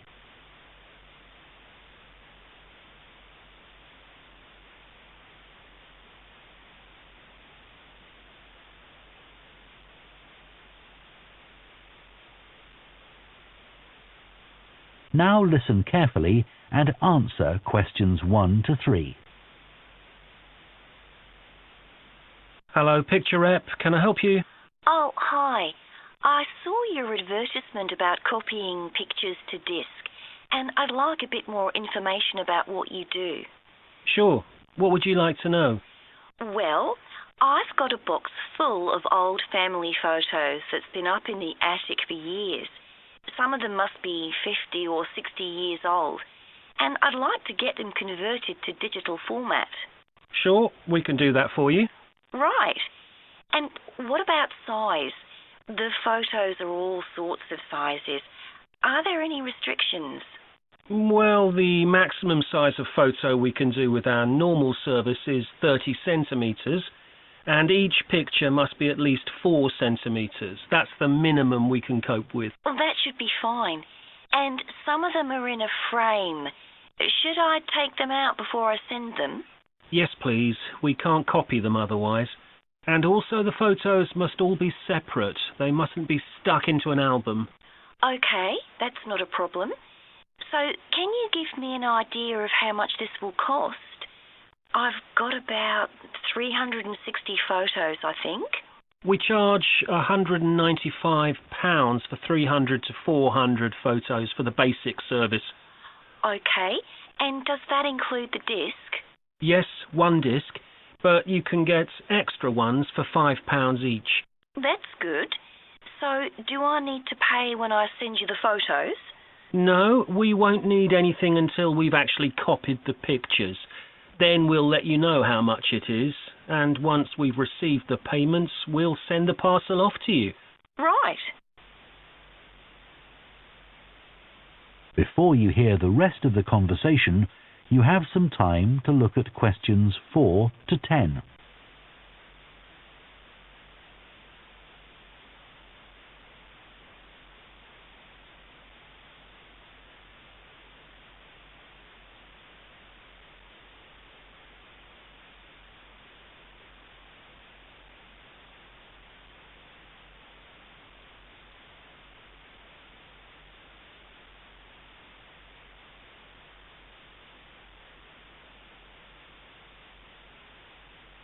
Now listen and answer questions 4 to 10. Is there anything else you'd like to ask about our services? Yes, I've roughly sorted out the photos into groups, according to what they're about. So, can you keep them in those groups when you copy them? Sure. We'll save each group in a different folder on the disk, and if you like, you can suggest a name for each folder. So, I could have one called Grandparents, for instance. Exactly. And do you do anything besides scan the photos? Like, can you make any improvements? Yes, in the standard service, each photo is checked, and we can sometimes touch up the colour a bit or improve the contrast. That can make a big difference. Okay. And some of the photos are actually quite fragile. They won't get damaged in the process, will they? No, if any look particularly fragile, we'd do them by hand. We do realise how precious these old photos can be. Sure. And another thing is we can make changes to a photo if you want. So if you want to remove an object from a photo or maybe alter the background, we can do that. Really? I might be interested in that. I'll have a look through the photos and see. Oh, and talking of fixing photos, I've got a few that aren't properly in focus. Can you do anything to make that better? No, I'm afraid that's one thing we can't do. Okay. Any other information I can give you? Oh, how long will it all take? We aim to get the copying done in 10 days. Fine. Right, well, I'll get the photos packed up in a box and post them off to you. Right. If you've got a strong cardboard box, that's best. We've found that plastic ones sometimes break in the post. Okay. Right, thanks for your help. Bye. Bye. That is the end of part 1. You now have half a minute to check your answers to part 1.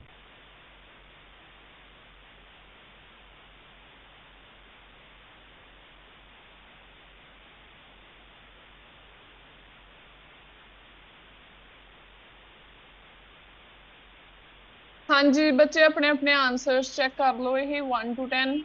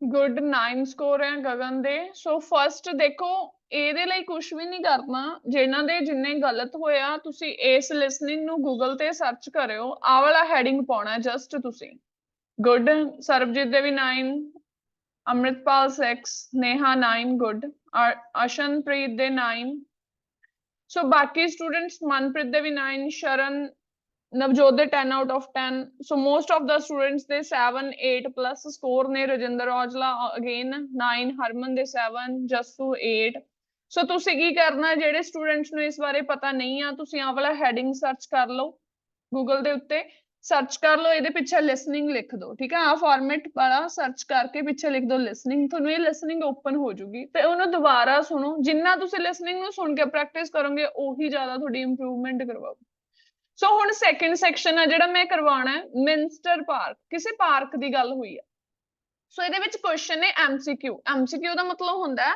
ਕਿ ਆਪਾਂ ਨੂੰ 3 option ਜਾਂ 4 option ਦਿੱਤੀਆਂ ਜਿਹਦੇ ਵਿੱਚ ਆਪਾਂ ਇੱਕ option ਸਹੀ ਚੂਜ਼ ਕਰਨੀ ਹੁੰਦੀ ਆ ਹੁਣ ਕੀ ਕਹਿ ਰਿਹਾ ਕਹਿੰਦੇ ਇਹਨਾਂ ਨੇ ਆਪਾਂ ਨੂੰ ਨੇਮ ਦਿੱਤਾ Dartfield house school used to be ਜਿਹੜਾ ਇਹ ਹਾਊਸ ਸਕੂਲ ਹੈ ਕਹਿੰਦੇ ਯੂਜ਼ਡ ਟੂ ਬੀ ਕਿੱਦਾਂ ਦਾ ਹੈ ਇਹ ਟੂਰਿਸਟ ਇਨਫੋਰਮੇਸ਼ਨ ਸੈਂਟਰ ਹੈ ਪ੍ਰਾਈਵੇਟ ਹੋਮ ਹੈ ਜਾਂ ਲੋਕਲ ਕਾਉਂਸਲ ਬਿਲਡਿੰਗ ਹੁਣ ਤੁਸੀਂ ਇੱਥੇ ਜਸਟ ਪੈਰਾਫਰੇਜ਼ਿੰਗ ਦਾ ਧਿਆਨ ਰੱਖਣਾ ਹੁਣ ਜਿਹੜੇ ਐਮਸੀਕਿਊ ਵਾਲੇ ਕੁਐਸਚਨਸ ਹੁੰਦੇ ਆ ਮੋਸਟਲੀ ਉਹਦੇ ਵਿੱਚ ਕੀ ਹੁੰਦਾ ਪਹਿਲਾਂ ਕਹਿ ਦਿੰਦੇ ਆ ਵੀ ਤੁਹਾਨੂੰ ਪ੍ਰੋਬਲਮ ਕ੍ਰੀਏਟ ਕਰਨ ਦੇ ਲਈ ਕਹਿ ਦੇਣਗੇ ਵੀ ਨਹੀਂ ਇਹ ਇੱਕ ਇਨਫੋਰਮੇਸ਼ਨ ਸੈਂਟਰ ਆ ਉਹਨੇ ਪਹਿਲਾਂ ਆਨਸਰ ਇਹ ਦਿੱਤਾ ਫਿਰ ਉਹ ਵਰਡਿੰਗ ਯੂਜ਼ ਕਰੂਗੀ ਨੋ ਐਕਚੁਅਲੀ ਠੀਕ ਹੈ ਵੀ ਨਹੀਂ ਇਹ ਤਾਂ ਇੱਕ ਲੋਕਲ ਕਾਉਂਸਲ ਬਿਲਡਿੰਗ ਆ ਫਿਰ ਜੇ ਉਹਨੇ ਆਪਣਾ ਆਨਸਰ ਚੇਂਜ ਕੀਤਾ ਫਿਰ ਉਹ ਵਰਡਿੰਗ ਯੂਜ਼ ਕਰੂਗੀ ਹਾਊਐਵਰ ਸੋ ਤੁਸੀਂ ਇਹਨਾਂ ਵਰਡਸ ਦੇ ਉੱਤੇ ਫੋਕਸ ਕਰਨਾ ਹੈ ਵੀ ਜੇ ਪਹਿਲਾਂ ਉਹਨੇ ਆਨਸਰ A ਦੇ ਦਿੱਤਾ ਬਟ ਉਹ ਤੋਂ ਬਾਅਦ ਉਹਨੇ ਵਰਡ ਯੂਜ਼ ਕਰਤਾ ਬਟ ਨੋ ਐਕਚੁਅਲੀ ਹਾਊਐਵਰ ਠੀਕ ਹੈ ਫਿਰ ਉਹ ਤੋਂ ਬਾਅਦ ਵਾਲਾ ਆਪਣਾ ਆਨਸਰ ਲੱਗ ਜਾਓ ਸੋ ਇਹਦੇ ਵਿੱਚ ਹੁਣ ਜੇ ਆਨਸਰ ਹੈ ਦੇਖੋ ਟੂਰਿਸਟ ਦੇ ਲਈ ਟੂਰਿਸਟ ਦੀ ਗੱਲ ਹੋ ਸਕਦੀ ਆ ਪ੍ਰਾਈਵੇਟ ਦੇ ਲਈ ਕੋਈ ਪਰਸਨਲ ਹੋਮ ਦੀ ਗੱਲ ਕਰੂਗੀ ਹੁਣ ਲੋਕਲ ਕਾਉਂਸਲ ਬਿਲਡਿੰਗ ਦੇ ਲਈ ਲੋਕਲ ਪੀਪਲ ਦੀ ਗੱਲ ਵੀ ਕਰ ਸਕਦੇ ਆ ਜ਼ਰੂਰੀ ਨਹੀਂ ਇੱਥੇ ਲੋਕਲ ਕਾਉਂਸਲ ਹੀ ਕਹੇ ਠੀਕ ਹੈ ਸੋ ਇਸ ਵਾਸਤੇ ਧਿਆਨ ਰੱਖਣਾ ਕਾਉਂਸਲ ਦੇ ਲਈ ਕੋਈ ਮੀਟਿੰਗਸ ਦੀ ਗੱਲ ਹੋ ਸਕਦੀ ਹੈ ਨੈਕਸਟ ਕੁਐਸਚਨ ਹੈ ਕਹਿੰਦੇ what is planned with regard to the lower school so ਕੀ ਪਲਾਨ ਕੀਤਾ ਗਿਆ ਕਹਿੰਦੇ all buildings on the main site will be improve ਸਾਰੀਆਂ ਬਿਲਡਿੰਗਸ ਦਾ ਇੰਪਰੂਵ ਕੀਤਾ ਜਾਊ lower school site will be used for new homes next additional school buildings will be constructed on the lower school site ਜਾਂ ਕੁਝ ਹੋਰ buildings ਹੈ ਜਿਹੜੀਆਂ construct ਕੀਤੀਆਂ ਜਾਣਗੀਆਂ ਨੈਕਸਟ ਹੈ the catering has been changed because of ਕਿਉਂ change ਕੀਤੀ ਹੈ catering long queuing times, queue ਦਾ ਮਤਲਬ ਹੁੰਦਾ ਵੀ ਬਹੁਤ ਟਾਈਮ ਕਾਫੀ ਲੈਣ ਦੇ ਲਈ, ਕੁਝ ਵੀ ਕੇਟਰਿੰਗ ਕੋਈ ਵੀ ਸਰਵਿਸ ਲੈਣ ਦੇ ਲਈ ਕਹਿੰਦੇ ਉਹਨਾਂ ਨੂੰ ਬਹੁਤ ਲਾਈਨ 'ਚ ਖੜਨਾ ਪੈਂਦਾ ਸੀ, long time ਖੜਨਾ ਪੈਂਦਾ ਸੀ। ਨੈਕਸਟ ਹੈ changes to the school timetable ਜਾਂ dissatisfaction with the menus। Next ਹੈ parents are asked to, Ki ask ਕੀਤੀ ਗਈ ਆ ਪੇਰੈਂਟਸ ਦੇ ਥਰੂ, ਕੀ ਪੁੱਛਿਆ ਗਿਆ, help their children to decide in advance which serving point to use, make sure their children have enough money for food, next advise their children on healthy food to eat। next ਹੈ what does the speaker say about the existing canteen, speaker ਨੇ ਕਹਿੰਦੇ ਕੀ ਕਿਹਾ ਹੈ, food will be still be served there, food ਉੱਥੇ ਹੀ ਸਰਵ ਹੋਏਗਾ, ਜਾਂ only staff will have to assess, ਸਿਰਫ staff ਕੋਲ ਹੀ assess ਹੈ, staff ਹੀ ਕਹਿੰਦੇ ਉੱਥੋਂ food get ਕਰ ਸਕਦਾ ਹੈ। next ਹੈ pupils, pupils ਕੌਣ ਹੁੰਦੇ ਆ, ਬੱਚੇ, children। people ਤੇ pupil ਦੋਨਾਂ 'ਚ difference ਆ, people ਔਰ pupil ਕਹਿੰਦੇ pupils can take their food into it, ਤੇ ਬੱਚੇ ਆਪਣਾ food ਉੱਥੋਂ ਲੈ ਕੇ ਜਾ ਸਕਦੇ ਆ। ਸੋ ਮੈਂ 15 ਤੱਕ ਪਹਿਲਾਂ questions ਕਰਵਾਉਣੀ ਆ, ਸਮਝਿਓਗੇ ਉਹ ਕਹਿੰਦੇ ਕਿਵੇਂ ਆ, ਠੀਕ ਹੈ, ਕੁਛ ਨਹੀਂ ਇੰਗਲਿਸ਼ ਹੀ ਬੋਲਣੇ ਆ, ਬਸ ਉਹ ਇੰਗਲਿਸ਼ ਨੂੰ ਥੋੜਾ ਸ਼ਾਰਪ ਆਪਾਂ ਕਹਿ ਦਈਏ ਕਲੈਵਰ ਦੇ ਨਾਲ ਬੋਲਦੇ ਆ ਕਿ ਤੁਹਾਨੂੰ ਸਮਝ ਨਾ ਆਵੇ, ਤੁਸੀਂ ਕਨਫਿਊਜ਼ ਹੋ ਤੇ ਆਪਣਾ ਆਨਸਰ ਗਲਤ ਚੂਜ਼ ਕਰੋ, ਠੀਕ ਹੈ। ਇੱਕ ਵਾਰੀ ਸੁਣਿਓ, ਮੈਂ ਪਹਿਲਾਂ ਤੁਹਾਡੀ ਮਦਦ ਕਰੂੰਗੀ ਕਰਸਰ ਦੇ ਨਾਲ ਐਂਡ 1 by 1 ਦੇਖਾਂਗੇ ਜਾਂ 2 ਕੁਐਸਚਨਸ ਦੇਖਾਂਗੇ, ਸੋ ਧਿਆਨ ਨਾਲ ਸੁਣਿਓ ਇਹਨਾਂ ਨੂੰ। Part 2. You will hear a head teacher talking to parents of pupils about changes at the school. ਹੁਣ ਜਦੋਂ ਨਾ ਸਟਾਰਟਿੰਗ ਹੁੰਦੀ ਹੈ, ਜਿਵੇਂ ਹੁਣ ਮੈਂ ਆਹ ਰੀਡ ਪਹਿਲਾਂ ਕਰਕੇ ਦਿਖਾਇਆ, ਤਾਂ ਤੁਸੀਂ ਉਹ ਟਾਈਮ 'ਚ ਫਟਾਫਟ ਇੱਕ ਰੀਡ ਲੈਣੀ ਹੁੰਦੀ ਹੈ ਕਿਉਂਕਿ ਉਹ ਟਾਈਮ ਦਿੰਦੇ ਆ ਆਪਾਂ ਨੂੰ। First, you have some time to look at questions 11 to 15. ਸੋ ਇਹ ਟਾਈਮ ਹੁਣ ਮੈਂ ਅੱਗੇ ਕਰ ਰਹੀ ਹਾਂ, ਟਾਈਮ ਦੇਣ ਵਾਲਾ।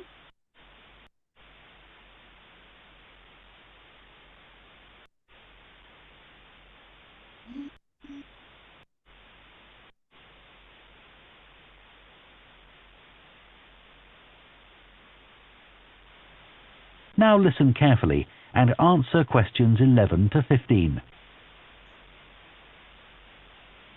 Good morning, and thank you for coming here today. I'd like to bring you up to date with changes in the school that will affect your children. As you know, the school buildings date from various times, some from the 1970s, some from the last 5 years, and of course, Dartfield House is over a century old. It was commissioned by a businessman, Neville Richards, and intended as his family home, but he died before it was completed. His heir chose to sell it to the local council, who turned it into offices.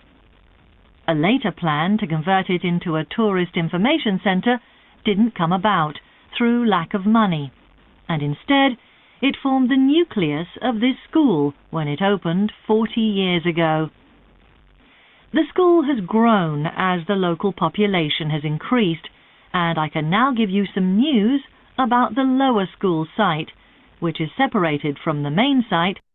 ਹੁਣ ਪਤਾ ਕੀ ਕਰਦੇ ਆ ਬੱਚੇ, ਉਹਨਾਂ ਨੇ ਕਿਹਾ ਪਹਿਲਾਂ ਉਹਨੇ ਇਹਦੇ ਬਾਰੇ ਇਨਫੋਰਮੇਸ਼ਨ ਦਿੱਤੀ ਵੀ ਇੰਨੇ ਸਾਲ ਪੁਰਾਣਾ, ਉਹ ਕਹਿੰਦੇ ਵੀ ਉਹਨਾਂ ਨੇ ਡਿਸਾਈਡ ਕੀਤਾ ਸੀ ਵੀ ਇੱਥੇ ਲੋਕਲ ਕਾਉਂਸਲ ਬਿਲਡਿੰਗ ਬਣੂਗੀ, ਫਿਰ ਕਹਿੰਦੇ ਲੇਟਰ ਉਹਨਾਂ ਨੇ ਡਿਸਾਈਡ ਕੀਤਾ ਵੀ ਨਹੀਂ ਟੂਰਿਸਟ ਇਨਫੋਰਮੇਸ਼ਨ ਬਣੂਗਾ, ਬਟ ਉਹ ਕਹਿੰਦੇ ਵੀ ਡਿਊ ਟੂ ਲੈਕ ਆਫ ਪੈਸਿਆਂ ਦੇ ਕਾਰਨ ਉਹ ਕਹਿੰਦੇ ਵਰਕ ਹੀ ਨਹੀਂ ਕੀਤਾ ਪਲਾਨ, ਜਿਹੜਾ ਲੇਟਰ ਵਾਲਾ ਪਲਾਨ ਸੀ ਨਾ ਉਹ ਵਰਕ ਨਹੀਂ। ਹੁਣ ਕਈਆਂ ਨੇ ਸੋਚਿਆ ਵੀ ਉਹਨਾਂ ਨੇ ਬਾਅਦ ਚ ਏ ਆਪਸ਼ਨ ਦਿੱਤੀ ਆ, ਹੁਣ ਕਈਆਂ ਦੇ ਮਾਈਂਡ 'ਚ ਇਹ ਗੱਲ ਚੱਲੇਗੀ ਵੀ ਐਂਡ ਤੇ ਤਾਂ ਉਹਨੇ ਲੇਟਰ ਵਾਲਾ ਪਲਾਨ ਤਾਂ ਟੂਰਿਸਟ, ਬਟ ਉਹਦੀ ਗੱਲ ਨੂੰ ਸਮਝੋ, ਉਹ ਕਹਿੰਦਾ ਵੀ ਪਹਿਲਾਂ ਲੋਕਲ ਕਾਉਂਸਲ ਬਿਲਡਿੰਗ ਬਾਰੇ ਸੋਚਿਆ ਗਿਆ, ਫਿਰ ਲੇਟਰ ਹੁੰਦਾ ਬਾਅਦ ਵਾਲਾ ਪਲਾਨ ਇਹ ਸੀ ਵੀ ਟੂਰਿਸਟ ਇਨਫੋਰਮੇਸ਼ਨ, ਪਰ ਉਹਨੇ ਕੀ ਕਿਹਾ ਵੀ due to lack of funding or lack of money, ਉਹ ਕਹਿੰਦੇ ਕੀ ਹੋਇਆ ਉਹ ਪੂਰਾ ਹੀ ਨਹੀਂ ਹੋ ਪਾਇਆ। ਇਹਦਾ ਮਤਲਬ ਫਿਰ ਸੀ ਹੀ ਬਣਿਆ, ਸੀ ਤੇ ਹੀ ਪਲੈਨਿੰਗ ਖੜ ਗਈ। ਦੁਬਾਰਾ ਸੁਣੋ ਇਸ ਨੂੰ, ਇਸ ਚੀਜ਼ ਨੂੰ ਸਮਝਣਾ ਤੁਸੀਂ। From the last 5 years, and of course Dartfield House is over a century old. It was commissioned by a businessman, Neville Richards, and intended as his family home, but he died before it was completed. His heir chose to sell it to the local council, who turned it into offices. A later plan to convert it into a tourist information centre didn't come about through lack of money, and instead it formed the nucleus of this school when it opened 40 years ago. The school has grown as the local population has increased, and I can now give you some news about the lower school site, which is separated from the main site by a road. Planning permission has been granted for development of both sites. The lower school will move to new buildings that will be constructed on the main site. Developers will construct houses on the existing lower school site. Work on the new school buildings should start within the next few months. A more imminent change concerns the catering facilities and the canteen. The canteen is always very busy throughout the lunch period. In fact, it's often full to capacity because a lot of our pupils like the food that's on offer there. But there's only one serving point, so most pupils have to wait a considerable time to be served. This is obviously unsatisfactory, as they may have hardly finished their lunch before afternoon lessons start. So, we've had a new food hall built, and this will come into use next week. It'll have several serving areas, and I'll give you more details about those in a minute. But one thing we ask you to do to help in the smooth running of the food hall is to discuss with your children each morning which type of food they want to eat that day, so they can go straight to the relevant serving point. There won't be any junk food. Everything on offer will be healthy, and there's no change to the current system of paying for lunches by topping up your child's electronic payment card online. You may be wondering what will happen to the old canteen. We'll still have tables and chairs in there, and pupils can eat food from the food hall or lunch they've brought from home. Eventually, we may use part of the canteen for storage, but first,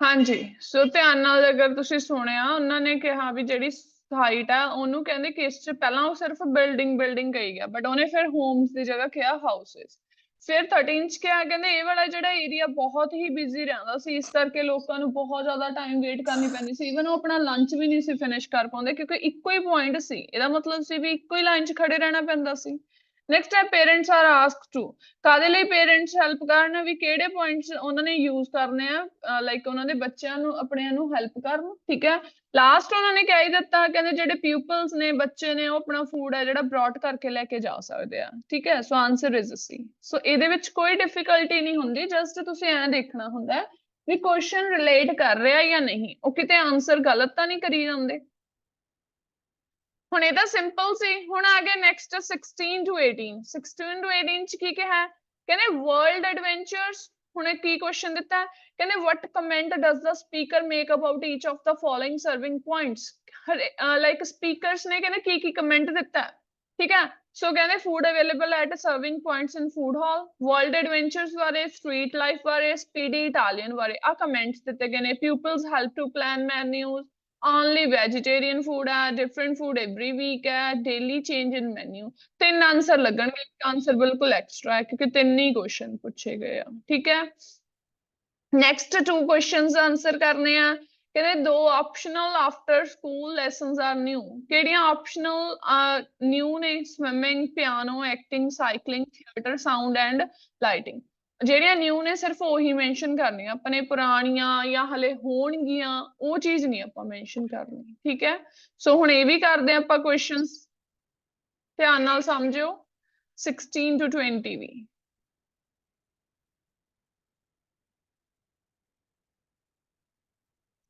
we'll see how many pupils go in there at lunch. Before you hear the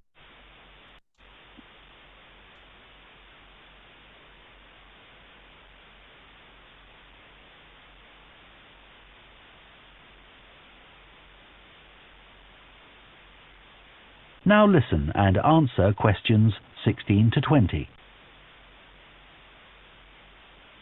Okay, back to the serving points in the food hall, which will all have side dishes, desserts and drinks on sale, as well as main courses. One serving point we call World Adventures. This will serve a different country's cuisine each day, maybe Chinese one day and Lebanese the next. The menus will be planned for a week at a time, so pupils will know what's going to be available the whole of that week. Street life is also international, with food from 3 particular cultures. We'll ask pupils to make suggestions, so perhaps sometimes there'll be food from Thailand, Ethiopia, and Mexico, and then one of them will be replaced by Jamaican food for a week or 2. The Speedy Italian serving point will cater particularly for the many pupils who don't eat meat or fish. They can be sure that all the food served there is suitable for them. There'll be plenty of variety, so they shouldn't get bored with the food. Okay, that's all on the new food hall. Now, after-school lessons. These are very popular with pupils, particularly swimming. In fact, there's a waiting list for lessons.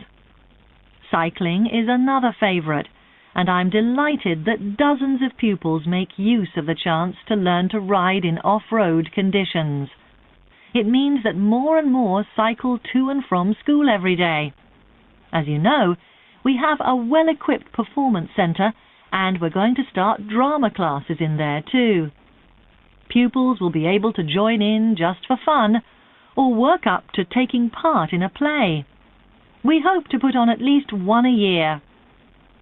We already teach a number of pupils to use the sound and lighting systems in the centre, and a former pupil has given a magnificent grand piano to the school, so a few pupils will be able to learn at the school instead of going to the local college, as many of them do at the moment.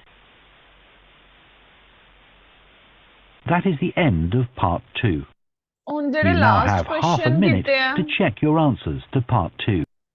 ਉਹਦੇ ਵਿੱਚ ਕੱਟਣਾ ਸਿੱਖੋ ਬੱਚੇ। ਆ ਤਾਂ easy ਸੀ, ਤਿੰਨੋਂ ਹੀ easy ਸੀਗੇ, ਠੀਕ ਹੈ। ਪਹਿਲੇ ਚ ਉਹਨੇ ਕਹਿ ਦਿੱਤਾ ਵਰਲਡ ਐਡਵੈਂਚਰ ਦੇ ਵਿੱਚ ਵੀ ਡੇਲੀ ਚੇਂਜ ਹੁੰਦਾ ਮੈਨਿਊ ਦੇ ਵਿੱਚ, ਠੀਕ ਹੈ। ਤੇ ਉਸ ਤੋਂ ਬਾਅਦ 17 ਦੇ ਵਿੱਚ ਉਹਨਾਂ ਨੇ ਤੁਹਾਨੂੰ ਇਨਫੋਰਮੇਸ਼ਨ ਦੇ ਦਿੱਤੀ ਸੀ ਕਿ ਬੱਚੇ ਹੈਲਪ ਕਰਦੇ ਆ, ਬੱਚਿਆਂ ਤੋਂ ਪੁੱਛਿਆ ਜਾਂਦਾ। ਨੈਕਸਟ ਵਾਲੇ ਚ ਉਹਨੇ ਕਹਿਤਾ ਵੀ ਮੀਟ ਤਾਂ ਹੁੰਦਾ ਹੀ ਨਹੀਂ ਹੈਗਾ, ਹਨਾ। ਜੇ ਮੀਟ ਨਹੀਂ ਹੁੰਦਾ ਸੋ ਮਤਲਬ ਵੈਜੀਟੇਰੀਅਨ ਫੂਡ ਆ। ਹੁਣ 1920 ਦੇ ਵਿੱਚ ਆਪਸ਼ਨਸ ਨੂੰ ਕੱਟ ਡਾਊਨ ਕਰਨਾ ਸਿੱਖੋ। ਹੁਣ ਕਈਆਂ ਨੇ ਆਨਸਰ ਸਵਿਮਿੰਗ ਲਗਾਤਾ ਹੋਣਾ। ਸਵਿਮਿੰਗ ਤਾਂ ਉਹ ਕਹਿੰਦੇ ਵੀ ਹਲੇ ਹੋਇਆ ਨਹੀਂ, ਹਲੇ ਹੋਣਾ। ਵਿਲ ਲਗਾ ਰਹੇ ਸੀ, ਆਨਸਰ ਕੱਟ ਗਿਆ। ਫਿਰ ਇਸੇ ਤਰ੍ਹਾਂ ਉਹਨੇ ਸਾਈਕਲਿੰਗ ਦੇ ਇੰਨਾ ਜ਼ਿਆਦਾ ਇਨਫੋਰਮੇਸ਼ਨ ਦਿੱਤੀ, ਉਹ ਵੀ ਉਹ ਆਪਸ਼ਨ ਨੂੰ ਕੱਟ ਰਿਹਾ ਸੀ ਕਿਉਂਕਿ ਹਲੇ ਹੈ ਨਹੀਂ ਆ। ਥੀਏਟਰ ਤੇ ਆਹ ਲਾਈਟਿੰਗ ਤਾਂ ਕਹਿੰਦੇ ਆਲਰੇਡੀ ਸਾਡੇ ਕੋਲ ਪੁਰਾਣਾ ਹੀ ਆ। ਸੋ ਐਕਟਿੰਗ ਤੇ ਪਿਆਨੋ ਨੂੰ ਉਹਨੇ ਆਪਣਾ ਆਨਸਰ ਬਣਾਇਆ। ਮਤਲਬ ਕਿ ਆਪਸ਼ਨਸ ਨੂੰ ਡਿਡਕਟ ਕਰਨਾ ਸਿੱਖੋ। ਲਿਸਨਿੰਗ ਦੇ ਵਿੱਚ ਇਹ ਨਹੀਂ ਕਿ ਆਪਾਂ ਆਨਸਰ ਲਗਾਉਣਾ। MCQ ਦੇ ਵਿੱਚ ਤਾਂ ਜਿਹੜੀਆਂ ਆਪਸ਼ਨਸ ਇਨਸਫੀਸ਼ੀਐਂਟ ਦਿੱਤੀਆਂ ਜਾਂਦੀਆਂ ਉਹਨਾਂ ਨੂੰ ਕੱਟ ਕਰਨਾ ਸਿੱਖੋ। ਹੁਣ ਇਹਨਾਂ ਨੂੰ ਕੱਟਿਓ, ਦੁਬਾਰਾ ਸੁਣੋ 19 and 20 ਐਂਡ ਦੇਖੋ ਕਿ ਉਹ ਫਿਊਚਰ ਵਾਲਾ ਕਿਹੜਾ ਕਹਿ ਰਿਹਾ, ਪਾਸਟ ਵਾਲਾ ਕਿਹੜਾ ਕਹਿ ਰਿਹਾ, ਤੇ ਨਵੀਆਂ ਕਿਹੜੀਆਂ ਨੇ ਉਹ ਕਿਹੜੀਆਂ ਕਹਿ ਰਿਹਾ। So, we have a well-equipped performance centre, and we're going to start drama classes in there too. Pupils will be able to join in just for fun, or work up to take in off-road conditions. It means that more and more cycle to and from school, a waiting list for lessons. Now, after-school lessons. These are very popular with pupils, particularly swimming. In fact, there's a waiting list for lessons. Cycling is another favourite, and I'm delighted that dozens of pupils make use of the chance to learn to ride in off-road conditions. It means that more and more cycle to and from school every day. As you know, we have a well-equipped performance centre, and we're going to start drama classes in there too. Pupils will be able to join in just for fun, or work up to taking part in a play. We hope to put on at least 1 a year. We already teach a number of pupils to use the sound and lighting systems in the centre, and a former pupil has given a magnificent grand piano to the school, so a few pupils will be able to learn at the school instead of going to the local college, as many of them do at the moment. That is the end of part 2. ਠੀਕ You ਹੈ now ਜੀ। have half a minute to check your... ਸੋ ਕੱਟ ਕਰਨਾ ਸਿੱਖੋ options ਨੂੰ, ਫੇਰ ਹੀ ਤੁਸੀਂ ਸਿੱਖ ਪਾਓਗੇ ਵੀ ਇਨਸਫੀਸ਼ੀਐਂਟ ਆਪਸ਼ਨ ਕਿਹੜੀ ਹੈ ਐਂਡ ਸਹੀ ਆਪਸ਼ਨ ਆਪਣੇ ਕੋਲ ਫਿਰ ਕਿਹੜੀ ਰਹਿ ਜਾਂਦੀ ਹੈ। ਹੁਣ ਲਾਸਟ ਸੈਕਸ਼ਨ ਹੈ ਪਾਰਟ 3 ਪਾਰਟ 3 ਦੇ ਵੀ ਮੈਂ 21 to 24 ਤੁਹਾਨੂੰ ਇਦਾਂ ਡਿਕਟੇਟ ਕਰਵਾ ਕੇ ਕਰਵਾਉਂਗੀ 25 to 30 ਤੁਸੀਂ ਖੁਦ ਅਟੈਂਪਟ ਕਰੋਗੇ ਜਸਟ ਫਿਲਅਪਸ ਨੇ ਲਾਸਟ ਸੈਕਸ਼ਨ ਵੀ ਤੁਸੀਂ ਖੁਦ ਅਟੈਂਪਟ ਕਰੋਗੇ 21 to 24 ਮੈਂ ਪਲੇ ਕਰਦੀ ਹਾਂ ਸੁਣੋ ਇਹਨੂੰ ਵੀ MCQ ਹੀ ਨੇ sleep and dreams ਤੇ ਆ Part 3. You will hear two psychology students called Luke and Susie discussing their assignment on sleep and dreams. First, you have some time to look at questions 21 to 24.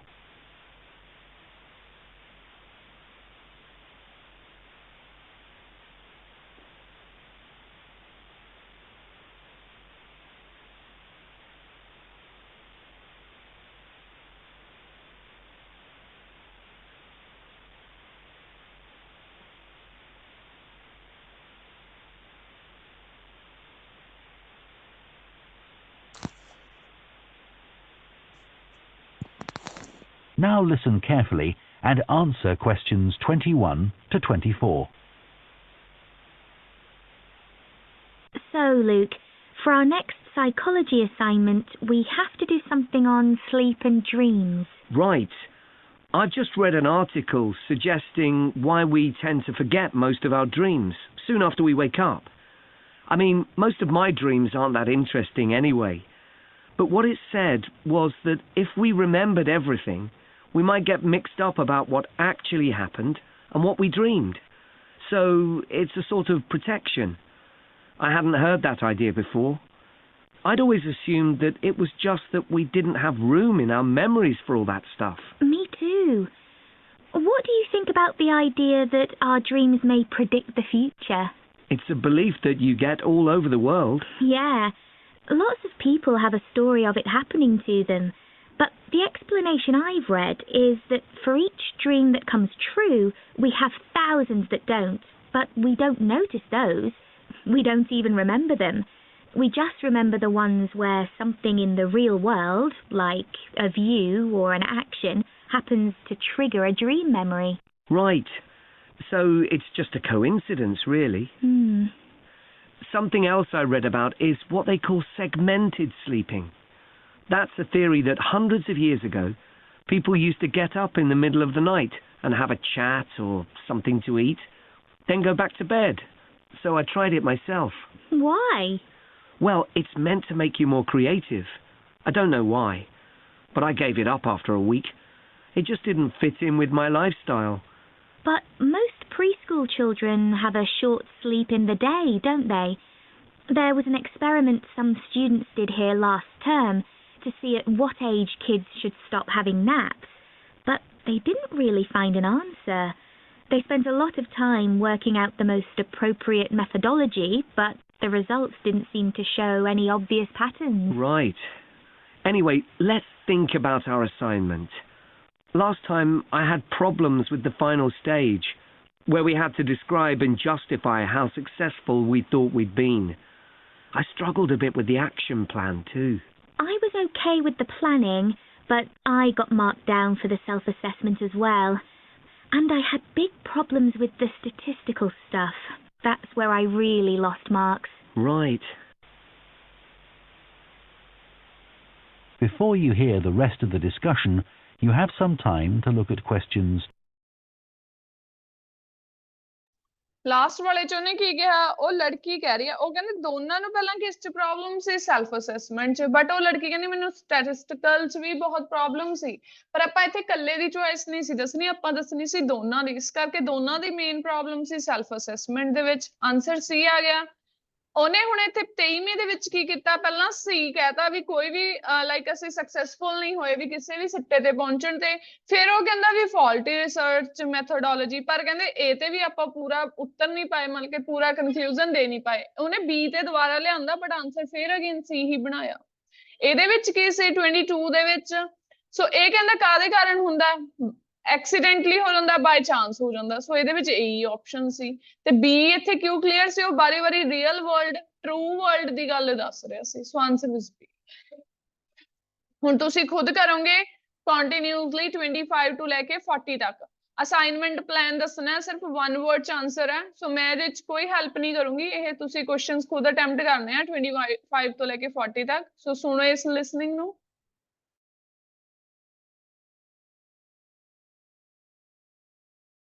(25 to 30).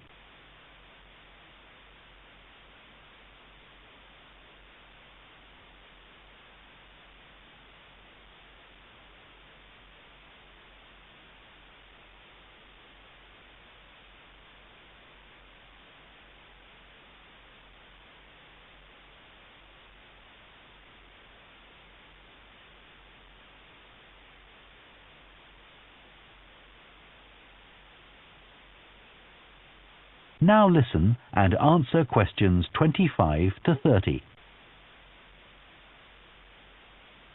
So, shall we plan what we have to do for this assignment? Okay. First, we have to decide on our research question. So, how about, is there a relationship between hours of sleep and number of dreams? Okay. Then we need to think about who we'll do the study on. About 12 people? Right. And shall we use other psychology students? Let's use people from a different department. What about history? Yes, they might have interesting dreams. Or literature students. I don't really know any. Okay, forget that idea. Then we have to think about our methodology. So we could use observation, but that doesn't seem appropriate. No. It needs to be self-reporting, I think. And we could ask them to answer questions online. But in this case, paper might be better, as they'll be doing it straight after they wake up. In fact, while they're still half asleep. Right. And we'll have to check the ethical guidelines for this sort of research. Because our experiment involves humans, so there are special regulations. Yes. I had a look at those for another assignment I did. There's a whole section on risk assessment, and another section on making sure they aren't put under any unnecessary stress. Let's hope they don't have any bad dreams. Yeah. Then, when we've collected all our data, we have to analyse it and calculate the correlation between our two variables. That's time sleeping and number of dreams. And then present our results visually in a graph. Right, and the final thing is to think about our research and evaluate it. So that seems quite straightforward. Yeah. So now let's get started. That is the end of part 3. You now have part 4. You will hear a sports science student giving a presentation on the health benefits of dance. First, you have some time to look at questions 31 to 40. word limit दिखाओ।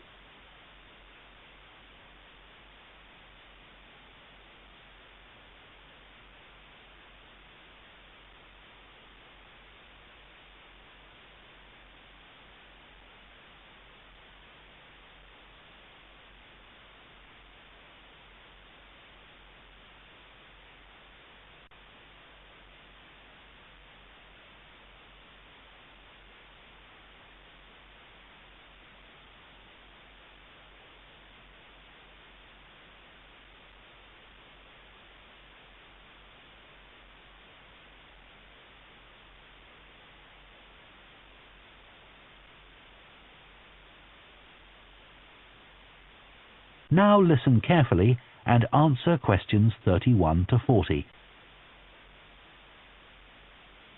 Dancing is something that humans do when they want to have a good time.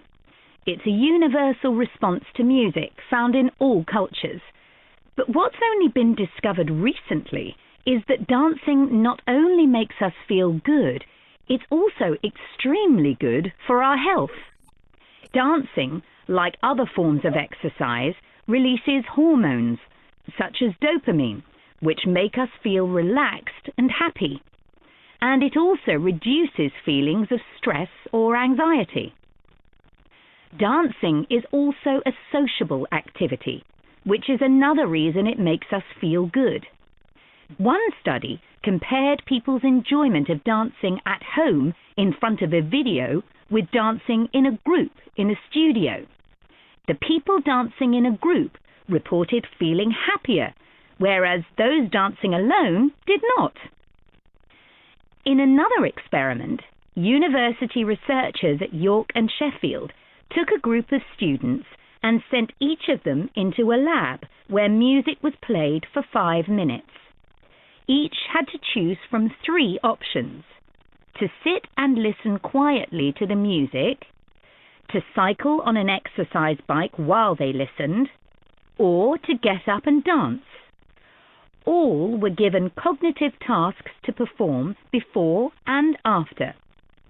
The results showed that those who chose to dance showed much more creativity when doing problem-solving tasks. Dr. Lovett at the University of Hertfordshire believes dance could be a very useful way to help people suffering from mental health problems. He thinks dance should be prescribed as therapy to help people overcome issues such as depression.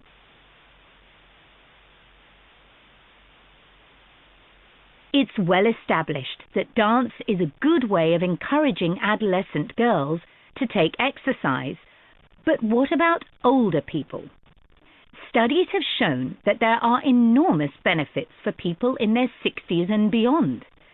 One of the great things about dance is that there are no barriers to participation. Anyone can have a go, even those whose standard of fitness is quite low. Dance can be especially beneficial for older adults who can't run or do more intense workouts, or for those who don't want to. One 2015 study found that even a gentle dance workout helps to promote a healthy heart. And there's plenty of evidence which suggests that dancing lowers the risk of falls, which could result in a broken hip, for example, by helping people to improve their balance. There are some less obvious benefits of dance for older people too. One thing I hadn't realized before researching this topic was that dance isn't just a physical challenge. It also requires a lot of concentration, because you need to remember different steps and routines. For older people, this kind of activity is especially important because it forces their brain to process things more quickly and to retain more information. Current research also shows that dance promotes a general sense of well-being in older participants, which can last up to a week after a class. Participants report feeling less tired and having greater motivation to be more active and do daily activities such as gardening or walking to the shops or a park. Ballroom or country dancing, both popular with older people, have to be done in groups. They require collaboration and often involve touching a dance partner, all of which encourages interaction on the dance floor. This helps to develop new relationships and can reduce older people's sense of isolation, which is a huge problem in many countries. I also looked at the benefits of Zumba. 15 million people in 180 countries now regularly take a Zumba class, an aerobic workout based on Latin American dance moves. John Porcari, a professor of exercise and sports science at the University of Wisconsin, analyzed a group of women who were Zumba regulars and found that a class lasting 40 minutes burns about 370 calories. This is similar to moderately intense exercises like step aerobics or kickboxing. A study in the American Journal of Health Behavior showed that when women with obesity did Zumba 3 times a week for 16 weeks, they lost an average of 1.2 kilos and lowered their percentage of body fat by 1%. More importantly, the women enjoyed the class so much that they made it a habit and continued to attend classes at least once a week. Very unusual for an aerobic exercise program. Dance is never going to compete with high-intensity workouts when it comes to physical fitness gains, but its popularity is likely to keep on rising because it's such a fun way to keep fit. That is the end of part 4. You now have 1 minute to check your answers to part 4. ਹਾਂਜੀ ਹੁਣ ਸਾਰੇ students ਆਪਣੇ answers check ਕਰ ਲਓ 25 ਤੋਂ ਲੈ ਕੇ 40 ਤੱਕ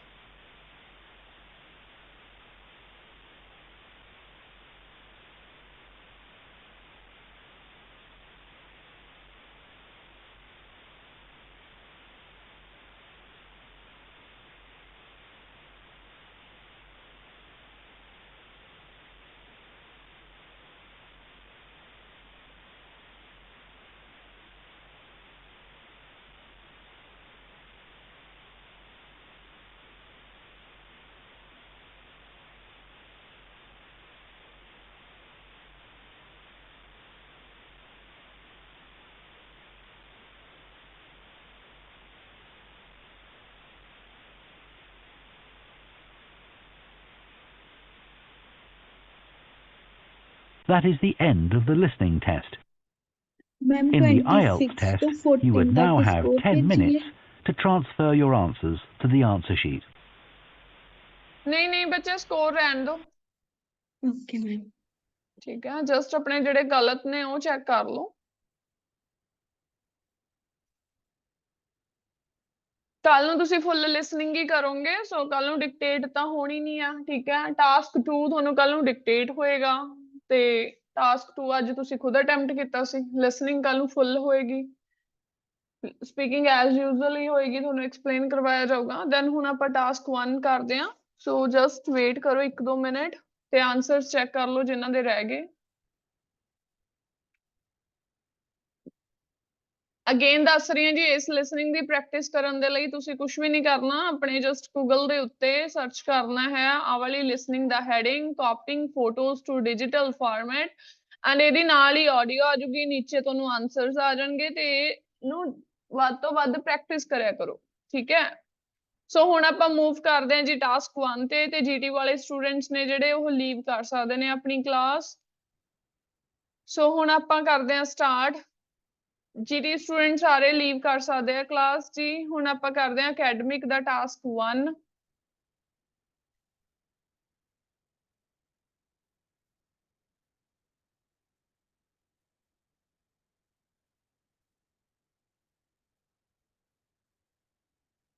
just 1 minute ਦੋ ਮੈਂ ਸ਼ੇਅਰ ਕਰਦੀ ਹਾਂ ਤੁਹਾਨੂੰ ਸਕਰੀਨ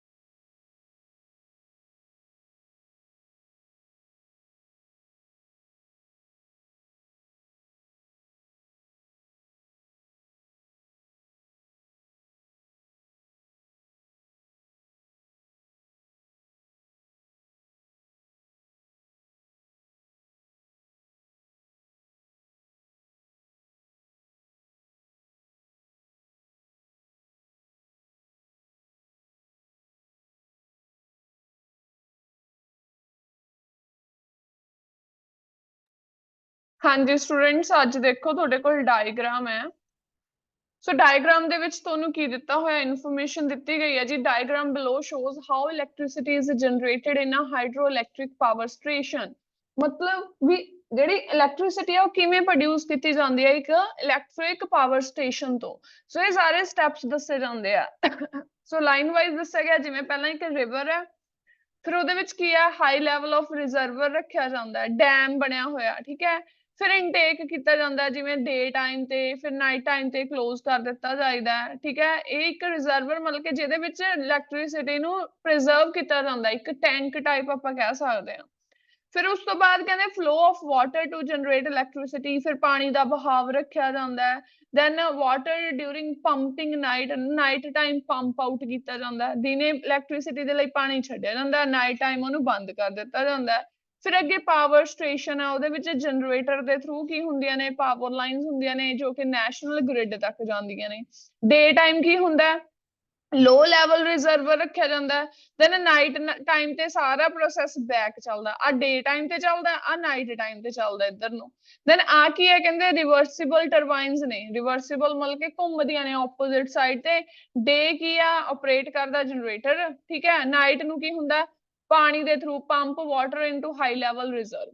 ਸੋ ਇਦਾਂ ਦੇ ਵੈਸੇ ਚਾਂਸਸ ਬਹੁਤ ਘੱਟ ਹੁੰਦੇ ਆ, ਬਟ ਆਪਾਂ ਕਰਵਾ ਤਾਂ ਦਿੰਦੇ ਹੁੰਦੇ ਆ ਵੀ ਜੇ ਮੰਨ ਲਓ ਤੁਹਾਨੂੰ ਐਗਜ਼ਾਮ ਦੇ ਵਿੱਚ ਇਦਾਂ ਦਾ ਕੁਝ ਆ ਗਿਆ ਤਾਂ ਤੁਸੀਂ ਉਹਨੂੰ ਅਟੈਂਪਟ ਕਰਨ ਦੇ ਕਾਬਿਲ ਹੋ।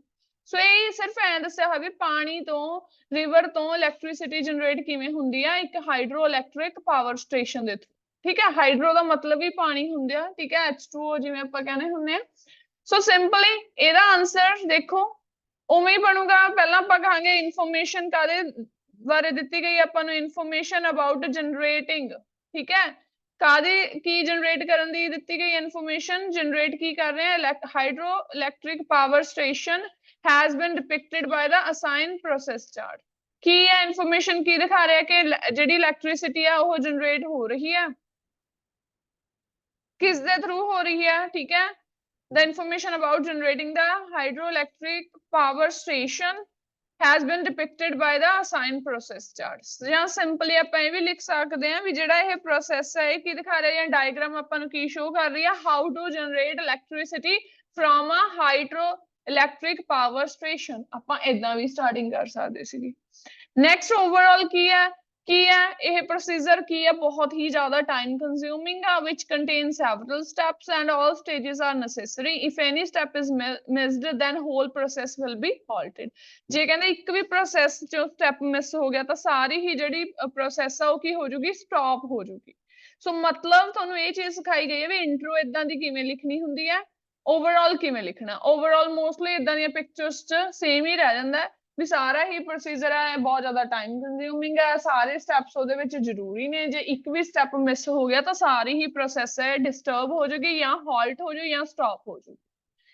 ਉਸ ਤੋਂ ਬਾਅਦ ਟੂ ਬਿਗਿਨ ਵਿਦ ਪਹਿਲੇ ਸਟੈਪ ਤੋਂ ਸਟਾਰਟ ਕੀਤਾ। ਪਹਿਲਾ ਫਰਸਟ ਸਟੈਪ ਕੀ ਆ, water is moved from river into high level reservoir near dam. ਇਹੀ ਹੁੰਦਾ ਪਾਣੀ ਮੂਵ ਕਰਦਾ ਹਾਈ ਲੈਵਲ ਰਿਜ਼ਰਵਰ ਤੱਕ, ਕਾਦੇ ਥਰੂ, ਡੈਮ ਦੇ ਥਰੂ।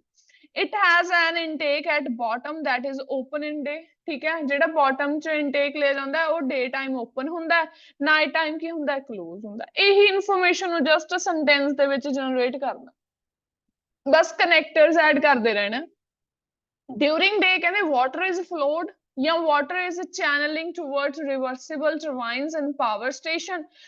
ਦਿਨ ਟਾਈਮ ਕੀ ਹੁੰਦਾ ਪਾਵਰ ਸਟੇਸ਼ਨ ਤੱਕ ਪਾਣੀ ਜਾਂਦਾ, which in turn operate the generator। ਪਾਣੀ ਦੇ ਬਹਾਵ ਦੇ ਨਾਲ ਹੀ ਜਨਰੇਟਰ ਜਿਹੜਾ ਕਹਿੰਦੇ ਸਟਾਰਟ ਹੋ ਜਾਂਦਾ in order to produce electricity and extra water is moved or shifted in lower level reservoir। ਜਿਹੜਾ ਐਕਸਟਰਾ ਪਾਣੀ ਹੁੰਦਾ ਉਹਨੂੰ ਲੋਅਰ ਲੈਵਲ ਰਿਜ਼ਰਵਰ ਦੇ ਵਿੱਚ ਸ਼ਿਫਟ ਕਰ ਦਿੱਤਾ ਜਾਂਦਾ ਹੈ। ਕੁਛ ਵੀ ਨਹੀਂ, ਸਿੰਪਲ, ਬਹੁਤ ਘੱਟ ਚਾਂਸ ਹੈ ਇਦਾਂ ਦੀ ਪਿਕਚਰ ਆਉਣ ਦੇ, ਬਟ ਜੇ ਆ ਜਾਂਦੀ ਆ ਤਾਂ ਉਹਨੂੰ ਹੈਂਡਲ ਕਿਵੇਂ ਕਰਨਾ। ਇੰਟਰੋ ਇਦਾਂ ਬਣਾਉਣੀ ਆ, ਓਵਰਆਲ ਸੇਮ ਇਦਾਂ ਹੀ ਰਹੂਗਾ, ਜਸਟ ਸਟੈਪਸ ਦੇ ਅੱਗੇ ਤੁਸੀਂ ਕਨੈਕਟਰਸ ਲਗਾ ਦੇਣੇ ਆ।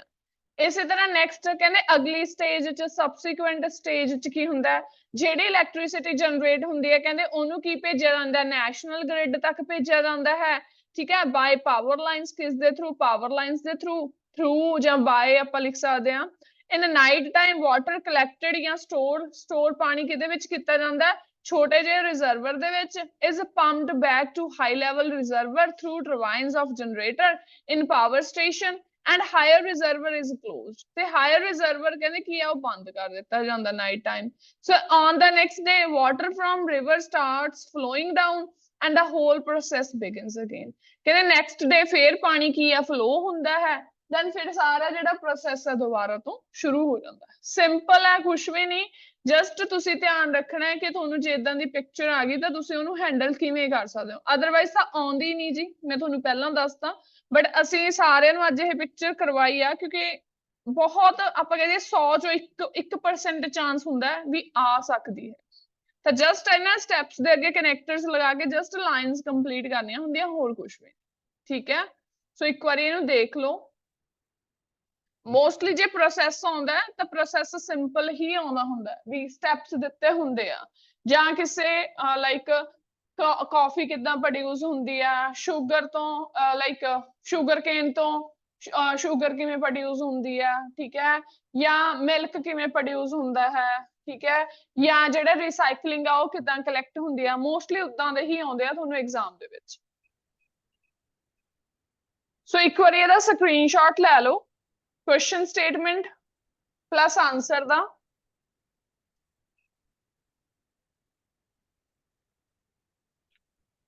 ਸੋ ਜਸਟ ਤੁਹਾਡੇ ਕੋਲ 5 ਮਿੰਟਸ ਨੇ 5 ਮਿੰਟਸ ਤੋਂ ਜ਼ਿਆਦਾ ਨਹੀਂ ਇੱਕ ਤੇ ਤੁਹਾਡੀ ਡਾਇਰੈਕਟ ਜਦੋਂ ਐਗਜ਼ੈਕਟ 1 ਵੱਜ ਗਿਆ 53 ਹੋ ਚੁੱਕੇ ਨੇ ਐਗਜ਼ੈਕਟ 1 ਤੇ ਤੁਹਾਡੀ ਰੀਡਿੰਗ ਦੀ ਕਲਾਸ ਸਟਾਰਟ ਹੋਏਗੀ ਸੋ ਜਸਟ 5 to 7 ਮਿੰਟਸ ਨੇ ਸਟੂਡੈਂਟਸ ਤੁਹਾਡੇ ਕੋਲ ਸੋ 5 to 7 ਮਿੰਟਸ ਬਾਅਦ ਤੁਹਾਡੀ ਰੀਡਿੰਗ ਦੀ ਕਲਾਸ ਸਟਾਰਟ ਹੋਏਗੀ ਸੋ ਲੀਵ ਕਿਸੇ ਨੇ ਨਹੀਂ ਕਰਨੀ ਕਲਾਸ ਜਸਟ 5 ਮਿੰਟਸ ਨੇ ਸੋ 5 ਮਿੰਟਸ ਦੀ ਬ੍ਰੇਕ ਲਓ ਦੈਨ ਉਸ ਤੋਂ ਬਾਅਦ ਤੁਹਾਡੀ ਰੀਡਿੰਗ ਸਟਾਰਟ ਕਰਦੇ ਆ ਮੈਮ ਆਨਸਰ ਸ਼ੋ ਕਰਿਓ ਸਾਰਾ ਹਾਂਜੀ ਆ ਲਓ ਜੀ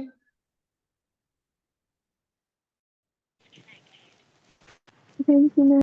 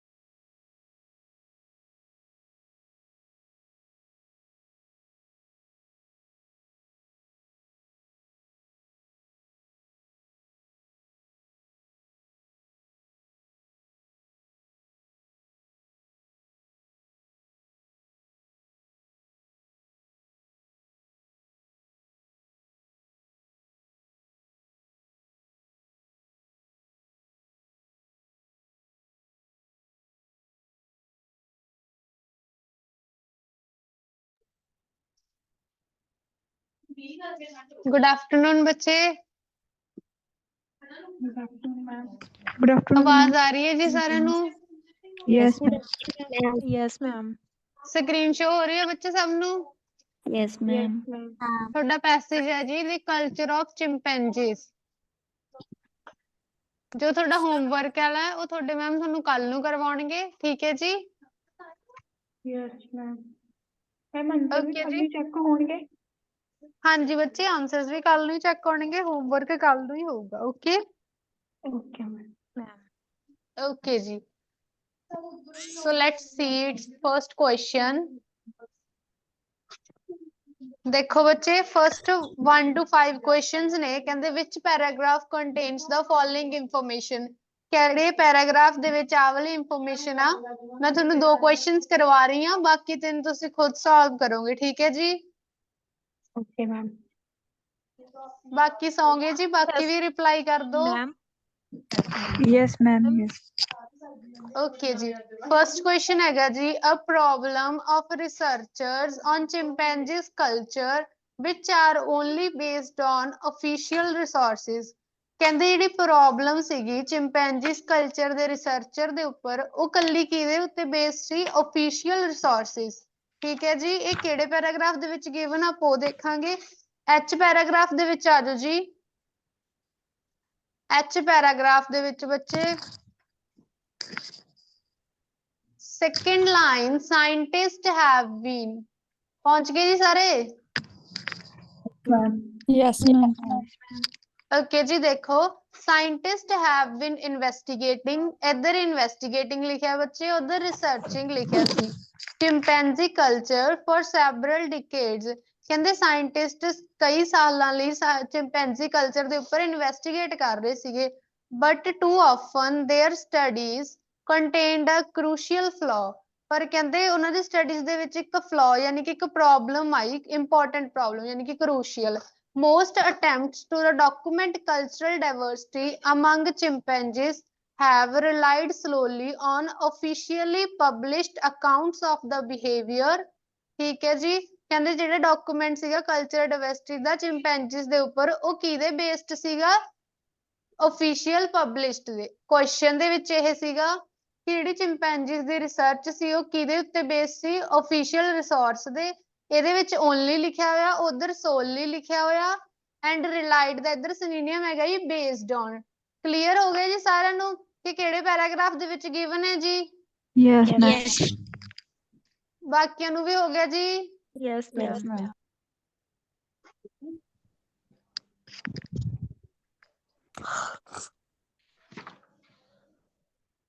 ਬੱਚੇ ਰੀਡਿੰਗ ਆ ਵਾਲੀ ਹੈਗੀ ਚਿੰਪੈਂਜੀਜ਼, ਦ ਕਲਚਰ ਆਫ ਚਿੰਪੈਂਜੀਜ਼ ਵਾਲੀ ਰੀਡਿੰਗ ਆ ਬੱਚੇ। ਨੈਕਸਟ ਕੁਐਸਚਨ ਦੇਖੋ ਜੀ, ਤੁਸੀਂ ਸਾਰੇ ਕੁਐਸਚਨ ਏਦਾਂ ਹੀ ਸੋਲਵ ਕਰਨੇ ਆ। ਪਹਿਲਾਂ ਤੁਸੀਂ ਕੁਐਸਚਨ ਰੀਡ ਕਰਨਾ ਹੈ, ਉਹਨੂੰ ਸਮਝਣਾ, ਆਫਟਰ ਦੈਟ ਤੁਸੀਂ ਉਹਨੂੰ ਪੈਰਾਗ੍ਰਾਫ ਦੇ ਵਿੱਚੋਂ ਲੱਭਣਾ, ਠੀਕ ਹੈ ਜੀ? Yes, ma'am. ਓਕੇ ਜੀ। ਤੁਹਾਡਾ ਸੈਕਿੰਡ ਕੁਐਸਚਨ ਹੈਗਾ ਜੀ, design a new system by 2 scientist aims to solve the problem. ਕਹਿੰਦੇ ਇੱਕ ਨਵਾਂ ਸਿਸਟਮ ਡਿਜ਼ਾਈਨ ਕੀਤਾ ਗਿਆ ਸਾਇੰਟਿਸਟ ਦੁਆਰਾ, ਜਿਹਦਾ ਏਮ ਕੀ ਸੀ ਕਿ ਉਹ ਕੀ ਕਰੂਗਾ? ਜਿਹੜੀ ਉਹਨਾਂ ਦੀ ਪ੍ਰੋਬਲਮ ਆ ਉਹਨੂੰ ਸੋਲਵ ਕਰੂਗਾ। ਇਹ ਕਿਹੜੇ ਪੈਰਾਗ੍ਰਾਫ ਦੇ ਵਿੱਚ ਗਿਵਨ ਹੈ ਜੀ? ਉਹ ਦੇਖੋ, ਜੇ ਪੈਰਾਗ੍ਰਾਫ ਦੇ ਵਿੱਚ। ਆਂਸਰ ਇਜ਼ ਜੇ। ਨਾਲ ਦੀ ਨਾਲ ਆਂਸਰਸ ਵੀ ਲਿਖ ਲਿਓ ਜੀ। ਜੇ ਪੈਰਾਗ੍ਰਾਫ ਦੀ ਸਟਾਰਟਿੰਗ ਤੋਂ ਹੀ ਦੇਖਦੇ ਹਾਂ ਜੀ। To remedy these problems, remedy ਦਾ ਮਤਲਬ ਹੈ ਜੀ ਸੋਲਵ ਕਰਨਾ। ਦ ਟੂ ਆਫ ਅਸ, ਇੱਥੇ ਅਸ ਡੋਨੇਟ ਕਰਦਾ 2 ਸਾਇੰਟਿਸਟ ਨੂੰ। ਪਹਿਲਾਂ ਗੱਲ ਹੋ ਰਹੀ ਸੀਗੀ ਸਾਇੰਟਿਸਟ ਦੀ, ਠੀਕ ਹੈ ਜੀ? Decided to take a new approach, ਇੱਥੇ ਅਪਰੋਚ ਗਿਵਨ ਹੈ ਜੀ, ਉਧਰ ਸਿਸਟਮ ਹੈਗਾ। ਠੀਕ ਹੈ ਜੀ, ਕਿ ਅਸੀਂ ਡਿਸਾਈਡ ਕੀਤਾ ਕਿ ਅਸੀਂ ਇੱਕ ਨਵਾਂ ਸਿਸਟਮ, ਨਵੀਂ ਅਪਰੋਚ ਉਹ ਕਰਾਂਗੇ ਜਿਹੜੀ ਸਾਡੀ ਇਹ ਪ੍ਰੋਬਲਮ ਨੂੰ ਸੋਲਵ ਕਰੂਗੀ। ਠੀਕ ਹੈ ਜੀ? ਕਲੀਅਰ ਹੈ ਜੀ? Yes, ma'am. ਬਾਕੀ 3 ਕੁਐਸਚਨ ਤੁਸੀਂ ਖੁਦ ਕਰੋਗੇ ਜੀ। ਤਿੰਨਾਂ ਦੇ ਵਿੱਚ ਐ ਦੇਖਣਾ ਇਹ ਇਨਫੋਰਮੇਸ਼ਨ ਕਿਹੜੇ ਪੈਰਾਗ੍ਰਾਫ ਦੇ ਵਿੱਚ ਗਿਵਨ ਹੈ। Okay, let's move on next questions. 6 to 10 ਇਹਦੇ ਵਿੱਚ ਬੱਚੇ ਟਰੂ ਫਾਲਸ ਨਾਟ ਗਿਵਨ ਹੈ। ਤੁਹਾਡਾ 6th ਕੁਐਸਚਨ ਨਾਟ ਗਿਵਨ ਹੈ, The research found that scientists can make chimpanzees possess the same complex culture as human. ਇਹ not given ਆ ਬੱਚੇ, ਪੂਰੇ ਪੈਰਾਗ੍ਰਾਫ ਦੇ ਵਿੱਚ ਨਹੀਂ ਹੈਗਾ, ਠੀਕ ਹੈ ਜੀ। Okay. Next ਦੇਖੋ ਜੀ, human and apes live together long ago and share most of their genetic substance। ਕਹਿੰਦੇ ਜਿਹੜੇ humans ਨੇ ਤੇ apes ਨੇ, apes mammals ਦੇ ਨਾਮ ਹੁੰਦੇ ਆ, ਉਹ ਇਕੱਠੇ ਰਹਿੰਦੇ ਹੈਗੇ ਲੰਬੇ ਸਮੇਂ ਤੋਂ and ਕੀ share ਕਰਦੇ ਆ ਆਪਦੇ substance, genetic substance ਯਾਨੀ ਕਿ material। ਇਹ true ਹੈ ਜੀ ਕਿ ਹਾਂ ਉਹ share ਕਰਦੇ ਹੈਗੇ। ਦੇਖੋ ਜੀ ਆਨਸਰ ਹੈਗਾ ਜੀ 7th ਦਾ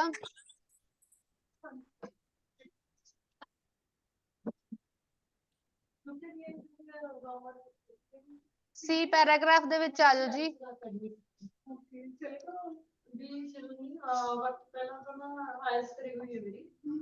ਸੀ ਪੈਰਾਗ੍ਰਾਫ ਦੀ ਸਟਾਰਟਿੰਗ ਦੇ ਵਿੱਚ ਆ ਜਾਓ ਜੀ।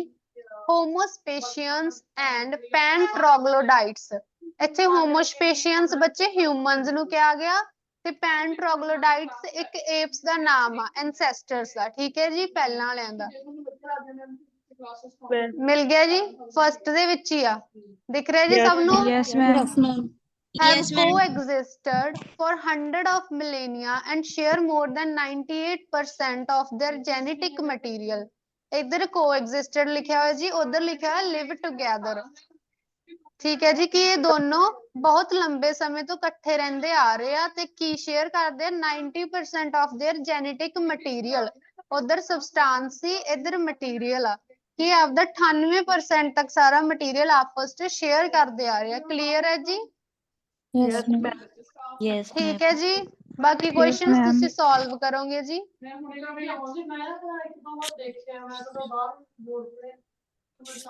ਨੈਕਸਟ ਦੇਖਦੇ ਹਾਂ ਜੀ 11 to 14 ਦੇ ਵਿੱਚ no more than 3 words and a number। ਮਤਲਬ 3 words ਤੇ ਨੰਬਰ ਤੋਂ ਜ਼ਿਆਦਾ ਤੁਸੀਂ ਹੋਰ ਕੁਝ ਨਹੀਂ ਲਿਖ ਸਕਦੇ, ਠੀਕ ਹੈ ਜੀ। ਫਰਸਟ ਕੁਐਸਚਨ ਹੈਗਾ ਜੀ, when the unexpected discoveries of chimpanzees behavior start। ਕਹਿੰਦੇ ਕਦੋਂ ਸਟਾਰਟ ਹੋਈ ਸੀ ਜਿਹੜੀ ਅਨਐਕਸਪੈਕਟਡ ਡਿਸਕਵਰੀ ਹੋਈ ਆ ਉਹ ਚਿੰਪੈਂਜੀਜ਼ ਦੇ ਬਿਹੇਵੀਅਰ ਦੀ, ਕਦੋਂ ਸਟਾਰਟ ਹੋਈ ਸੀ? ਆਪਾਂ ਉਹ ਡੇਟ ਲਿਖਣੀ ਆ ਜਾਂ ਮੰਥ ਲਿਖਣਾ ਹੈਗਾ ਜਾਂ ਈਅਰ ਲਿਖਣਾ ਹੈ, ਉਹ ਆਪਾਂ ਦੇਖਦੇ ਹਾਂ ਜੀ। 11th ਦਾ ਆਨਸਰ ਹੈਗਾ ਜੀ in the 1960। 11th the answer ਹੈਗਾ ਜੀ in the 1960s। C paragraph ਦੇ ਵਿੱਚ ਗਿਵਨ ਹੈ ਜੀ, ਆ ਪਿਆ ਜੀ in the 1960s। ਦਿਖ ਰਿਹਾ ਜੀ ਸਭ ਨੂੰ? ਮੈਮ ਆਪਾਂ ਓਨਲੀ 1916 ਨਹੀਂ ਲਿਖ ਸਕਦੇ, ਇੰਦੀ ਵੀ ਲਿਖਾਂਗੇ? ਨਹੀਂ ਬੱਚੇ ਹਿੰਦੀ ਲਿਖਾਂਗੇ, ਇਹ ਕਈ ਵਾਰੀ ਹੁੰਦਾ ਨਾ, ਮੋਸਟਲੀ ਇੱਥੇ 3 ਵਰਡਸ ਹੈਗੇ ਤਾਂ ਤੁਸੀਂ ਇਨ ਦੀ 1960s ਲਿਖੋਗੇ, ਠੀਕ ਹੈ ਜੀ। Yes ma'am. in the 1960 ਪੂਰਾ ਦੇਖੋ ਜੀ ਕਦੋਂ ਸਟਾਰਟ ਹੋਇਆ ਸੀਗਾ। That only 40 years ago we still knew next to nothing about chimpanzees behavior in the world। ਕਹਿੰਦੇ 40 ਸਾਲ ਪਹਿਲਾਂ ਅਸੀਂ ਕੁਝ ਨਹੀਂ ਜਾਣਦੇ ਸੀਗੇ ਇਹਦੇ ਬਾਰੇ। That began to change in the 19th century।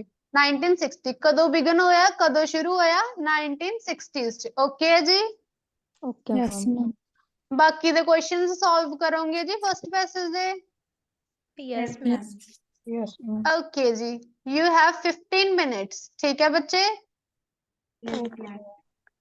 Okay।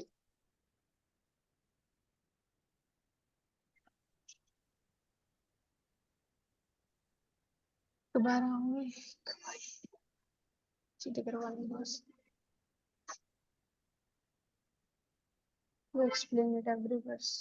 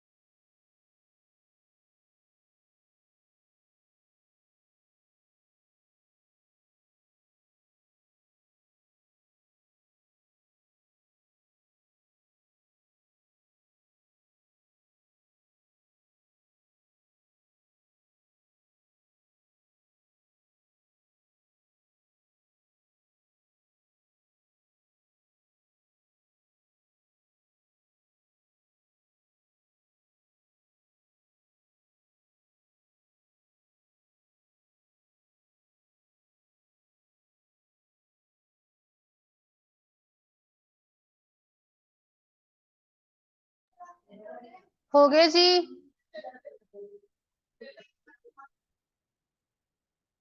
बोलो बच्चे, हो गए? Yes ma'am. Yes ma'am. Yes ma'am. Okay जी, तुसी आपदे आंसर्स लिख के सेंड कर दो जी।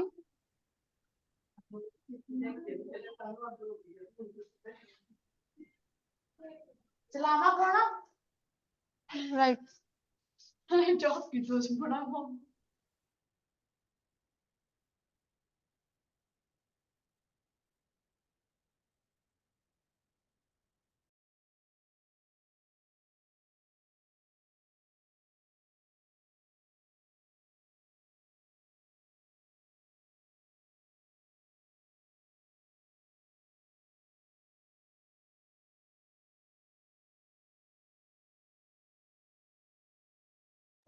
बाकी आंसर्स बच्चे बाकी भी सेंड कर दो।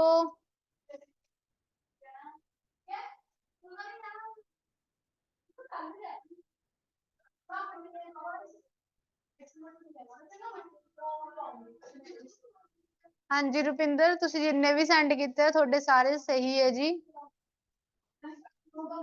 गगनदीप थोड़े भी ठीक है जी।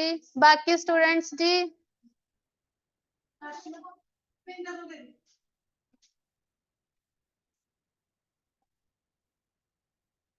चलो जी डिस्कशन शुरू करते हैं जी। थर्ड दा आंसर है जी I. Third answer is I.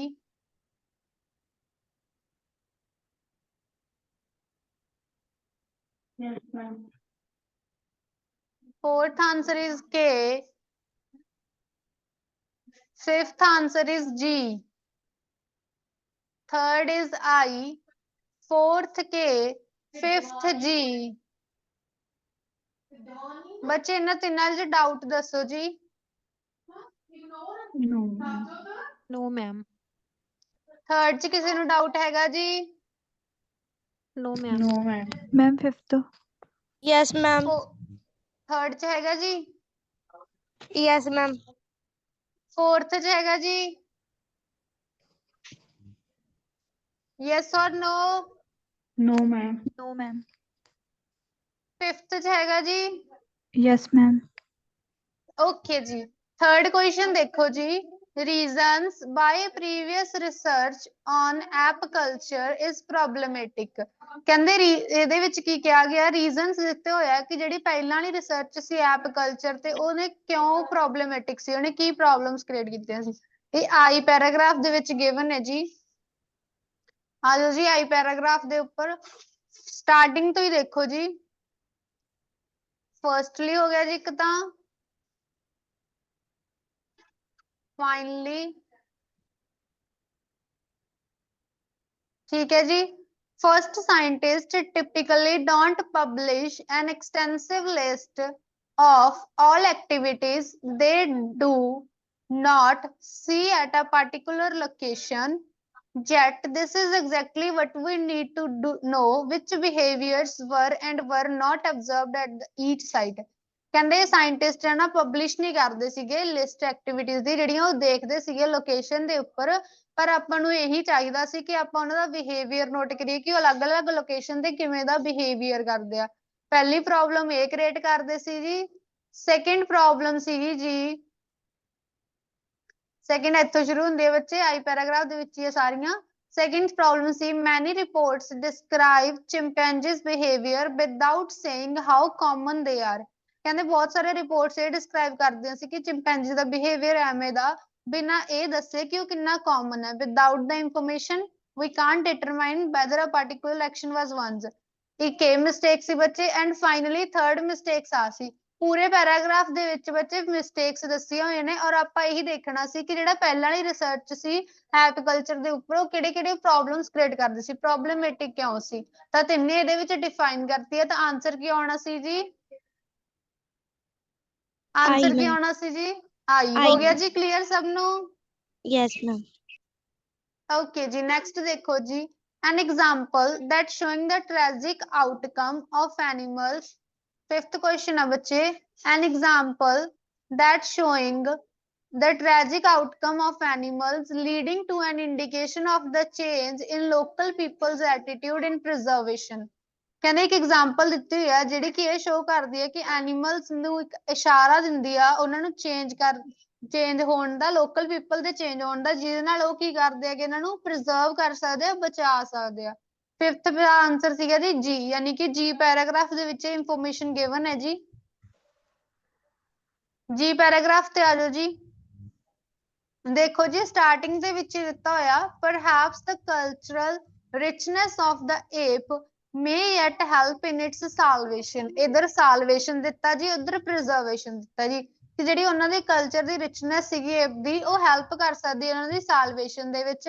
However, some conservation efforts have already altered the attitude of some local people।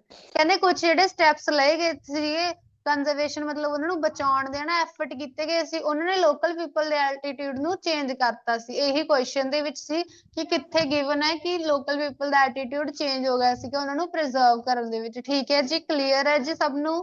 Yes, ma'am. ਬਾਕੀਆਂ ਨੂੰ ਵੀ ਕਲੀਅਰ ਹੈ ਜੀ? Yes, ma'am. ਯੈਸ ਔਰ ਨੋ ਬੱਚੇ?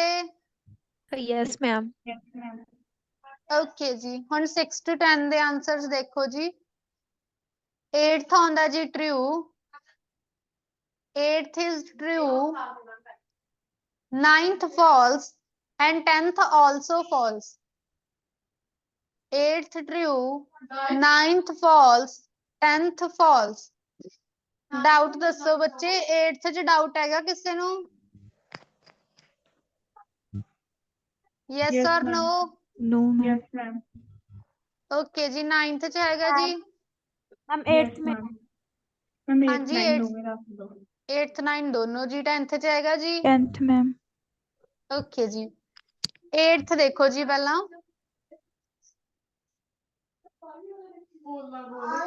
8th question, even Toshida Nishida and Jane Godwell's beginning studies observed many surprising feature of civilized behavior among chimpanzees। ਕਹਿੰਦੇ ਜਿਹੜੇ ਇਹ ਦੋ ਹੋਏ ਨੇ ਸਾਇੰਟਿਸਟ, ਇਹਨਾਂ ਨੇ ਸ਼ੁਰੂ ਦੇ ਵਿੱਚ ਕੀ observe ਕੀਤੀਆਂ ਸੀ? ਬਹੁਤ ਜ਼ਿਆਦਾ ਸਰਪ੍ਰਾਈਜ਼ਿੰਗ ਫੀਚਰ observe ਕੀਤੇ ਸੀਗੇ ਜਿਹੜਾ ਕਿ chimpanzees ਦਾ civilized ਦੇ ਪ੍ਰਤੀ ਬਿਹੇਵੀਅਰ ਸੀਗਾ ਉਹਦੇ ਰਿਲੇਟਡ। ਠੀਕ ਹੈ ਜੀ, ਇਹ ਟਰੂ ਆ ਕਿ ਹਾਂ ਉਹਨਾਂ ਨੇ observe ਕੀਤੇ ਸੀਗੇ। ਦੇਖੋ ਜੀ 8th answer.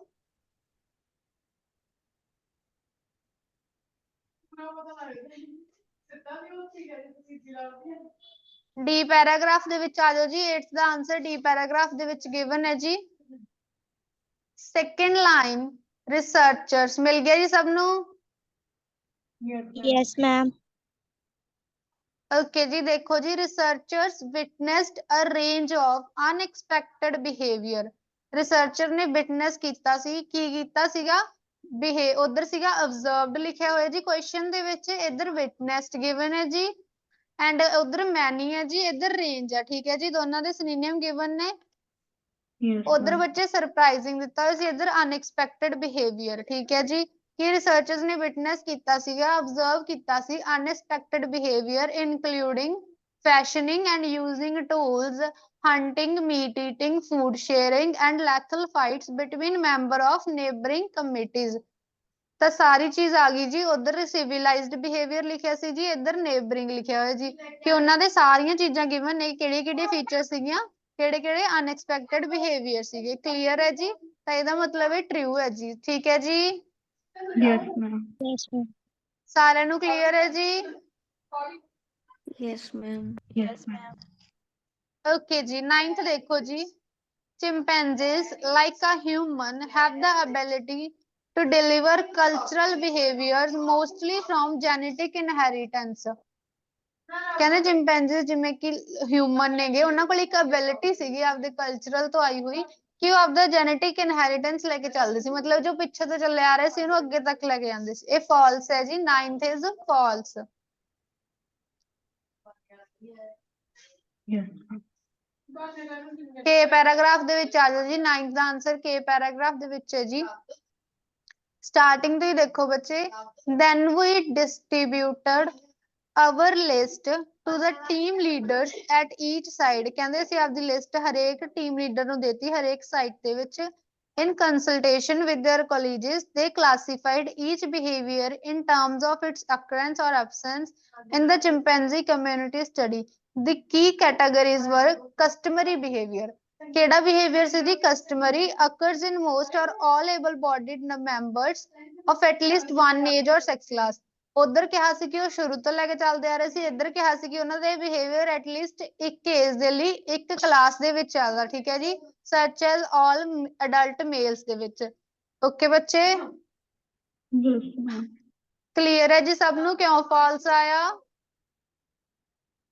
Yes, ma'am. Yes or no? Yes, ma'am. ਬਾਕੀ ਕਿੱਧਰ ਚਲੇ ਗਏ ਜੀ, ਬੋਲੋ। Ma'am, clear है. Okay जी, 10th question देखो जी। For decades, researchers have investigated chimpanzees by data obtained from both unobserved and observed approaches. ਕਹਿੰਦੇ ਕਈ ਸਾਲਾਂ ਦੀ ਰਿਸਰਚਰਸ ਇਨਵੈਸਟੀਗੇਟ ਕਰਦੇ ਰਹੇ ਸੀ ਚਿੰਪੈਂਜੀਸ ਦਾ ਜਿਹੜਾ ਡਾਟਾ ਸੀ ਕਿਹਦੇ ਦੁਆਰਾ ਮਿਲਿਆ ਹੋਇਆ, ਜਿਹੜਾ ਅਬਜ਼ਰਵਡ ਵੀ ਸੀ ਤੇ ਅਨਅਬਜ਼ਰਵਡ ਵੀ ਸੀ, ਉਹਨਾਂ ਦੋਨਾਂ ਤੇ ਹੀ ਰਿਸਰਚ ਕਰਦੇ ਰਹੇ ਸੀ। ਇਹ ਫਾਲਸ ਹੈ ਜੀ ਕਿ ਉਹਨਾਂ ਤੇ ਰਿਸਰਚ ਨਹੀਂ ਕਰਦੇ ਸੀਗੇ। ਦੇਖੋ ਜੀ 10th answer is in H paragraph.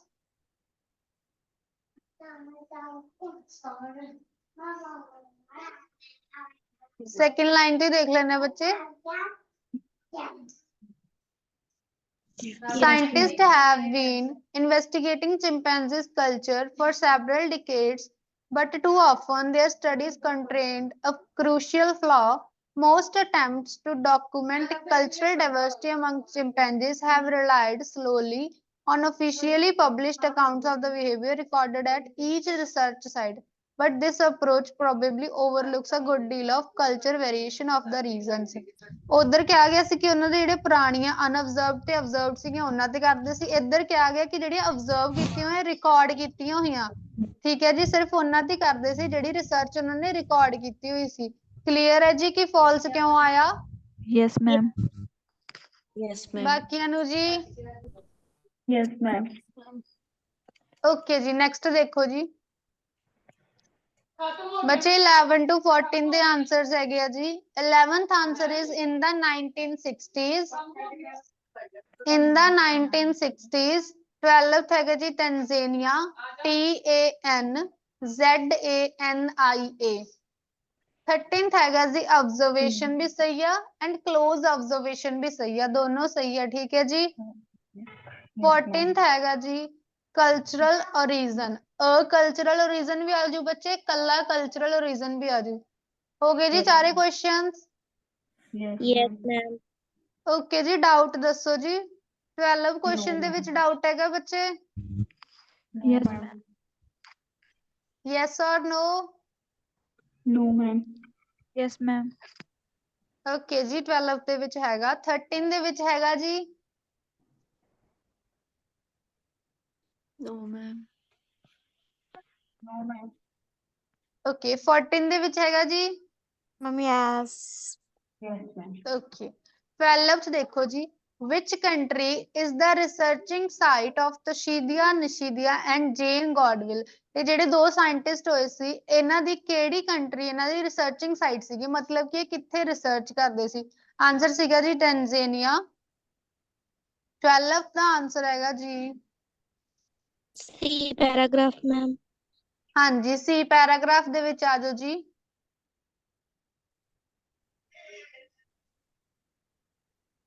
C paragraph the last third line ਦੇ ਵਿੱਚ ਪਿਆ ਜੀ ਤੰਜ਼ਾਨੀਆ।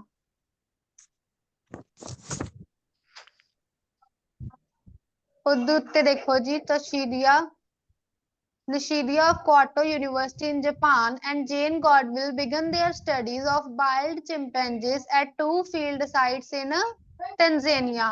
Answer ਕੀ ਆਉਣਾ ਸੀ ਜੀ? ਕਿ ਉਹਨਾਂ ਨੇ ਫਸਟ ਟਾਈਮ ਆਪਦੀ ਜਿਹੜੀ ਰਿਸਰਚ ਸੀ ਉਹ ਕਿਹੜੀ ਸਾਈਟ ਤੇ ਸ਼ੁਰੂ ਕੀਤੀ ਸੀ? ਤੰਜ਼ਾਨੀਆ ਤੇ। ਕਲੀਅਰ ਹੈ ਜੀ ਸਭ ਨੂੰ?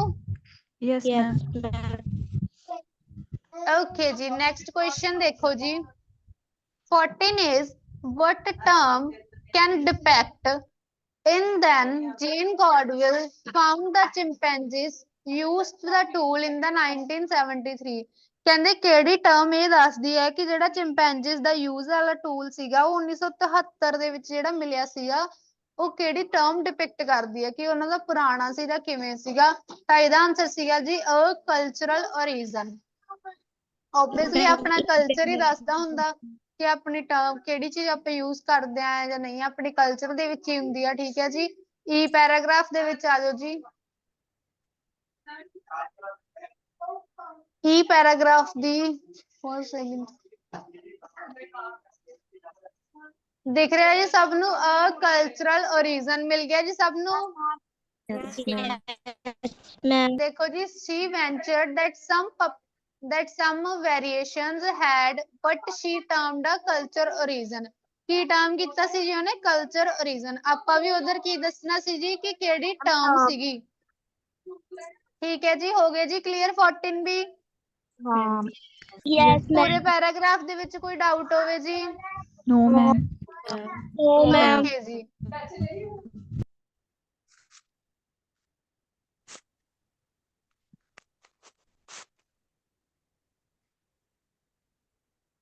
ਹਾਂਜੀ ਬੱਚੇ ਸਾਰਿਆਂ ਨੂੰ ਸਾਰਾ ਪੈਸੇਜ ਕਲੀਅਰ ਹੈ ਜੀ 14 answers. Yes, yes, ma'am. Yes, ma'am. Okay ਜੀ ਸੈਕਿੰਡ ਪੈਸੇਜ ਆਏਗਾ ਜੀ ਨਮੈਸੀ ਕੈਨ ਐਨੀਮਲਸ ਟੈਲ ਨੰਬਰਸ। ਇਹ ਪੈਸੇਜ ਜੀ ਤੁਹਾਡਾ ਹੋਮਵਰਕ ਹੈ, ਕੱਲ ਨੂੰ ਕੰਪਲੀਟ ਕਰ ਲਿਓ। ਠੀਕ ਹੈ ਜੀ। Okay, ma'am. ਬਹੁਤ ਈਜ਼ੀ ਹੈ ਜੀ। ਪਹਿਲਾਂ ਫਿਲ ਇਨ ਦਾ ਬਲੈਂਕਸ ਨੇਗੀਆਂ no more than 3 words or a number, यानी कि 3 words ਤੇ number ਤੋਂ ਜ਼ਿਆਦਾ ਕੁਝ ਹੀ ਹੋਰ ਕੁਝ ਨਹੀਂ ਲਿਖਣਾ। after that ਦੀ ਕਿਹੜੀ ਸਟੇਟਮੈਂਟ ਯੈਸ ਹੈ ਜਾਂ ਨੋ ਹੈ ਜਾਂ ਨਾਟ ਗਿਵਨ ਹੈ। ਧਿਆਨ ਰੱਖਿਓ ਬੱਚੇ ਕਿ ਆਨਸਰ ਦੇ ਵਿੱਚ ਯੈਸ ਨੋ ਹੀ ਲਿਖੋ, ਟਰੂ ਫਾਲਸ ਨਾ ਲਿਖੋ। ਠੀਕ ਹੈ ਜੀ। ਓਕੇ ਜੀ। your reading class has been completed। ਠੀਕ ਹੈ ਬੱਚੇ, ਕੱਲ ਨੂੰ ਇਹ ਵਾਲਾ ਪੈਸੇਜ Yes, ਕਰ ma'am. ਲਿਓ। Okay, ma'am.